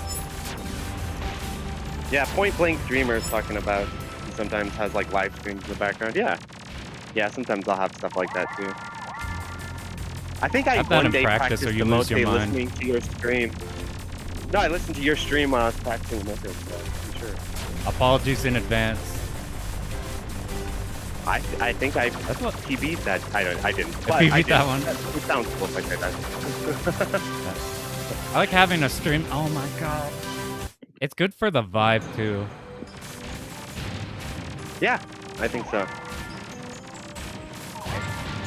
Alright, we're gonna be not at all those bad items, dude. for the rest of the run. This is the one where the claws swing out, right? They had one of those earlier. I just tapped too Oh, this fast one because I doesn't. was at max speed.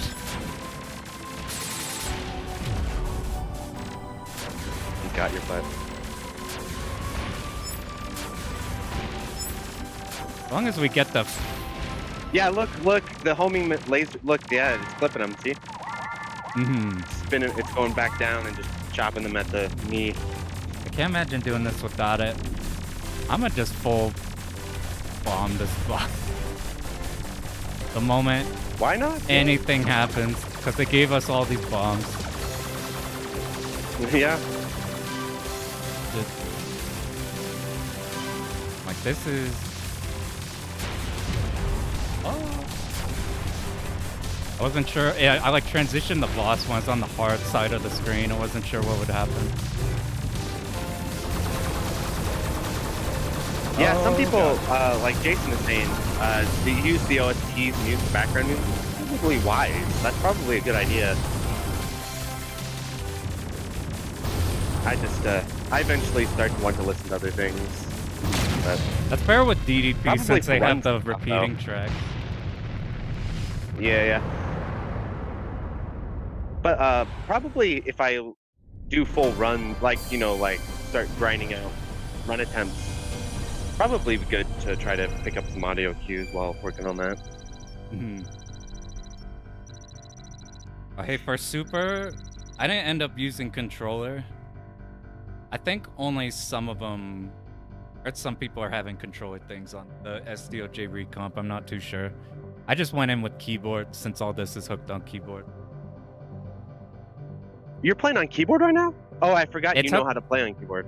No, this is like a I don't have a Brooks fighting board. I have like an old iPad, so it's just like all these buttons are just keyboard keys bound. Oh, interesting. What are you playing on Steam? What are you playing on? Yeah, just on Steam. That's just bound Yeah. to keyboard controls. Oh, okay. I'm tempted to swap the Damon bike because I think it's supposed to be slightly faster. And I'm like, I will do anything if it cuts out close to a frame and something. 1-7. How many stages are there? There are 8. We're almost there. Each stage is a Psycho game. You can play through the entire library of Psycho. We with played the one whole Truxton library. Extreme Run. You're like, we'll marathon the Striker series, and then we beat the Striker series. You're like, shit, we'll do Gunbird now. Out of Gunbird, you're on stage 3 still. Shit.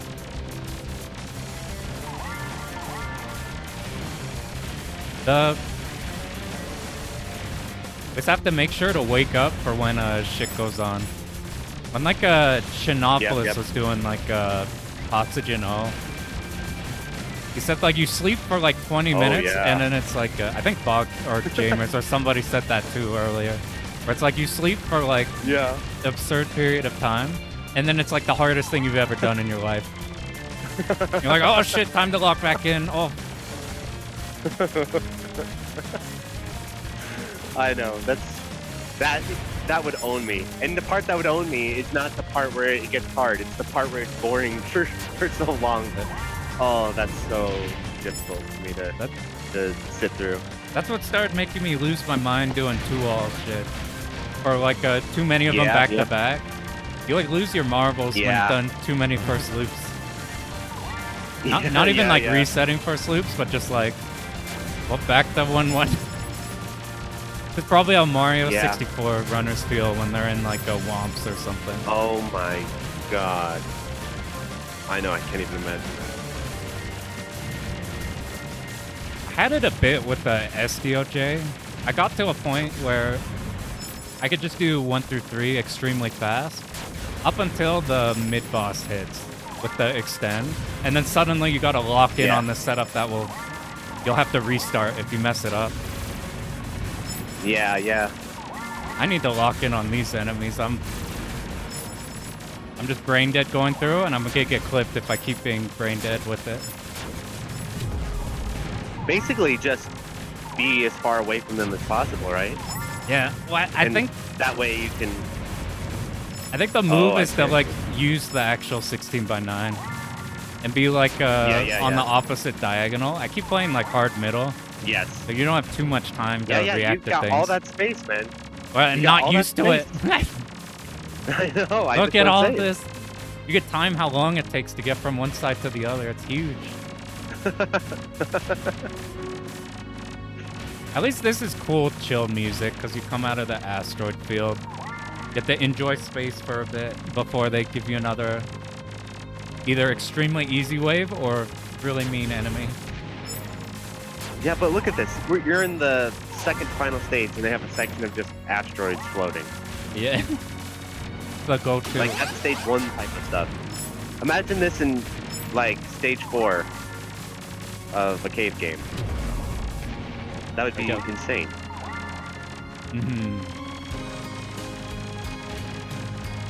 I was about to say, like, imagine like Katsui stage 1 section in like 3 or 4. Yeah. But like Katsui stage 1 is a Yeah. bad example because that is a pretty good stage 1 for like getting warm. Yeah. That's Yeah, gotta be one of the exactly. best cave stage ones. I think so, especially if you play it to chain, because I've been chaining it a little bit. And yeah, it's pretty fun. That one's We fun start to doing that. chain. You like. Okay, I'm bombing this because if we don't have enough damage to kill this, and you get a 1-up if you kill it. So it's like, we'll just. It didn't give a 1-up. DPS I check. got baited. Good old, One of them good old gave a fashioned 1-up. DPS check. I know Guwange has a section like that. I've been learning that a bit. Like stage 4, the worm that comes out that you have to not bomb. Yeah, yeah. Like you have to kill it like Yes. decently fast. Like with the alchemist was guy, fun. you kind of shred it. I've been doing like Kosame, and you kind of gotta always have your Shiki on it. Like, if you peel your Shiki off it when you're dodging, you might not kill it in time. I don't Yeah. know if I should play Kosame or the alchemist dude on that one. I play the girl. I play the girl with the bow. Is that Yeah. Is that her? Yeah, that's who. Yeah, I like that's her. It's my Kosame favorite. I'm doing. I like the lingering fire is really cool. And we got Tan in here. Yeah, We and channeled her- him if through you Guwange. Yeah, yeah. If you use, hi man, how's it going, my dude? If you use the rapid fire with her, you can get a lot of like really good screen coverage. That's why I like to use her because they're rapid fire. Like plus rapid movement and then speed. sweep across. Yeah, it's- yeah, it's really good. You go really fast, and it's like a concentrated Yeah. screen. I'm like, Yeah, yeah. It's I fun really to like do. it a lot. I feel like I've ate so much shit on this run. I have 5 lives. I've like died multiple times to the stages. Oh. Is this not the Ikaruga ship in stage 1? Oh my god. I remember this thing. This is like the most horrifying enemy for a sec. Is that burst fire a recharging meter, or how does that work? You have your EX. You have your EX at the top. Just shooting things is filling up that EX. I see it. Okay. So it's like a burst fire, but it's not. You can toggle it on and off. There's no hyper iframes. If you play Eden's Eclipse, it works kind of like that, but without the cancels going on. Oh, okay. But you toggle it on and off. That's how you get your actual amber for your... That gets multiplied. You have to kill stuff with that. The homing doesn't do much damage on the big enemies, but you just save the... You just save the meter for it, and all the big enemies melt. Yes. Yeah, there you go. And then you just farm meter with your homing shot. And you know what's weird? The power-ups block bullets in this game. It's like, we gotta keep these power-ups alive so that these bullets can... Did they block your bullets? Or did they block the enemies? Thank God. Wow. That's another Guange thing. I love the like little spots where you have like a stone lantern and you could block some of the big enemies. You just hide behind it. Oh yeah, it's got some like stage 2 has some like cover shooter stuff. Yeah, it's got some cover shooting stuff where you can get behind things. Yeah, I love that. I think this game is super long. I think the final stage is cool though. It's kind of a bug because the music's climactic. You get this big ship over the Earth. Every game like this. Yeah, every game like this, they save the real game for the final stage. It's like, okay, this is what the game could have been. Here it is, final. You know what I mean? They put all their work into that. They always save it. Yeah. They're like, I guess we gotta make the rest of the game. Yeah, it's like, whoa, what if this was like stage 2? Then you'd have like a real game on your hands. That happens so often. It's so I can see that. It's kind of like, I imagine if you write a book, you probably like know how you want to begin and how you want to end it. You probably do those early, maybe. Yes, yeah. This stage though is super fucked because it randomly picks like a challenge for you, and one of them is like the hardest enemy in the game, behind you, and then above you, and then behind you, and then above you. And you have to do that repeated over and over. But then we ran it back, and it just didn't give us that, and it gave us a brain dead section. So it's like, it's kind of like the Gunbird train. We just have to not get the train. Not get the train stage, and then we're good. Oh, it's pure RNG. Is it every time, or is it purely RNG? I'm not sure. We did... Oh! This starting bit seems the same, but towards the end. So, like, we're in the hallway, and then you come out to, like, some big hub area thing a few times during it. I suspect that the hubs could be different. Or maybe the in-betweens could be different, too, because you can either get these hallways with the turrets on the sides, or you could get the hallways with only the pincer wall things. But, like, more congested. Like I said, isn't that funny? For the final stage where they want to try to challenge you, they're like, maybe we should put like a tunnel kind of thing in. Maybe put in walls that kind of constrain the players. Like, wait a minute. That could work. I'm actually surprised more of these games don't look at Silvergun and try to take the wall stuff. I think what happens is they never look at the level design. They always look at the weapon system. It's like the curse of every treasure game. You know, they always look at the shiny weapon system and they're like, the polarity of Ikaruga. Oh, the polarity. Yeah, they don't ever look at like the quality of the level design ever. They miss out on the chaining, which is fucking awesome in Ikaruga and Silvergun. And the and also Ikaruga has a ton of like halls and constraining spaces and physical threats floating around all the time. And that's 4x3. It's not even 16x9, right? Or is it? I don't think it is. It's 4x3. Maybe even a little narrower. The aspect ratio of Ikaruga. Yeah, both got the 4x. No full. Have you played Grand Cross Renovation? Did you do a video on that? Yeah, I did. That's a 16x9, right? Like full horizontal.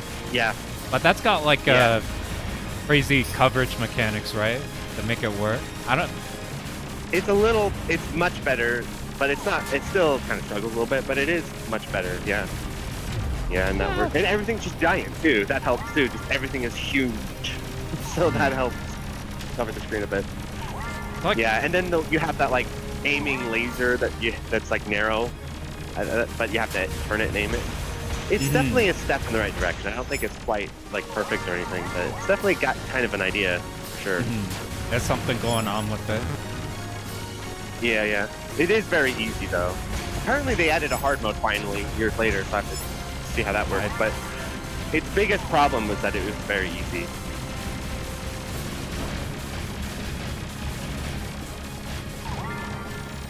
Would you rather something be too hard or too easy? Too hard.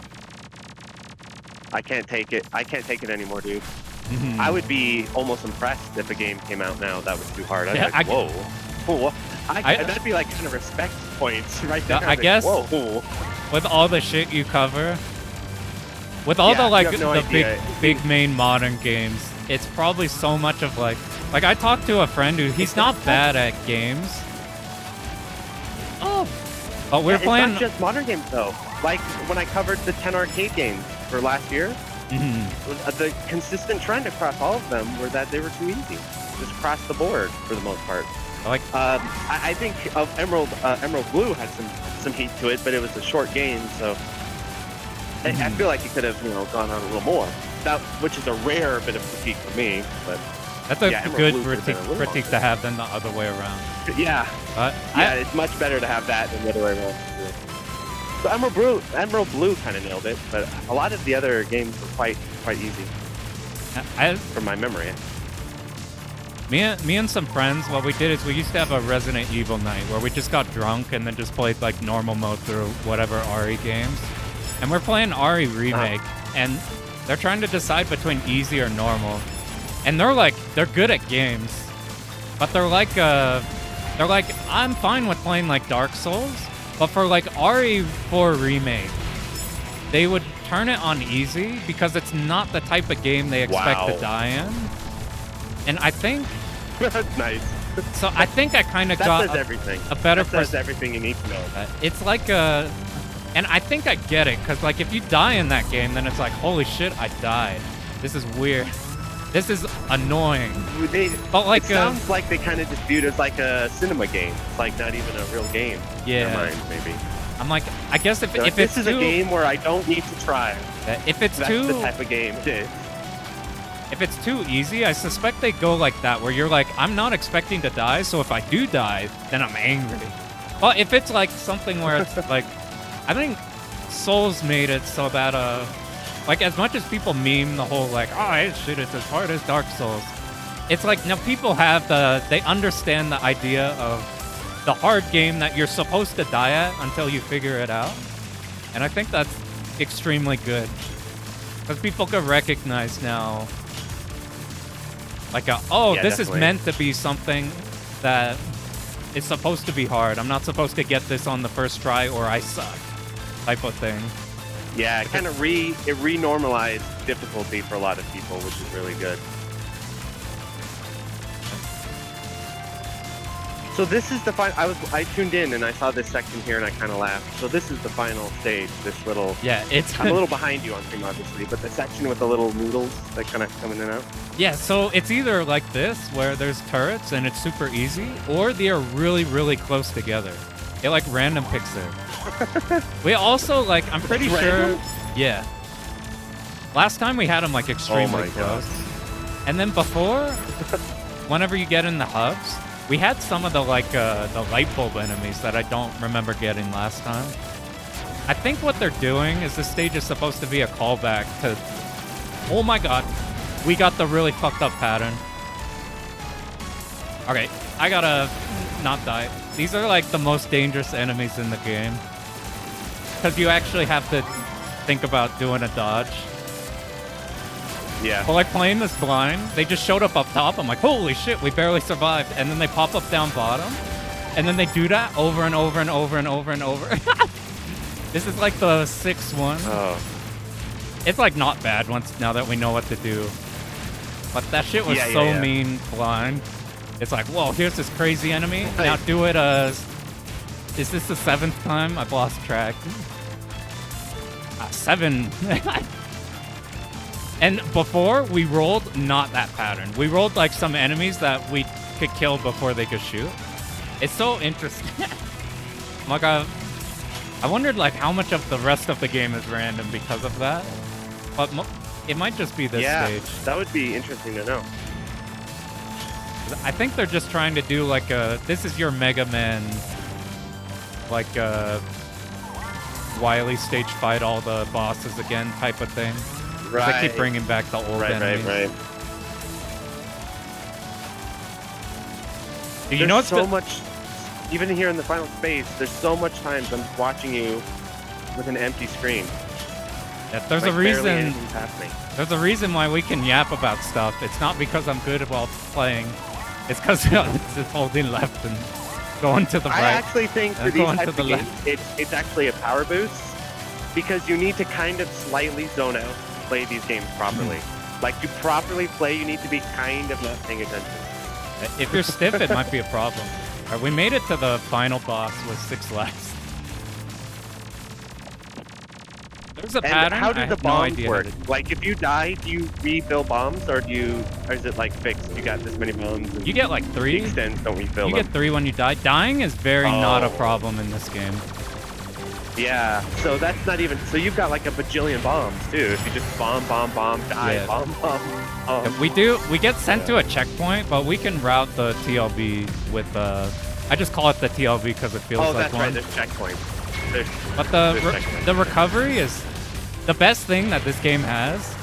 Is that you come back and you're only 1 speed slower, which is nothing, and you're 1 down from max. This loop Power. is blue. Yeah. Okay, now we're at TLB, and I literally don't know how to deal with this pattern. This loop is boring. Does it get better? Well, this you've got plenty of time to sort of learn it, I guess. It's like it gives you a telegraph of where these bullets are gonna go, and I don't know where. It's cool though. You like pop out from below. It's kind of like a blazing star on like the stage 4 or 3 boss, where you're in the station and then it drops down. Now we're above Earth. Yeah. Music. I'm like, it Yeah. don't. Yeah, they saved save the any cool. sort of sauce for the final stage. Okay, it's this. I have literally no clue. Maybe. Oh, we could do a dodge there if we have to. I think I found a clean opening. Here we go. It's got the I'm a little Tatsujin behind O you, so I don't know. soundtrack. Oh yeah, just tap dodge. So far, the pattern I'm seeing is just very tap dodge. The tap dodge is brain dead. Tap. It's just the time freeze and then shoots out the burst. Okay, so we learned that we can insta kill the TLB as long as we don't get hit by the fuck you laser at the very beginning. And now we're good. We just hold the EX and the whole TLB is dead. Yeah. I actually wasn't expecting to kill it. That's what happened. We got to the TLB, and then it has a fuck you laser just directly down, and then sweeps immediately clockwise, and that killed the run. And then we look back, and all you have to do is hold the X, and it dies. All right, we made it with the 6 GG, lives my left. friend. Thank you. Thanks for being here to It's make fitting it. that the final attack. It's fitting that the final attack is a DPS check. That's very fitting, I think. You got it's in theme. That's some extreme do- shit right there. I do think at least the vibe of. I think the bosses are the strong point. That's where most of the Yeah. gameplay design is in. Yeah. Uh, Yeah. And that's a general trend you'll notice because I think stage design is just harder for the most part than boss design. So yeah, that's a general trend you'll notice across most stuff now is that the bosses tend to be the only real thing kind of holding it together, and the stages are it's more straightforward to understand a boss fight versus understand how to make a stage. Not bad. Yeah. Sorry, miss yeah. everybody. Oh my god, we're in the loop. You Oh did it. no. You. Alright, we have to make a critical decision right now.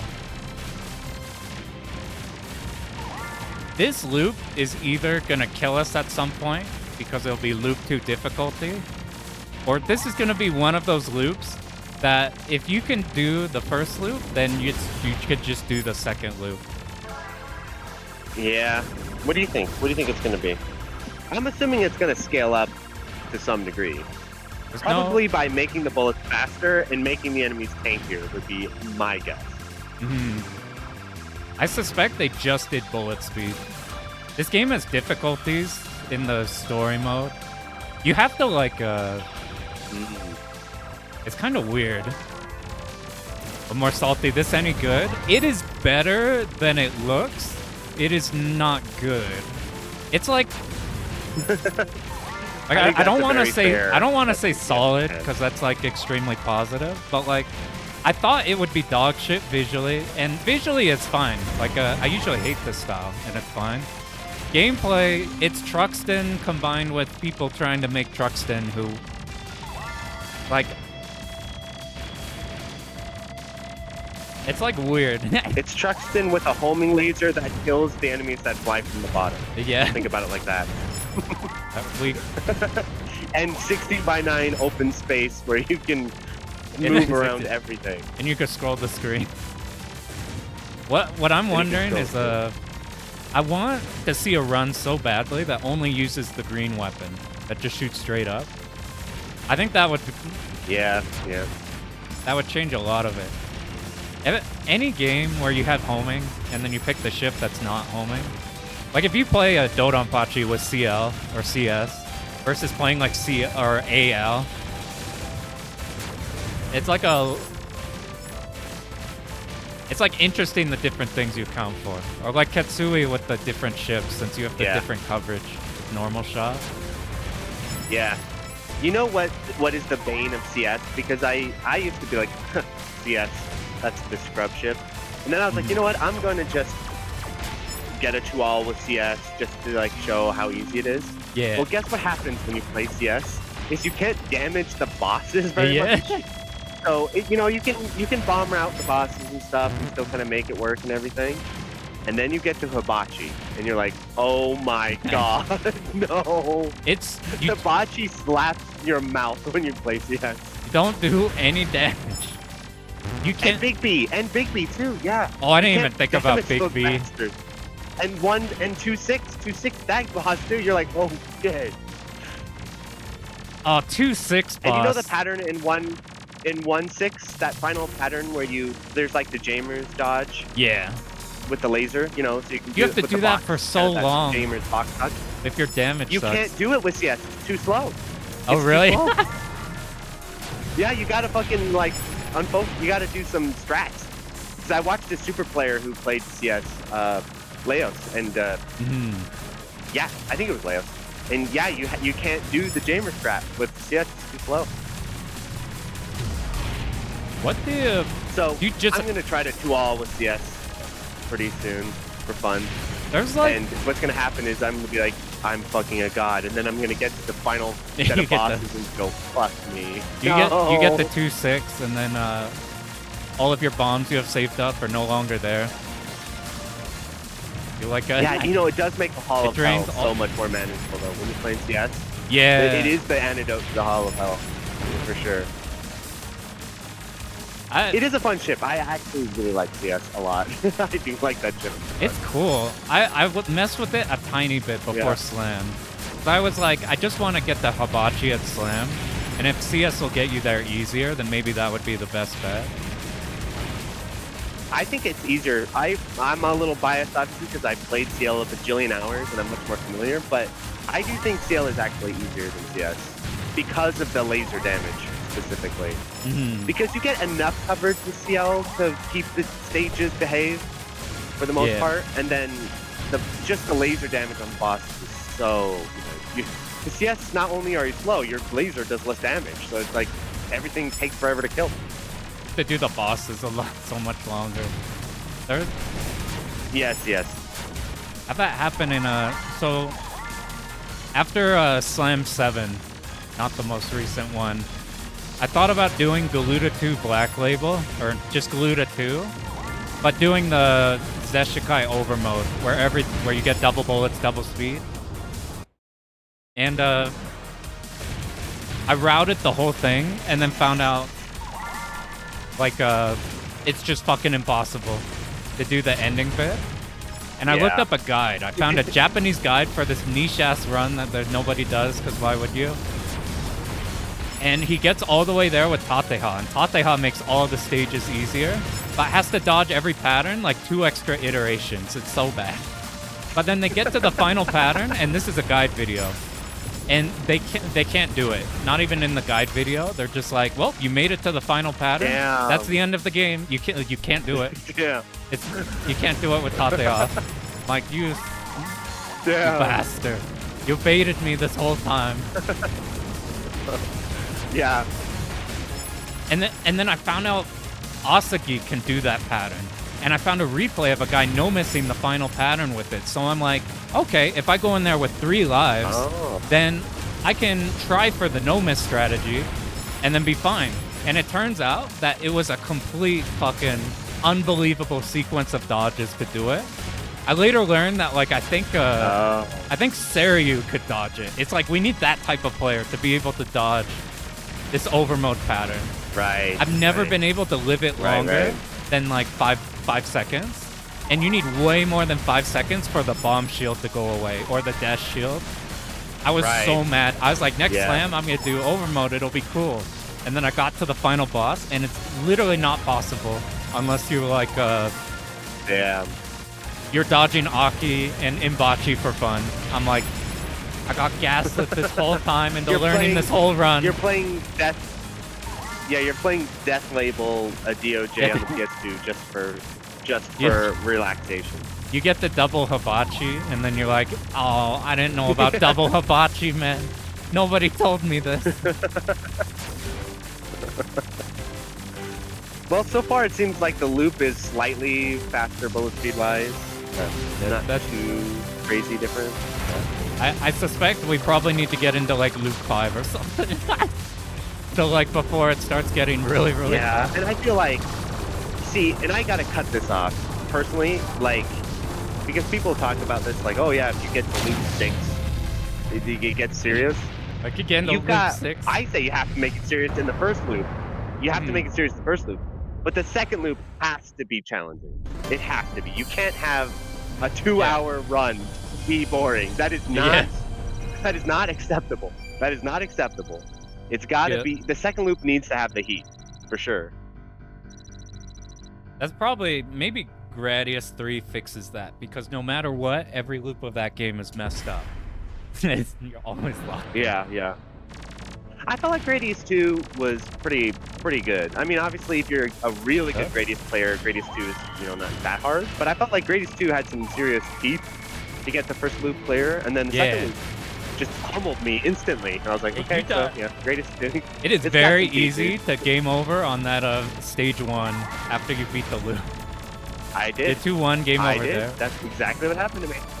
Yep, that's exactly what happened. That shit is so hard to recover it. Yeah. You know a second loop? Yeah, so I think Gradius is pretty solid with that. Gradius 2, I mean. What do you think about 2 loops that are, I guess this is the same thing. You know R-Type? R-Type 1? The second loop is like effectively the same. You could do all the same routing and everything for... So I don't know if... No, why even have it at that point? Why even have it? You do it just to say you got it. Like I said, the problem is then it just becomes a test of endurance, not a test of intensity. You get to that point, it's like, well, why not just loop stage 1 forever? And who can bring themselves to play stage 1 for 10 hours wins,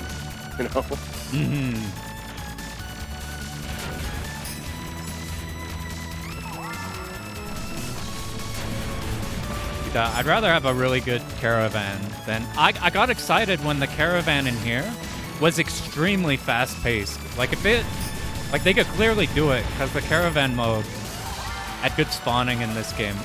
Like, it's non-stop crazy going on. But, I'm like... That's interesting. But it missed out on 2 things. it doesn't have, like, if you kill the wave of enemies, then the next one immediately spawns in. Which, that's, like, what makes Caravan don't so have good. that. Yeah, that's, like, the key. Yeah, yeah. Because yeah, it's yeah, like, for how sure. many That more is the key, enemies can sure. we get? Yeah, that's the whole idea, I think. Like, Yeah. isn't that kind of the defining feature of a caravan mode, is to have that Yeah, happen? that's like, otherwise we're just score attacking one stage over and over again. Yeah, yeah, the whole idea is, yeah, that's like the whole concept, I always imagine. I haven't learned Zero Ranger. Would you learn it on the default mode or the Caravan, like the white, I forget what's called, white vanilla? Is that what the Caravan mode in Zero Ranger is? I had a lot of fun playing Zero Ranger 2-alls for score. I feel like that's, in my experience, the funnest way to play the game is going for score in Zero Ranger. Yeah. But I do wish, that hard mode. I look at that screen and I feel a little sadness that there's no hard mode, because I feel like that's missing. It's like a missing piece of the game, but also the game knows that it's missing. So you're at the menu and it's like, yeah, it's missing, but it could be right here. It could be there. It could be right here. Because I do think that is, my biggest critique of Zero Ranger is that it's missing its hard mode, and the game knows that it's missing its hard mode, so it's kind of like a weird critique, but. Yeah, that's my big critique. It needs its hard mode. How hard's the second loop? Like, to compensate for that? It is harder, but it's not like crazy harder. It's a game that the scoring is fun, but I do think it would really benefit from a harder mode with scoring. Hard mode with scoring, I think that would be amazing. And I know the Zero Ranger players, the moment that comes out and they get that, hopefully it comes out, they're going to be really into it. That'd be cool. Even like one loop, or even like a harder 2-loop too would be cool. Have you? So Yeah, like and this is something I'm a little bit more vocal about now, because back when I was doing reviews a few years ago, I was playing a bunch of hard-ass games all the time, so I wasn't feeling like that void of difficulty. Whereas now, with everything coming out, I do feel it. I feel there's this void of difficulty with shmups coming out now. It's just not, they're not bringing the heat that they once did. Well, I have something to say about that. I've noticed in certain people, as like a side tangent, I'm like an extremely risk-adverse person. So like you see through the strategies I like finding, or like finding the strategies that like turn something that could be a dodge into something like a brain-dead strategy or something like that appeals to me. Whenever I read like a Bog Hog's blog, or like something like on your videos, the most interesting thing to me is whenever you see like a super horseshit enemy, like a really fucked up enemy that has like maybe it's got crazy AI that like outranges you and tries to play around you. Like thinking like the ninja girls in like a Sailor Moon or something. Yes. And- or the dudes in Sailor Moon in the warehouse stage, where their jabs like just barely. You're like, I can reach them. Like a frame outranges them. Like you can outrange them, but it's like barely. Yeah. I know exactly what you're saying. Yeah, the ninja girls too. Yeah, with the sword. Yeah. I don't know if this is a character flaw with me. Something interesting I found is when I get confronted with something like that, my initial thing is like annoyance and, well, fuck, now I gotta learn how to deal with this pain in the ass thing. So it's been really interesting whenever I'll like see Bog Hog like in one of his articles or whatever, be like, yeah, the ninja girls, it's so fucked up the ways they can mess you up. It's awesome. And I'm like, I need to have that perspective more. So like, here's this challenge, isn't that tight? I'll tell you where it comes from, and it doesn't come from us being like god tier players or anything. Where it comes from is basically we've experienced games like Sailor Moon that have that, and trust me, when I encounter that as a player the first time, I'm like, oh, fuck you. What the fuck? That's always your initial reaction, because you're trying to win, and it's trying to stop you from winning. So that's just like a natural reaction of the player. But what ends up happening is once you beat the game, you look back and you're like, that was those ninja girls like added a lot of dimension. And then what happens is when you play other games and they don't have that, because you've experienced it. So then you play other games that don't have it. You feel the absence. You're like, oh, I can just walk through the stages and punch everyone and it's fine. There's nothing kind of stopping me, you know, like I can just exercise my will on this game completely unopposed. And then when you get to the end, it feels so hollow. It feels like a Pyrrhic victory or whatever. It feels completely like the game is flattering you, but it doesn't really care about giving you a good experience. The game's just like, oh yeah, you're so strong, you're so smart, you're so brilliant, but it doesn't really mean it. You know, there's nothing really. It's not really trying to challenge you in any kind of way. So then you start to look back and you're like, okay, what's the missing element? Like, what's the missing stuff? You're like, oh yeah, those enemies like poison and stuff like that kind of challenge you from unexpected angles and kind of force you to adapt to them a little bit. I didn't think about it that way because I'll give you an example as a fellow Dodonpachi player. I'll give you an exact example as a fellow Dodonpachi player. Imagine you were playing Dodonpachi and they re-released it. And you beat Big B, and there is no hibachi. Yeah. You just beat Big B, and the game ends. And you're like, oh, I did it? Okay. I beat him. Question mark? I beat Dodonpachi. But as someone who's fought hibachi and know what that experience is like, and because imagine you play Dodonpachi for the very first time, and there's no hibachi at the end. You'll be like, oh, that was really cool. Like, that was really awesome. Because it's still a great game. But once you know, like, the experience of fighting hibachi and how much dimension that adds to everything else that happens in the game, once he's gone, and you know he's gone, you feel that absence, and you're like, something's wrong. Like, there's something really important that's missing. And that's basically what me and Bog are constantly trying to point out and sort of articulate. Is like, these elements, if you never experience them, you don't miss them because you don't know what it's like when they're there. Yeah. But you feel their absence when they're not there, basically. I was thinking that, like, can you imagine the DDP Stage 5 without the Hell Hallway? It would just be, like, another base stage. And, like... Yeah, it'd just be another stage. It'd be a quite easy stage, right? If you think about it, because you got the intro section. I mean, that's kind of hard and everything, but everything leads into that hallway section. Yeah, it defines the stage so much. Like, it's so interesting, because, like, when I was learning DOJ, my least favorite thing on the planet was the rails in Stage 4, because it's like, I can't plan for this. But would I have it without the rails? It's like, well, then the rest of the stage kind of falls apart, because the rest of it's routable. So it's like, in the moment, I'm like, man, this fucking blows. But then it's like, it's pretty damn cool, though. I had that when learning some things in the speed run I was learning, where you gotta do some, like, egregious shit at some point. But, like, when it works, it's fucking sweet. And you're, like, cheering. Like, I don't like it in the moment, but then in the after, you're like, oh, I thought I'd a bomb. Yeah, exactly. Yeah, like your experience with this final boss here in Truxton Extreme, you know? Where you just speed killed it. Like, okay, we can apply it to this very game, this very stream. You know how you're sitting there and you're thinking like, okay, how am I gonna dodge this final attack? It's got some kind of sweeping thing happening. It's got coverage. It's like a real attack. I gotta think of some kind of strategy here to get around the attack. And then you just speed kill it and the attack never activates and you're like, I guess that was it. Well, I was ready to lock in. None of that needs to happen.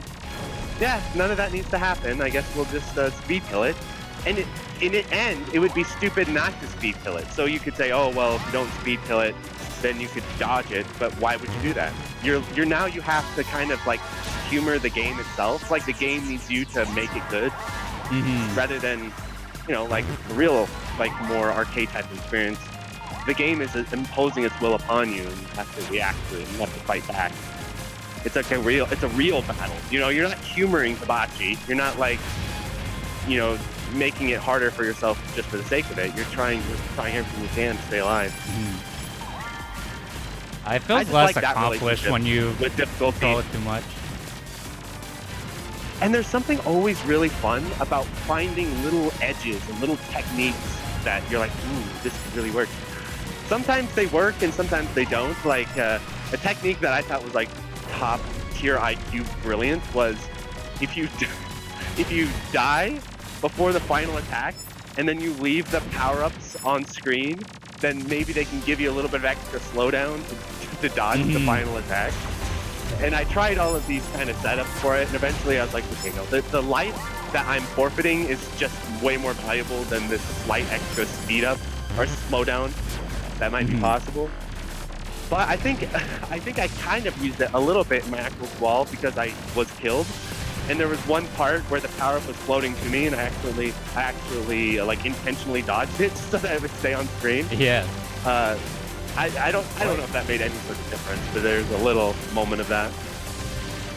You got just knowing that you could like implement that. You see that opportunity happen. Now that you know that's a thing. Yeah. Yeah.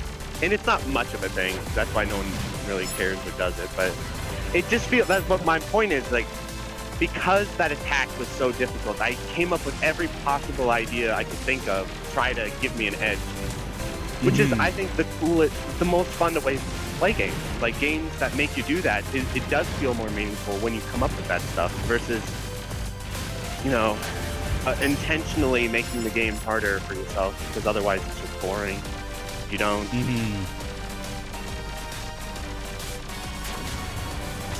Those are way more memorable when you had to come up with the thing. I think I've moved away from a lot of like whatever your standard release is nowadays. Like, let's say you're playing like through the GTA 5 campaign or something, or like a game in that vein, and it's like there's I just tried to bomb against my bullets, or you're trying to those types of games where it's like you're just gonna get through it.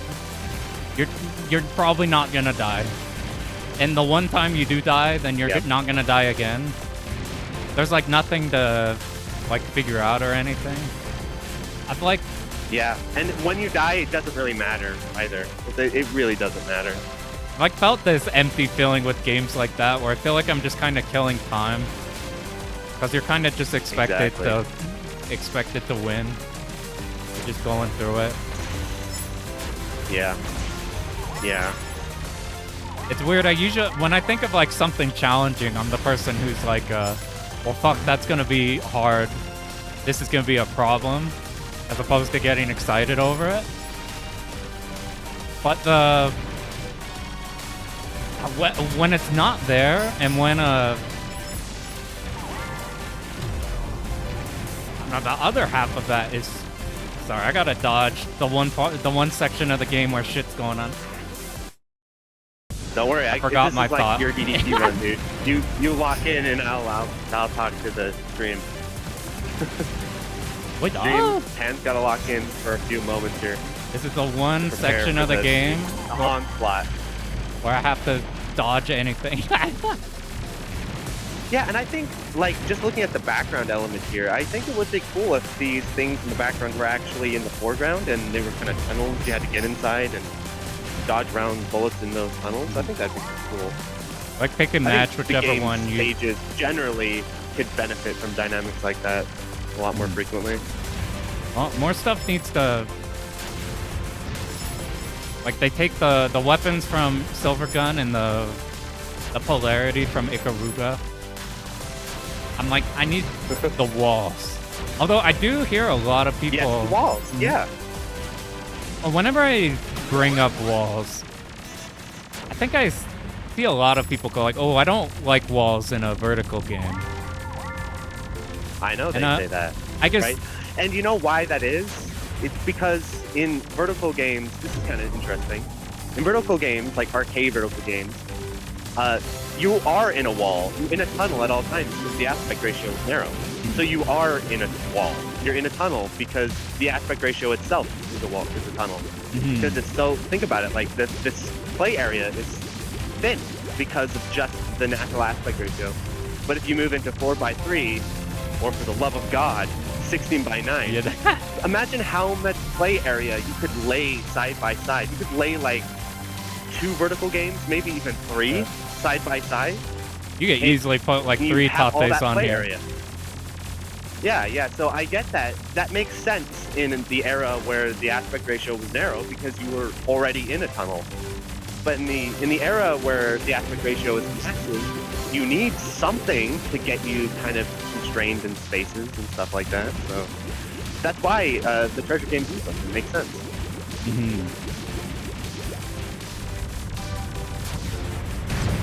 I was thinking about too the idea of like I was saying how like I see some things like I'll see like the DDP Hell hallway and I'm like, ah, fuck. Or like a tough Silk Song enemy that's a pain in the ass flyer or something. And you'd go like, ah, shit, this is a motherfucker to deal with. Yeah. I've been thinking about stuff that initially I used to think were like, oh god, why did they put this in the game? Annoyances. I now look back on and are actually good things. Is once watching the... Fuck, what's the game called? Rain World. The Rain World one you did? Oh, I like yeah. literally everybody. Yeah. Have you played that before?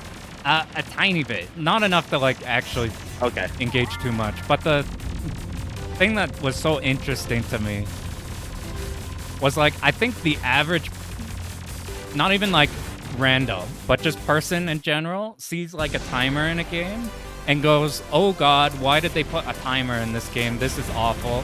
Yeah. Games would be better without the timer. Yeah. And like there's Well, a you know lot what of the ultimate top tier timer is of all time? The auto scroll, my friend. The auto scroll is like a super timer because not only does it have a timer, literal on stage, you know, the stage is on timer. It also pushes your butt forward as it times. It's even like, it's like the ultimate timer is an auto. Yeah, I've been thinking about that too. Like how good auto scroll is. We really underestimate how good. Because imagine shmups, because there are shmups without auto scrolls, and you can always immediately, almost, in all cases I can think of, like break down the stages so ruthlessly because you can just like camp, circle strafe, you know, that. But in auto scrolling shmup, you can't because you're getting pushed into the enemies at all times. You don't have the time to set up something like that. Yeah. Like imagine you're playing the Hall of Hell, for example, right? And it was a run and gun that did an auto scroll. What you could do is you could just step forward, shoot as they spawn on screen, step forward, shoot, you know.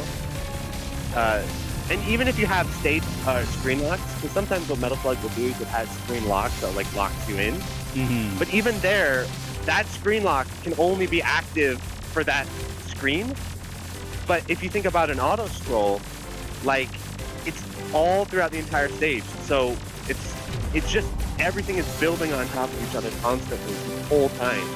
Everything interconnects.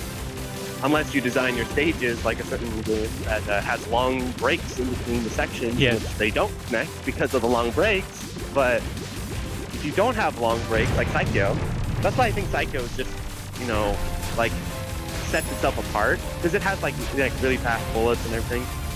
But everything's so laid on top of each other that it all like builds and cascades, and that's what makes it so, I think, so engaging and fun.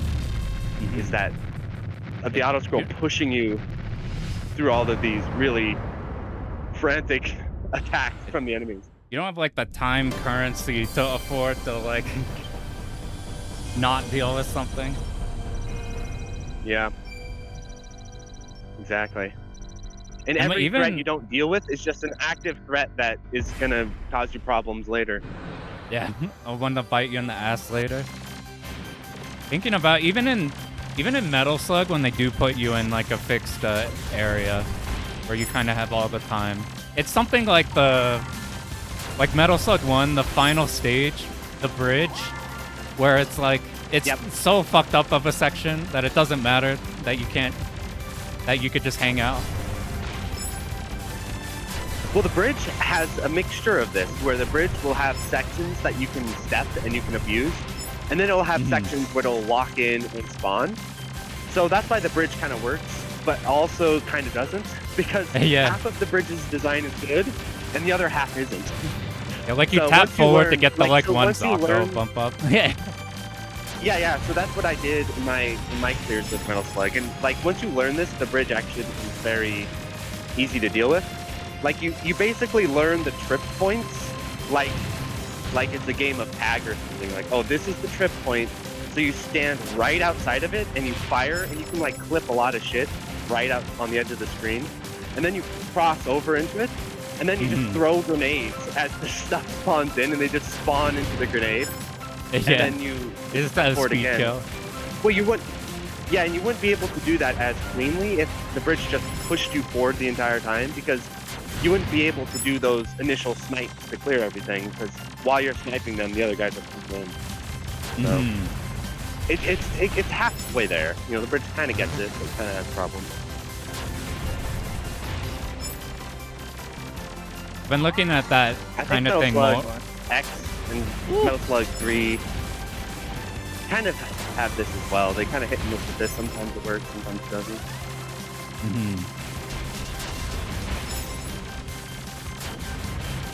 Thinking about that in beat 'em ups, there's like so many places where you just tap like tiny bit. We triggered the one event without triggering the whole event. Yeah. Yeah. Sailor Moon is one of the only ones where you can't do this as much, only because the timer is so strict. You have to like hustle. You have to run. Otherwise the timer is gonna take you out. Right, I got a question about Sailor Moon. That's one of the beat 'em ups that I'm especially interested in. Not just because it's good, but because every single video and stream I have, I've completely ripped the arcade art from the game. So I have to clear the game. I see it right there. I recognize. But dude, Great choice, doing though. Great choice, because that arcade background is awesome. here's what I'm trying to decide though. I will learn how to do the infinite without auto fire in that game. I am fine with doing that. Should I just play it with auto fire? That game has such hard I say so. execution Yeah, just play to with just auto- do an AAAA. Just play with auto fire. It's so hard. Yeah. If you Play with guys auto fire, dude. if you guys haven't seen it, so there's no buffer, there's no like Guilty Gear Gatling, or like Yeah, this isn't where you this just- isn't Twin Galaxies. You can use auto fire. Go ahead. You- use you- auto fire. you have to like the next move won't come out until the last move has hit. So like you constantly, or like if you do your tap timing wrong, then you're stuck on third hit and you're like and take a while to Yeah. get into your fourth Yeah. or whatever. I'm like, dear God, that shit Yeah. I've never had. Like that's probably harder than anything I've done in like Tekken 8. Is just trying to do an AAAA in Yeah. Sailor Moon. Yeah, and the thing about it, though, that kind of balances it with the auto fire is that the timing windows are still really strict when you're auto firing, but what your timing is not matching. You're timing like releasing the button basically. So it's still actually technical, but it's like a rhythmic thing rather than like mash. Yeah. So I really play with auto fire. And, like- love God's hand. That- See your hand. I'm Destruction. I'm like a super. I will do auto fire and everything. I'll do the Ray Force thing where you like turn off auto fire to turn on your own auto fire. I'm fine with that. I think that's the most pushback I've ever gotten on like auto fire. Since that you're doing like extra steps to do more damage, but like I was like with not sure how that was in beat 'em ups yet. I'm like I think I might just do auto fire instead. Yeah, well, the thing about beat 'em ups is no one plays them for score seriously anyway. You know, that I mean, maybe there's some out there that are, but beat 'em ups is like the Wild West. It's just pure Wild West. But with shmups, I feel like that argument, maybe you could apply that argument to like really old shmups where the developers hadn't considered the existence of auto fire or something like that. But when you get into shmups, like auto fire is such a part of the genre that it is a baseline responsibility to the developer to address its existence. Like that's a baseline thing you have to think of. You need a shot limit and all that kind of stuff. I like just having if you make a shmup and you can just annihilate the shmup using auto fire, that's a design failure, I would say, at this point.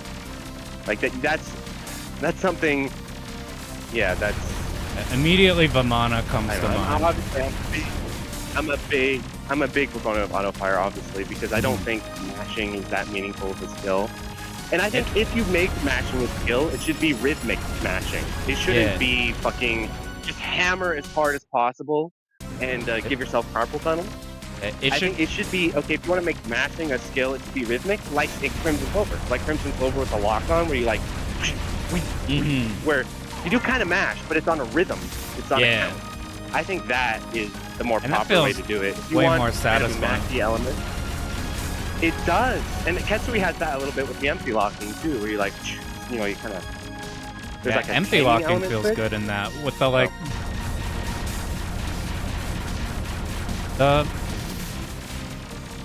I really don't like mashing in anything, but you're right. If it's like, it needs to be something like that, have that element, or have like a.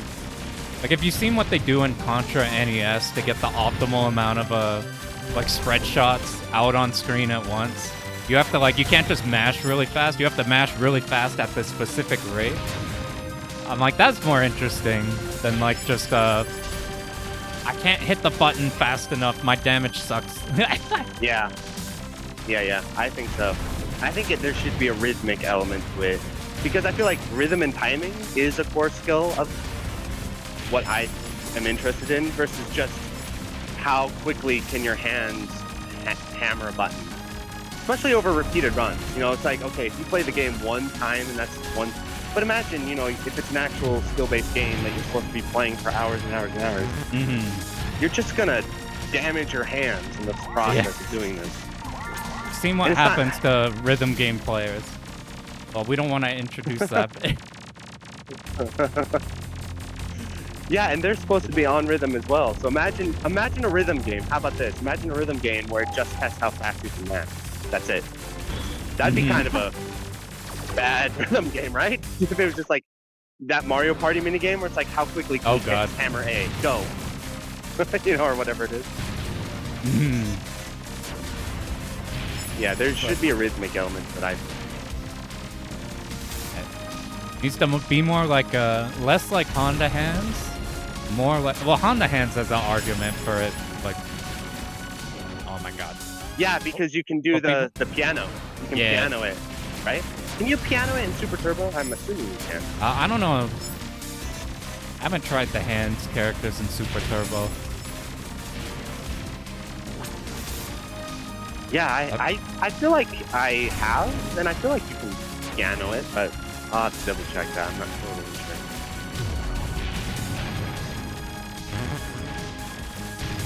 Because I know that's a thing in Third Strike and stuff. Negative edge and pianoing and all that. Yeah. Remember, I think pianoing is a really cool technique. That's like the best version of mashing, probably. I actually would like it if you couldn't mash 100 hands and you had, or 1,000 hands or whatever it is. 100 hands. I'd like it actually if you couldn't mash it and you had to piano it. Like, to get that attack to come out, you'd have to hit the piano correctly.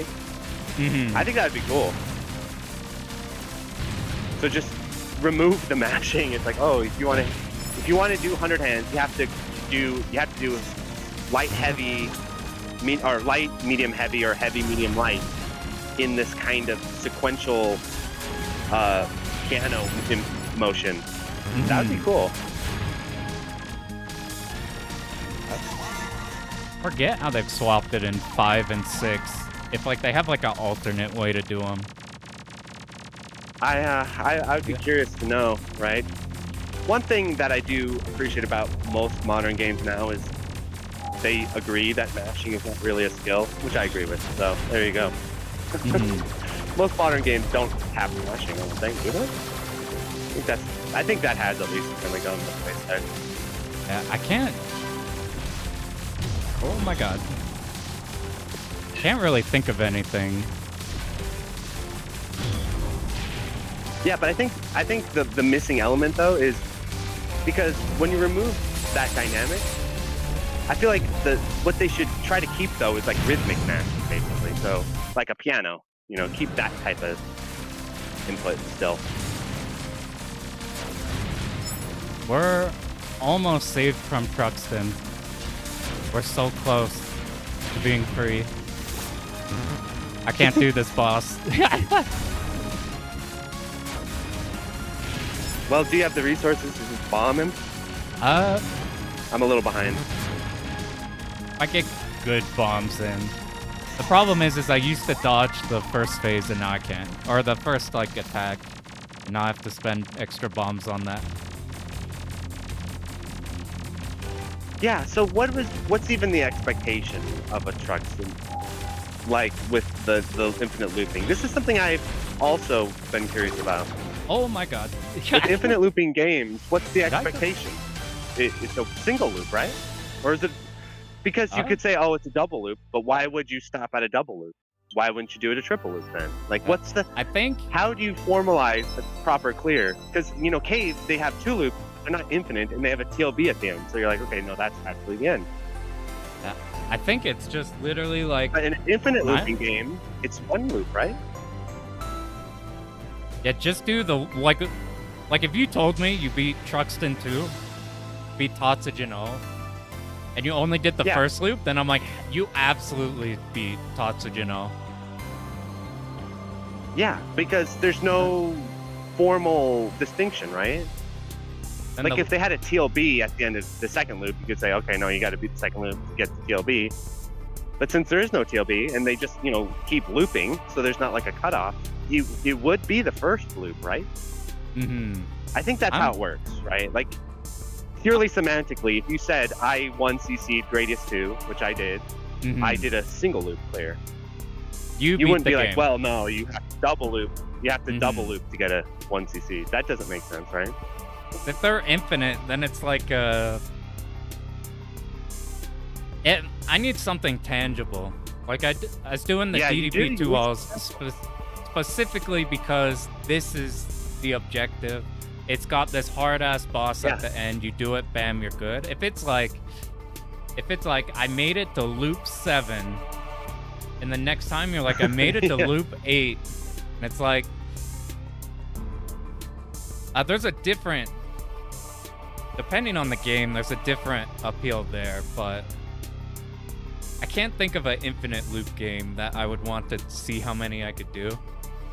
Maybe like Outzone would be interesting, just because the game itself is fun. Just keep going. Yeah, that's where I struggle with infinite loop games, because obviously if you're playing for score, then you just push into the loop as far as possible, and that's the name of the game. But outside of that, you know, I guess you would just play for a single loop clear, I'd imagine. I'm like it. I don't know. Like infinite loop games have a lot of problems if you think about it.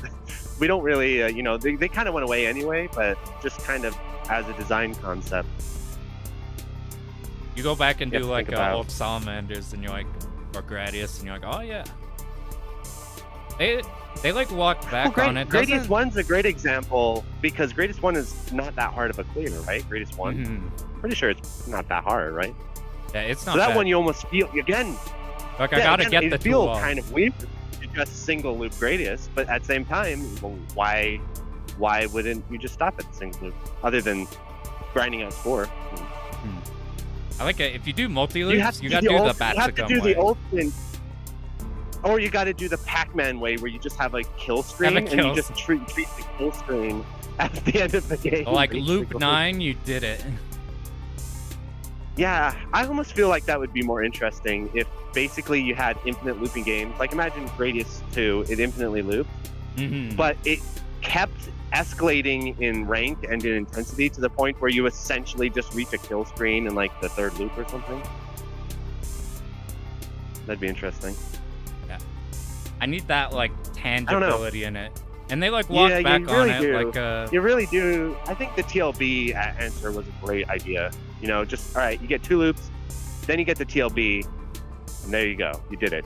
I think that's a great way to do it. And then if you expand upon that, then like now you have an hour of hard ass game to like optimize for score. Yeah, that's plenty of game, right? An hour worth.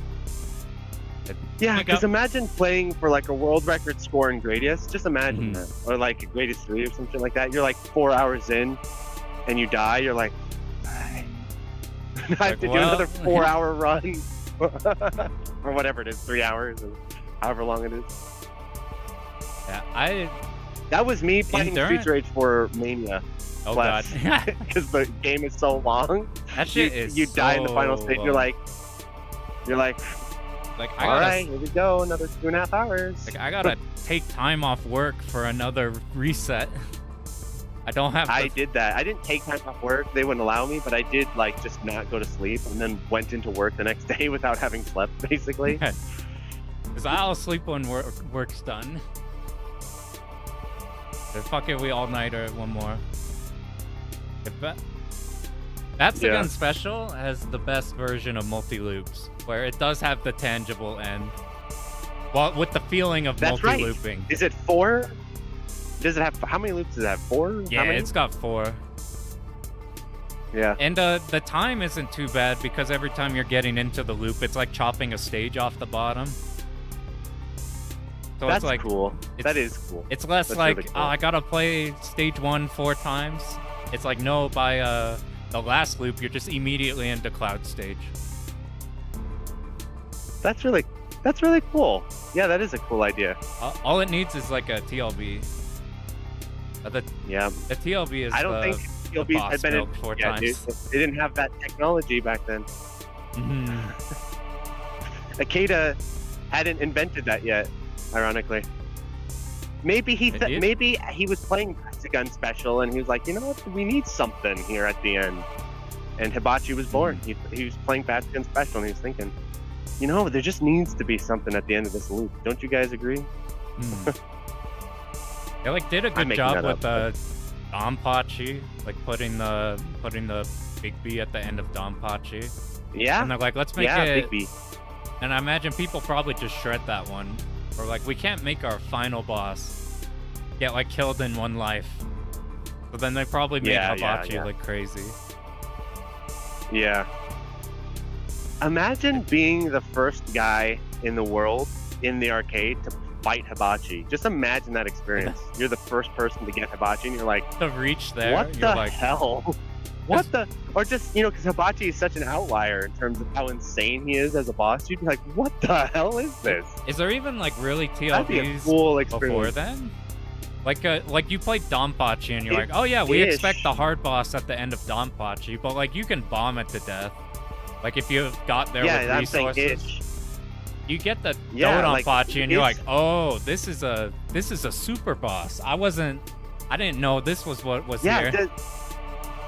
that's a great question. I should know this. Is Hibachi the first boss with a bomb shield? I'd imagine there's some shmup out there with one, right? I'd imagine, but With a bomb shield? that would be interesting. Yeah. I'm like, I can't think of anything where that would even be a concept outside of like before Cave was doing. Yeah. I'm like, none of the Raiden fighters, none of the older school. I feel like we got to keep an eye out on like Taito or some, you know, who knows? They might have come up with something crazy or something. We gotta Mhm. check. We gotta check in and make sure. There's probably one hiding somewhere in there. Yeah. I think the TLBs are great though because they have like the perfect tangible end. Like I probably wouldn't do Yes. the 2 loops if there wasn't like, and now beat this big thing there. A TLB. Yeah, I think so, right? Because the second loop would feel a little redundant. I feel that it's not so bad at Emote because Emote is such a great second loop. Mm-hmm. But I do feel like it is. I'm not. Here's one of those things. Like right now, I'm happy there's no TLBs at the end of it because I want to get the clear. But I feel like once I get the clear, it will feel like you know, maybe they should have had like Baby Doom or something at the end of this. Yeah. You know? Like Doom Emote, where he's not like full Doom, but he's like Baby Doom. You could have even kept it like mostly intact. Like a DOJ Black Label has like the 1 loop mode, and the Hibachi is like full force there. I You know, didn't that's even need- ridiculous. You go from a 1-5 into like bam, fucking welcome to you got to deal with Flying Bee immediately. You're like, holy shit, this is You know so what? much of a step up. You know what game did this kind of an interesting way? What's that? It's kind of impressive. I think if you play Mushi Novice Ultra, so there's a Mushi Novice Ultra. you get Baby Aki. Yeah. I'm pretty sure, right? Yeah, I'm pretty sure, which is pretty fun. You know, like obviously, you know, it's better to have the full difficulty mode, but I think basically that's what I want. Not Baby Aki, but like at the end of a mode, say like Baby Doom, you know, where he's Doom's still there, but he's not like full Doom. Yeah. You know what did that super he good? takes down and on. Is like SDOJ Recomp came out, and I played like the 360 mode with laser, and Hibachi like it's not arcade level Hibachi at all, but it's like it's a Hibachi. You're doing like the Hibachi things, just like toned down a bit, and then fighting like a baby Inbachi. I thought they did that good because it didn't feel like, oh, here's Hibachi, but now it's easy mode. It was like that is Hibachi. That is the washing machine. It's just not as fucked as arcade mode at all. Yeah. I think that's cool. I like you kind of scale the TLB to the overall difficulty, basically. I've been so part of the thing. Well, I got some comic for doing the 2-all or not 2-all. Once he's seen the arcade mode. It's the who is this? Nice. They got a mascot. It's like the little mascot in Danpachi. But yeah. The big thing to get me to do the Dodonpachi 2-alls is I had a stupid video idea to try to rank the Hibachis by difficulty. I love this. I've gotten... That's not a stupid idea. That's a brilliant idea. And I've gotten through most of them, of the mainline ones. I just need B-Storm. But I'm realizing with all the DFK arranges and the mobile port things and all of these other ones, I'm like, oh god, there are so many Hibachis. Okay, you can disqualify mobile ports. You can just say mobile, fuck that. We're not doing mobile. Well, here's the strat. We're gonna do 2 parts. We'll have mainline Hibachi. Just all of the mainline games. Yeah, canon Hibachi. Canonical Hibachi. I'll even chuck in DFK Black Label as its own version of Hibachi. But like, if that's the case, all I need is a B-Storm. And yeah, B-Storm's not that hard. Yeah, I think that's 100% static game. So like, I think Hibachi, you could just memo the route. I almost once DC'd B-Storm just kind of fucking around. And like the trick is you use the energy type and you can like abuse the shit out of it. Yeah, energy is so crazy in that game. You could just insta recharge it a bunch. QQ says it's SDOJ Hibachi harder than DDP. SDOJ Hibachi is fucked. That Hibachi I don't know. Is so hard. No one ever talks about that one because Imbachi exists. So no one ever talks about SDOJ Hibachi. I think so here's the thing. It's like a mystery. I would be genuinely curious to know. No, I have no idea. It's so much How hard harder. Is that one? It's so fucked. I've played like so I got my Hibachi clear like 70-ish hours in, and then I grinded the game for about 40 more hours because I could do like Bath's event thing with the SDOJ. And never once in like those 40 hours did I ever get another Hibachi kill in SDOJ when I was hard grinding it. When we were doing DDP and I was like... Wait, so you have an SDOJ clear where you beat Hibachi? Yeah. That was my second one, I think. The moment I did that, and I committed to doing the rest because that was like the hardest one.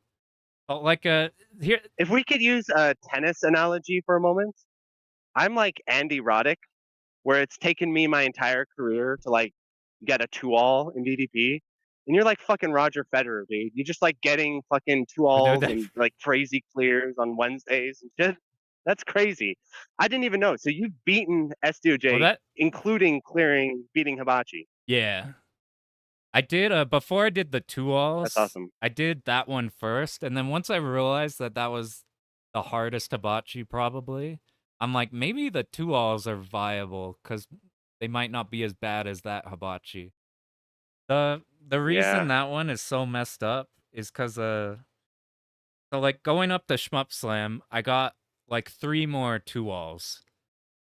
So I've killed like in real runs the DDP Hibachi like 4 times. I have grinded so hard for SDOJ. I can't kill her a second time. It's so hard because It's cursed. with It, with it's like, you know what it is? It's like between run ranks. It like knows that you've beaten it once, so it like ranks up it for the next ranks time. for It knows. sure. The the problem so with DOJ Hibachi itself is really easy because you just do a setup. So it's really just That's what I've heard. it's I've heard that. I Koryu. haven't done it myself. Yeah, it's Yeah. like it. I count though that like gauntlet of Koryu into Flying Bee into Hibachi as like the whole fight. Koryu's fucked up, but Yeah, if you yeah. can dodge the first pattern, then you're set. Flying Bee first pattern is fucked up, but if you can dodge that, you're set and like bomb. And Yeah, if yeah. everything is set up right, you will just kill Hibachi because your setup will get you to washing With the machine hyper. with hyper, and Yeah, with then the hyper. you don't need to get lucky dodges or like game. If things go right, then you will kill Hibachi, and if things don't go right, you can get lucky and accidentally dodge the washing machine for a tiny bit. That's what happened to me. Yeah, yeah. But like and then DDP Hibachi is different. Where Wait, wait, flying wait, wait. Hold on. Mhm. What about in white label? Because isn't your meter gain Oh slower in yeah. white label? Yeah, white label, I just pretend that doesn't exist. That shit is Oh, okay. masochistic as fuck. That's a whole different Hibachi. Oh, You do you the know how same much I'm setup, just but like by the day falling in love with white label more and more. As that insane as that game is. I I feel like after I get black label to all, I want to start Mhm. chipping away at white label, chipping at it Well, like because that game is. it's good. You Whew. just adjust your like adjust the hyper routing and like swap stuff. The problem is like in Black Label, you can die like 3 times and then still make it to Hibachi with the correct amount of resources. So you have like leeway. You die Yes, on yes, 2-4 rails, who cares? You die at the 2-5 hexes, you're fine. But White Label, the moment yeah. you're in loop 2, you can no longer have They take any fuck up. everything. You have Yeah, nothing, and you need everything that you do get. You cannot afford any fuck up.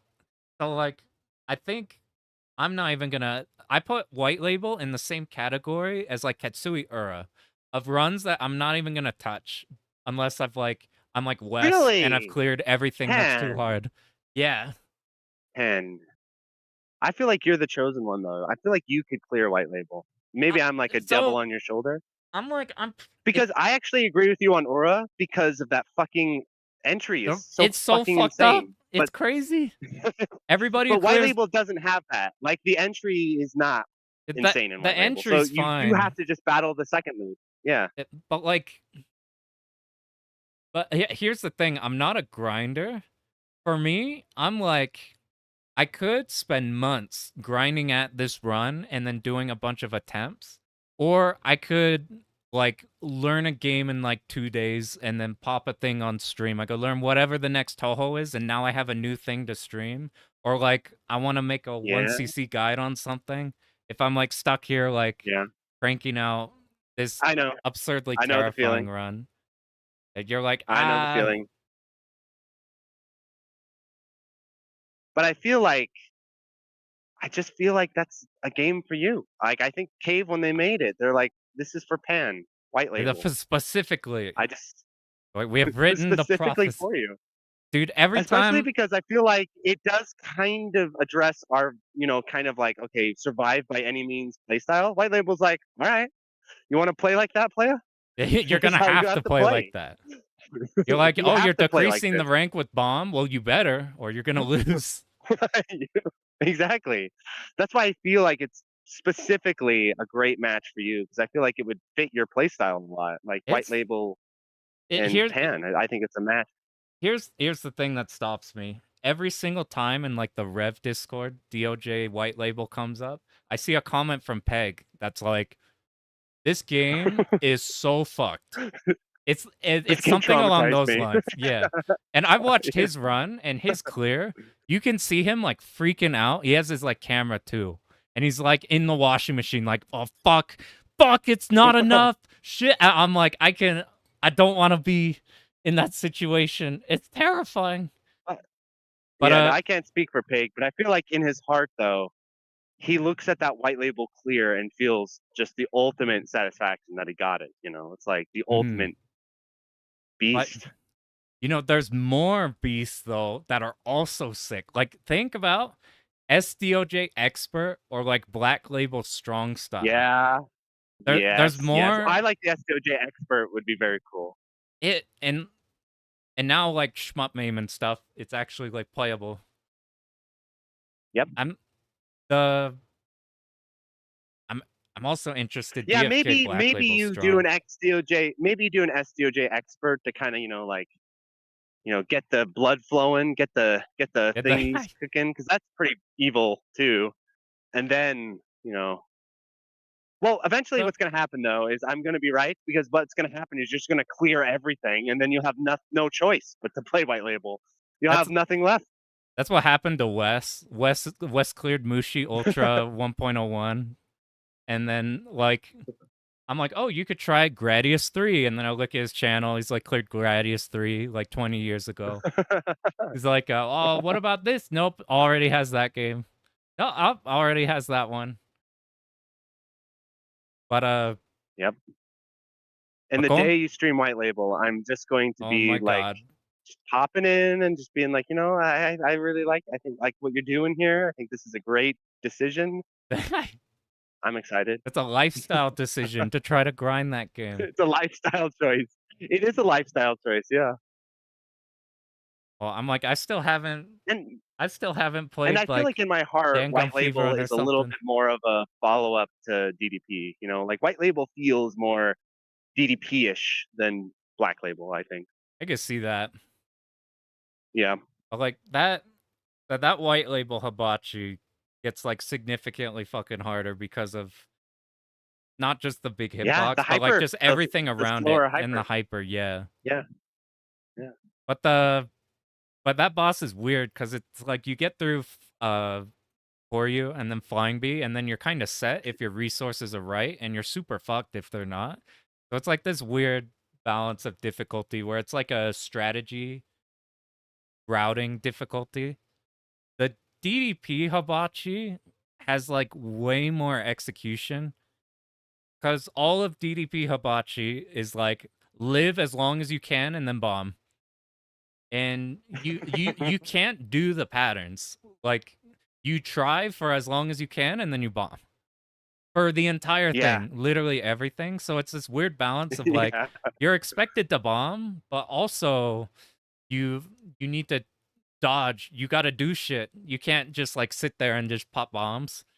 You're like you got to do Yeah. things And or else what I love about my favorite hibachi will probably always be DDP hibachi, maybe because of like sort of personal nostalgia for it and all that. But one thing I do really love about it is that the dodges are all viable enough that you should yeah. attempt them, but because they can be dodged. Like you watch W2N and stuff, you're like, look at him go, he's dodging them, he's Mhm. dodging them. But then you as a human being try to do this and you're like, holy shit, this is fucking nuts. But when you That's get a little, like, even when you get kind of deep into a pattern, you're like, and you only need that one bomb to line up with the cancel, you're like, yes, did it. mhm. Feels so good. No, the one That pattern though that I think that is the most dodgeable is the one where it drops like the pink popcorn lanes and you go in between those. yeah. I think that one is the most You like, I love if that. you have to focus on learning one, learn that one, because I think that one is the most dodgeable. Mhm. I kind of like the bullshit random one where the Zakos come in Yeah, and I like like that one wall too. you. Cause like as often as it Yeah, I walls like that one you, too. sometimes it doesn't. And sometimes it doesn't for a really Yes. long time. And you're like, oh man, I Yeah. lasered this entire Yeah. pattern. It's fucking awesome. Yeah. I know. I know. But so like And guess what? I'm pretty sure with shot types, you can't pierce them, so you have to oh like shit. laser through the Zaco. Oh god. You probably just flash shot on the Zako right away. You're like, there's no way we're getting through. But like Oh, I that's a you good can point. Actually, I should try that. I should try that. just like flickering it whenever the spawn times are I'm generally I'm around. going. I'm really tempted to come back to DDP and just grind out a CS duel, Mhm. just for the.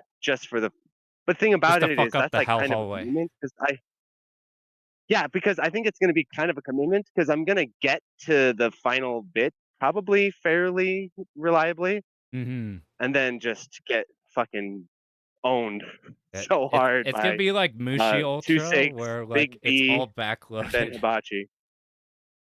Yeah, Like we I think make the that's the rest easy CS to experience. overlook that. But the Yeah, yeah, the thing you feel about DDP Hibachi, where it's like I can reasonably dodge stuff, even though I probably will bomb things in that. yeah, SDOJ Hibachi, you need to not bomb the patterns, and you are not going to dodge the patterns. There is no leeway pattern. There's no, with SDOJ Hibachi, there's no DOJ Hibachi where it's like, we got a setup or this pattern, we could do things here. It's like, no, we have to dodge this, but we have to bomb it because it's too hard to dodge reasonably. But if you bomb it, she gets a bomb shield and she's going to rotate back to her incredibly fucked patterns. So, like, she's got 4 patterns in yeah. phase 1. The first 2 drain all of your resources, and you can't drain your resources because you need damage. Because if you make it back around, which you probably will unless you're playing like a god, then you loop back to the patterns that drain your resources again. It's like you basically lose like a life or 2 from the first 2, and then God help you have to just do your best on super hard pattern 3 and 4. And then if it loops back, then you're like, oh, there's another life lost before we actually get to the ending pattern. And then the ending pattern, without they balance that ship for the EX ship, I swear. It is so hard to dodge the DDP pattern in a, like the recomp came out and I was messing with the EX ship with the smaller hitbox fighting the same Abachi in Yeah. SDOJ. And I'm like, whoa, I can move because the input lag is less. And then I tried playing not Yeah. the expert ship, and I'm like, nope, I'm still getting hit by every single one of the DDP Hibachi patterns before the washing machine. And if you get hit during that pattern, Damn. then it gets a bomb shield on the only vulnerable point, and you can't dodge the washing. I'm like, I have a lot of. I think that's one of the best hibachis, the SDOJ one. But that one is Yeah, like that sounds really traumatizing. good. That sounds really It's good. really Yeah. good. It's SOJ also is so fucked. fucking cool. And it's really cool that SDOJ is like the final cave shmup because they didn't go out on like a weak ass game. They went out on a real heater, Oh which yeah. I really like. Yeah. They didn't even just Like go like we I'm finding over time that I like SDOJ a lot more than DFK. I'm finding that Mhm. I prefer it quite a bit more. I really like it. Especially now without the lag, dude. Without the It's lag, you're like, beautiful. damn, this game goes hard. You could Yeah. do dodges. Hey, see you later, Trixie. Appreciate you popping in. The Without the lag, you can so I called SDOJ like the developers were like, we're going back to a pure dodging experience. And I don't think SDOJ Yeah. is a pure dodging experience. It's a routing game. Because you get clipped by everything everywhere. But like Yeah, yeah. now that we can move around, if your route fucks up somewhere, then you can do a dodge. I'm like, what is this feeling? I could fix things by I know. dodging. Yeah, it's like you got a fucking speed upgrade when they remove the input lag. It's like, oh, your ship went from a siege tank to Yeah. a speed bike. You're like, whoa, I'm not like checkmated by like being here now. You're like, whoa, I could do things. I'm like, I can't believe how much that I think the input lag going away in that game jumped up my opinion of SDOJ like a shit Yes, ton. me too. It's either Me too. like Yeah. I think I like DOJ best or like DOJ or DDP are in the top 1. And then like I know. I SDOJ feel that is way right too. I love outside. DDP a lot, but every time I play DOJ, I'm like, but I love this one too. You know, they're both so good. You know, I like DDP the most, probably for just personal connection, but DOJ is so close because it's such a Mhm. good game. Yeah. And, And uh, Ketsui too. I feel that way about Ketsui too. I'm like, ooh, these three, I just love them so much. It's just mhm. Like really, you know. like I need more cave era games from like that time. So like 2004 or something. Yeah, that era was so good. I feel like SDOJ kind of recaptures that a little bit though. That's why I really like it. It Kind of it brings does. back that energy. Yeah. I talk about things feeling like a lot of cave routing either feels like a Mushi Futari routing, DOJ routing, or like the older one. Yeah, yeah. I think I don't know. There's something about the routing in DOJ I really enjoy, and it's the same exact feeling in SDOJ. I mean, they're like it's in the name, but like Yep. But like when Dodonpachi Resurrection plays nothing like DDP, so no, it sometimes has names are misleading. it does do more of the here's a shit ton of enemies. I've always felt like DDP is closer to like a Bat Rider or Rising style of like stage design, Yeah, where they're Grega. like, here is Grega. like Yeah. here is this entire ass area. Now you need to like here's this sandbox. Now you come up with how you're gonna deal with it. Yes, yes. Yeah, Well, I do DOJ is a know lot that more linear. DDP. Yeah, yeah. I do know that DDP was heavily inspired by Grega, where Akeda looked at that game and he's like, You looked at this finals. is a game. You looked at you looked at the stage after Cloud stage of Garaga where you get the tank rushes for the whole thing, and he's like, "We're gonna Yeah, make this. yeah, yeah. We're gonna make this all of DDP stage 5 and 6." That's gotta be Yes, his favorite section factory of that. stage all day. Yeah, the factory stage for sure. That- That's my And next. you know he loves Blackheart because he put Blackheart in DDP. He's the stage 1 mid boss. Oh yeah. But if only you could point blank Blackheart and kill it before it could duel. Yes, Blackheart is such yes. a Only. yeah. So I went through Batrider and Garaga doing like bitch routes and looking at scoring of like especially like Batrider is super crazy how much detail they put into the boss milks in the game. Like if you play Yeah. Batrider stage 1, you hold your shot button and the stage 1 boss dies really fast. And then they're like, well, if you want to engage in score, now there's 9,000 phases and parts based off when you blow shit off that all do different things based off which ones are active here. And they swap phases after certain periods of time. I'm like, holy shit, they put Yeah. so much gameplay work into these that like your not score player is probably just gonna just kill the boss and then move on. It's it's so interesting to me now, like looking at what those are like for score.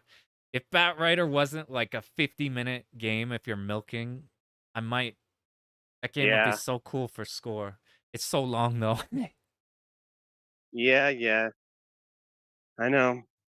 That's it. I think don't you think like Futari kind of finds that balance really well where you have like some scoring milk stuff but it's not like too excessive? hmm Butari nails the time on it. Yeah. Like like doing the I did the god mode run whatever. I was doing like mild scoring. And it's like such tightly packed. I can't when I think of like scoring a 2-all game is kind of terrifying or scoring like a game that's especially long cuz you're milking it. Yeah. Like Yeah. a compare Like Esperate or something. yeah. Doing like you let Batrider like 50-minute game, you're getting all the extra bosses. The milks are crazy because there's so many phases if you don't just insta kill the bosses. And then you get like in Bach Raid. Bach Raid is really fast. The score runs of that are really fast, even with the boss milking. Wow. Wow. Because you're bombing the whole all the stages. You're bombing the shit out of the bosses. Yeah, To yeah. keep your chain up, you're bombing them. So you can't keep the bosses alive very long in that game, like you can in Batrider Garaga, because you need to keep the chain. Right, right. Do you think Bach Raid scoring might be the greatest thing ever, or would it be miserable? Because if you drop a chain and now your extend timings are different, are you just completely screwed? Or is I it don't like know. the Is it greatest kind of game like ever? a long game? Well, is it kind of like Gwange, where Gwange you keep the chain throughout the entire game, even between stages? No, Is it like that kind of? it's closer to Ketsui Danpachi chains, where you're just like, here's this Okay. section, and we keep it going as long as we can, but they're not like stage-long chains or anything. So like I'm like, I keep looking at that game for score. It's like calling to me in a weird way. But the thing that would get me off it is if it's like, if I make one error in scoring, do I have to reset or else the whole run is dead? I don't know. I don't know. Can you recover the next stage or no? That's what I don't know until you get your hands on it. The reason I say this is because Yeah. like, what if you're supposed to get to, let's just random number, 60 mil at this point, but instead I messed up my milk and I'm now at 58 and a half. Because the extends are based off that and your score is heavily chained to because you're dying to do your chain, does it just not Uh-huh. work anymore? Because like you're like, oh, I'm an Oh, I extend think what would behind. you do? I think what you would do is you would do a sort of trying to how I would explain this, like a sort of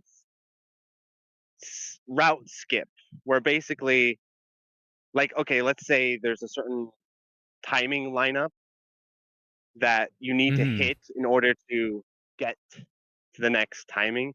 You would just reroute to sort of miss out, but then get Oh, back that makes on route sense. again. Yeah, yeah. So basically, there you'd forfeit a suicide somewhere and just lose that point Hmm. bonus, but then you'd Then you're land back back on on the route. route. That makes so much Yeah, I think that's what sense. you would do. Yeah, Futari yeah. has So I that don't think a it'd be that bad. Futari has that in like God mode, where it's like if you didn't make the 30K or whatever your target gems were, then you just don't do that section and then score the next upcoming one or something like Yeah, that. yeah. I think that's what you'd do. So probably it's not that It's like I imagine like I'm thinking like I did Escaluda for score, and if you get your gems off, then it's like then you just don't do the score section. You kill those enemies like normal, and now you have gems, and now you're back with just a point yeah, loss as opposed to a reset. yeah, yeah. I think it's kind of like when you're playing Garega and you accidentally die earlier than you need to, and so it kind of throws off your route. But if you kind of like adjust and readjust, you can kind of squeeze back onto route. I think it's Yeah. going to be kind of like that. That's the big revelation I had with the Yagawa stuff. Like just jumping into Batrider and Garaga pretty recently was I thought those games were gonna be like if I die in the wrong place, then all of this complicated fucking Garaga math spreadsheet now falls apart and now all your numbers are off and your rank is turbo fucked. But instead, what it is it's just like, well, I was planning to die on stage 4 boss because I died in Yep, stage 3, I just won't die on stage 4 boss now. I don't need to die there exactly. anymore. It's almost like you have Yeah, yeah. leeway because of the rank. You And do. realizing You do have that, I'm like, leeway. Yeah, wait a minute. yeah, Wait, I'm starting to get it now. I think I get why yeah. It people feels like like these games. yeah. I feel like when you're playing Grega for 1CCs, it's quite a different experience than playing like a cave dwell because especially with the fucking loop requirements in Ketsui, where Or you that get to a certain point, like you've used five, points or whatever it is, like loop points, you use five, and you're beginning stage, the final stage, you're like, okay, I'm probably fucked, but I'll Mhm. try. It's possible, but I'm probably fucked. Like it's never over until you're dead. Basically, Mhm. you're never truly out. You can always recover somehow if you just That's a hang in there. I like that feeling a whole lot because there's been a bunch of games where I'm like, maybe they're not that hard, but like you route the whole thing, and if your route goes fine, then you just kill the game. But if like any little thing goes wrong, and then like your whole route just completely tumbles, and you're like, I guess it's over now. Having that like we can Yep, afford yep. or like adjust on things, I'm like, oh, it's beautiful. I was that's like I was trying to I was trying a Toho game. I was trying 11, and there's a that game ties your bombs to your shot power, and whenever you get to your final life, they give you a full power-up item. So I found this route where you play the entire game at only 1 life, and you constantly suicide during it because you can bomb every single boss in the game in every single hard section. Suicide, get your full power up again, and by the time you need to suicide again, you have built the next extend. But it was so tightly routed that you have to absolutely have literally everything go to plan. Every single, you cannot be slightly off, or else your resources don't work, and then your suicide routing's all dead. And it's not like you could sack a life. You only have the 1 life. So if you miss like 1 life piece or weird thing anywhere, or you can't afford to be tagged anywhere, it turned what was supposed to be a strategy where you completely shit on the game because you don't have to deal with any bosses in Toho of all games. You just bomb, and that's it. And it turned it into like horrifying because if you do anything slightly off, then you're so toasted. Your whole run is completely dead. There's literally nothing Yeah. you could do. Yeah. So like now after doing that, Yeah. and I'm like, dear God, that was horrifying. Then you go to like Garaga. I'm like, oh no, this is gonna be terrifying. And then you die, and then you're like, oh cool. I needed to die, but I guess I just died here, so I guess we Yep. roll with it.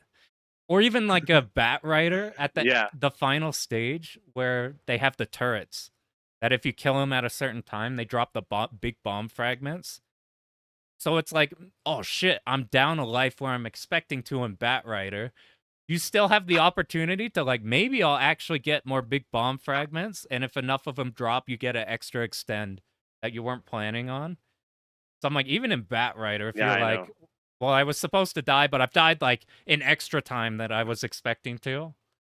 It's like, oh, I could still be in there. I could get this extra extend I wasn't expecting. Like, I value that leeway so much now.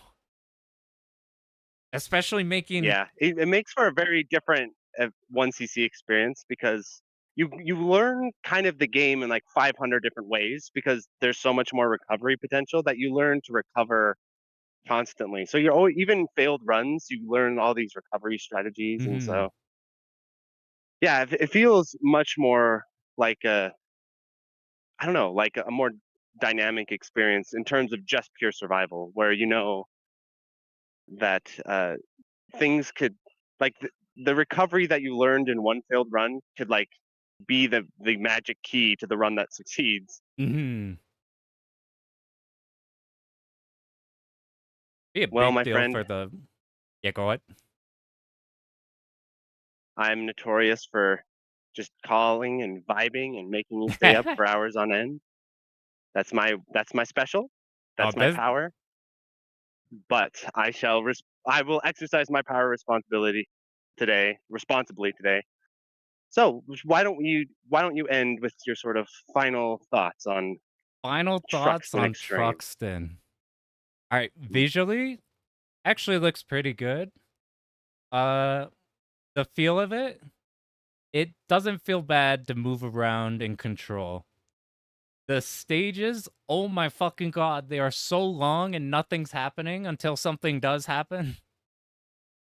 Dear Christ, dear fucking God. It is so long. And I'm like, I'm sure Truxton 1 and 2 have like, they're gonna have dead air, but like, there's a lot of dead air. Yeah, I went into this thinking Yeah, it I would know. be complete Kusoge. It's not Kusoge at all.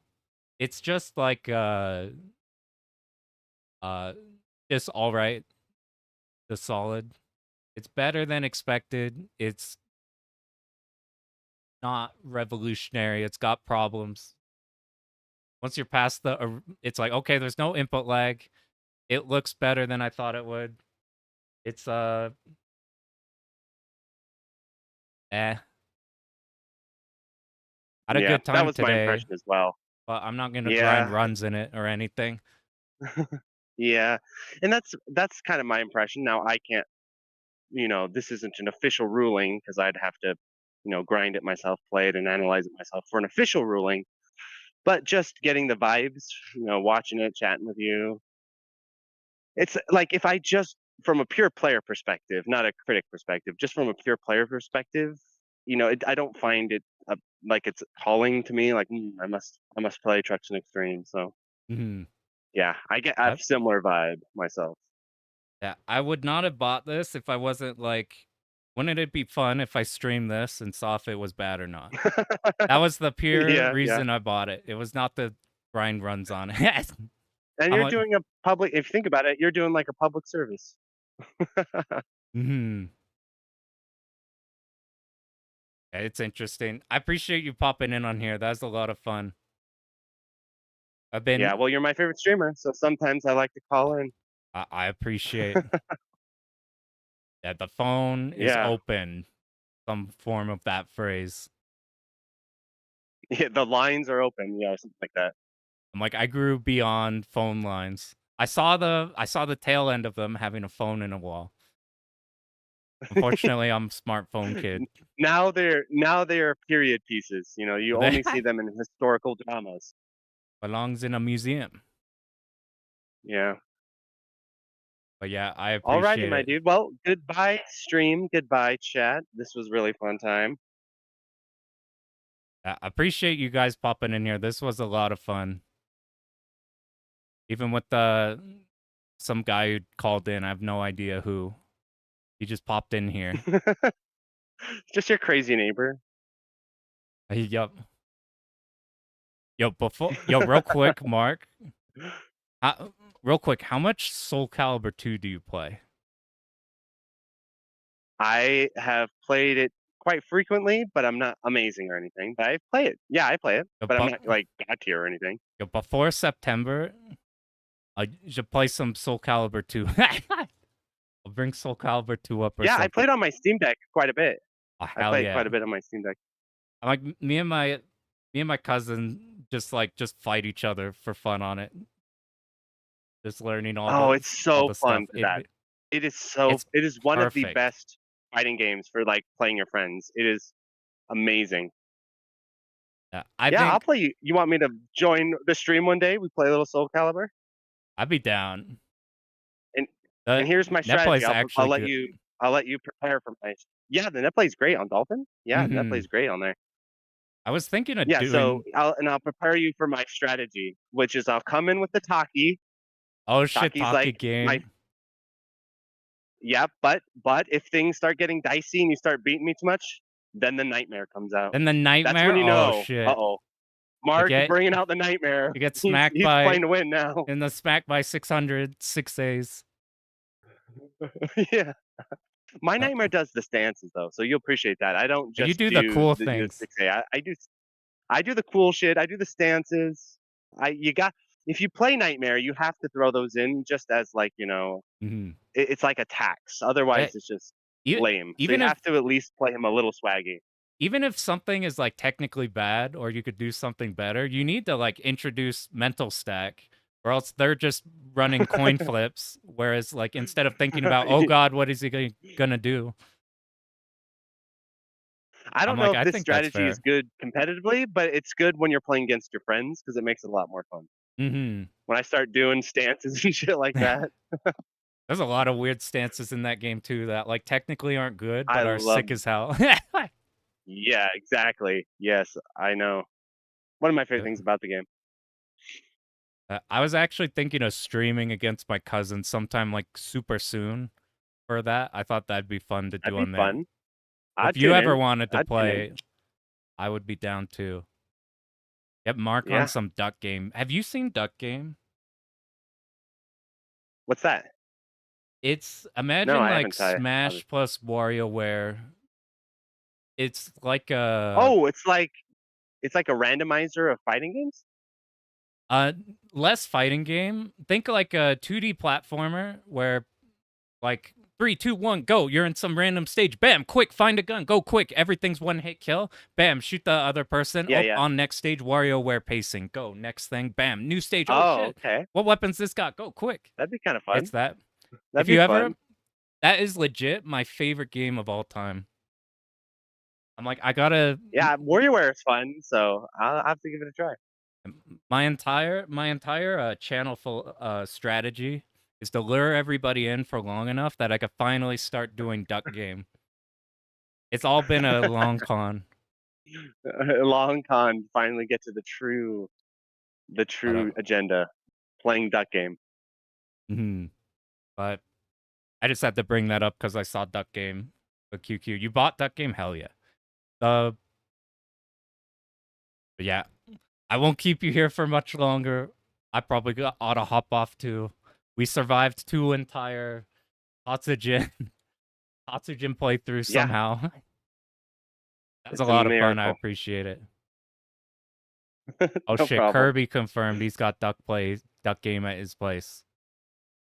Okay, I'll We're play it set. there when we go meet up there. I'll play it there. Okay, perfect. That'd actually be the best. All right. This has been super fun, everybody. Alrighty. Appreciate. Yeah. This one was a blast, and thanks a ton, Mark. Adios, everyone. I'd see you guys.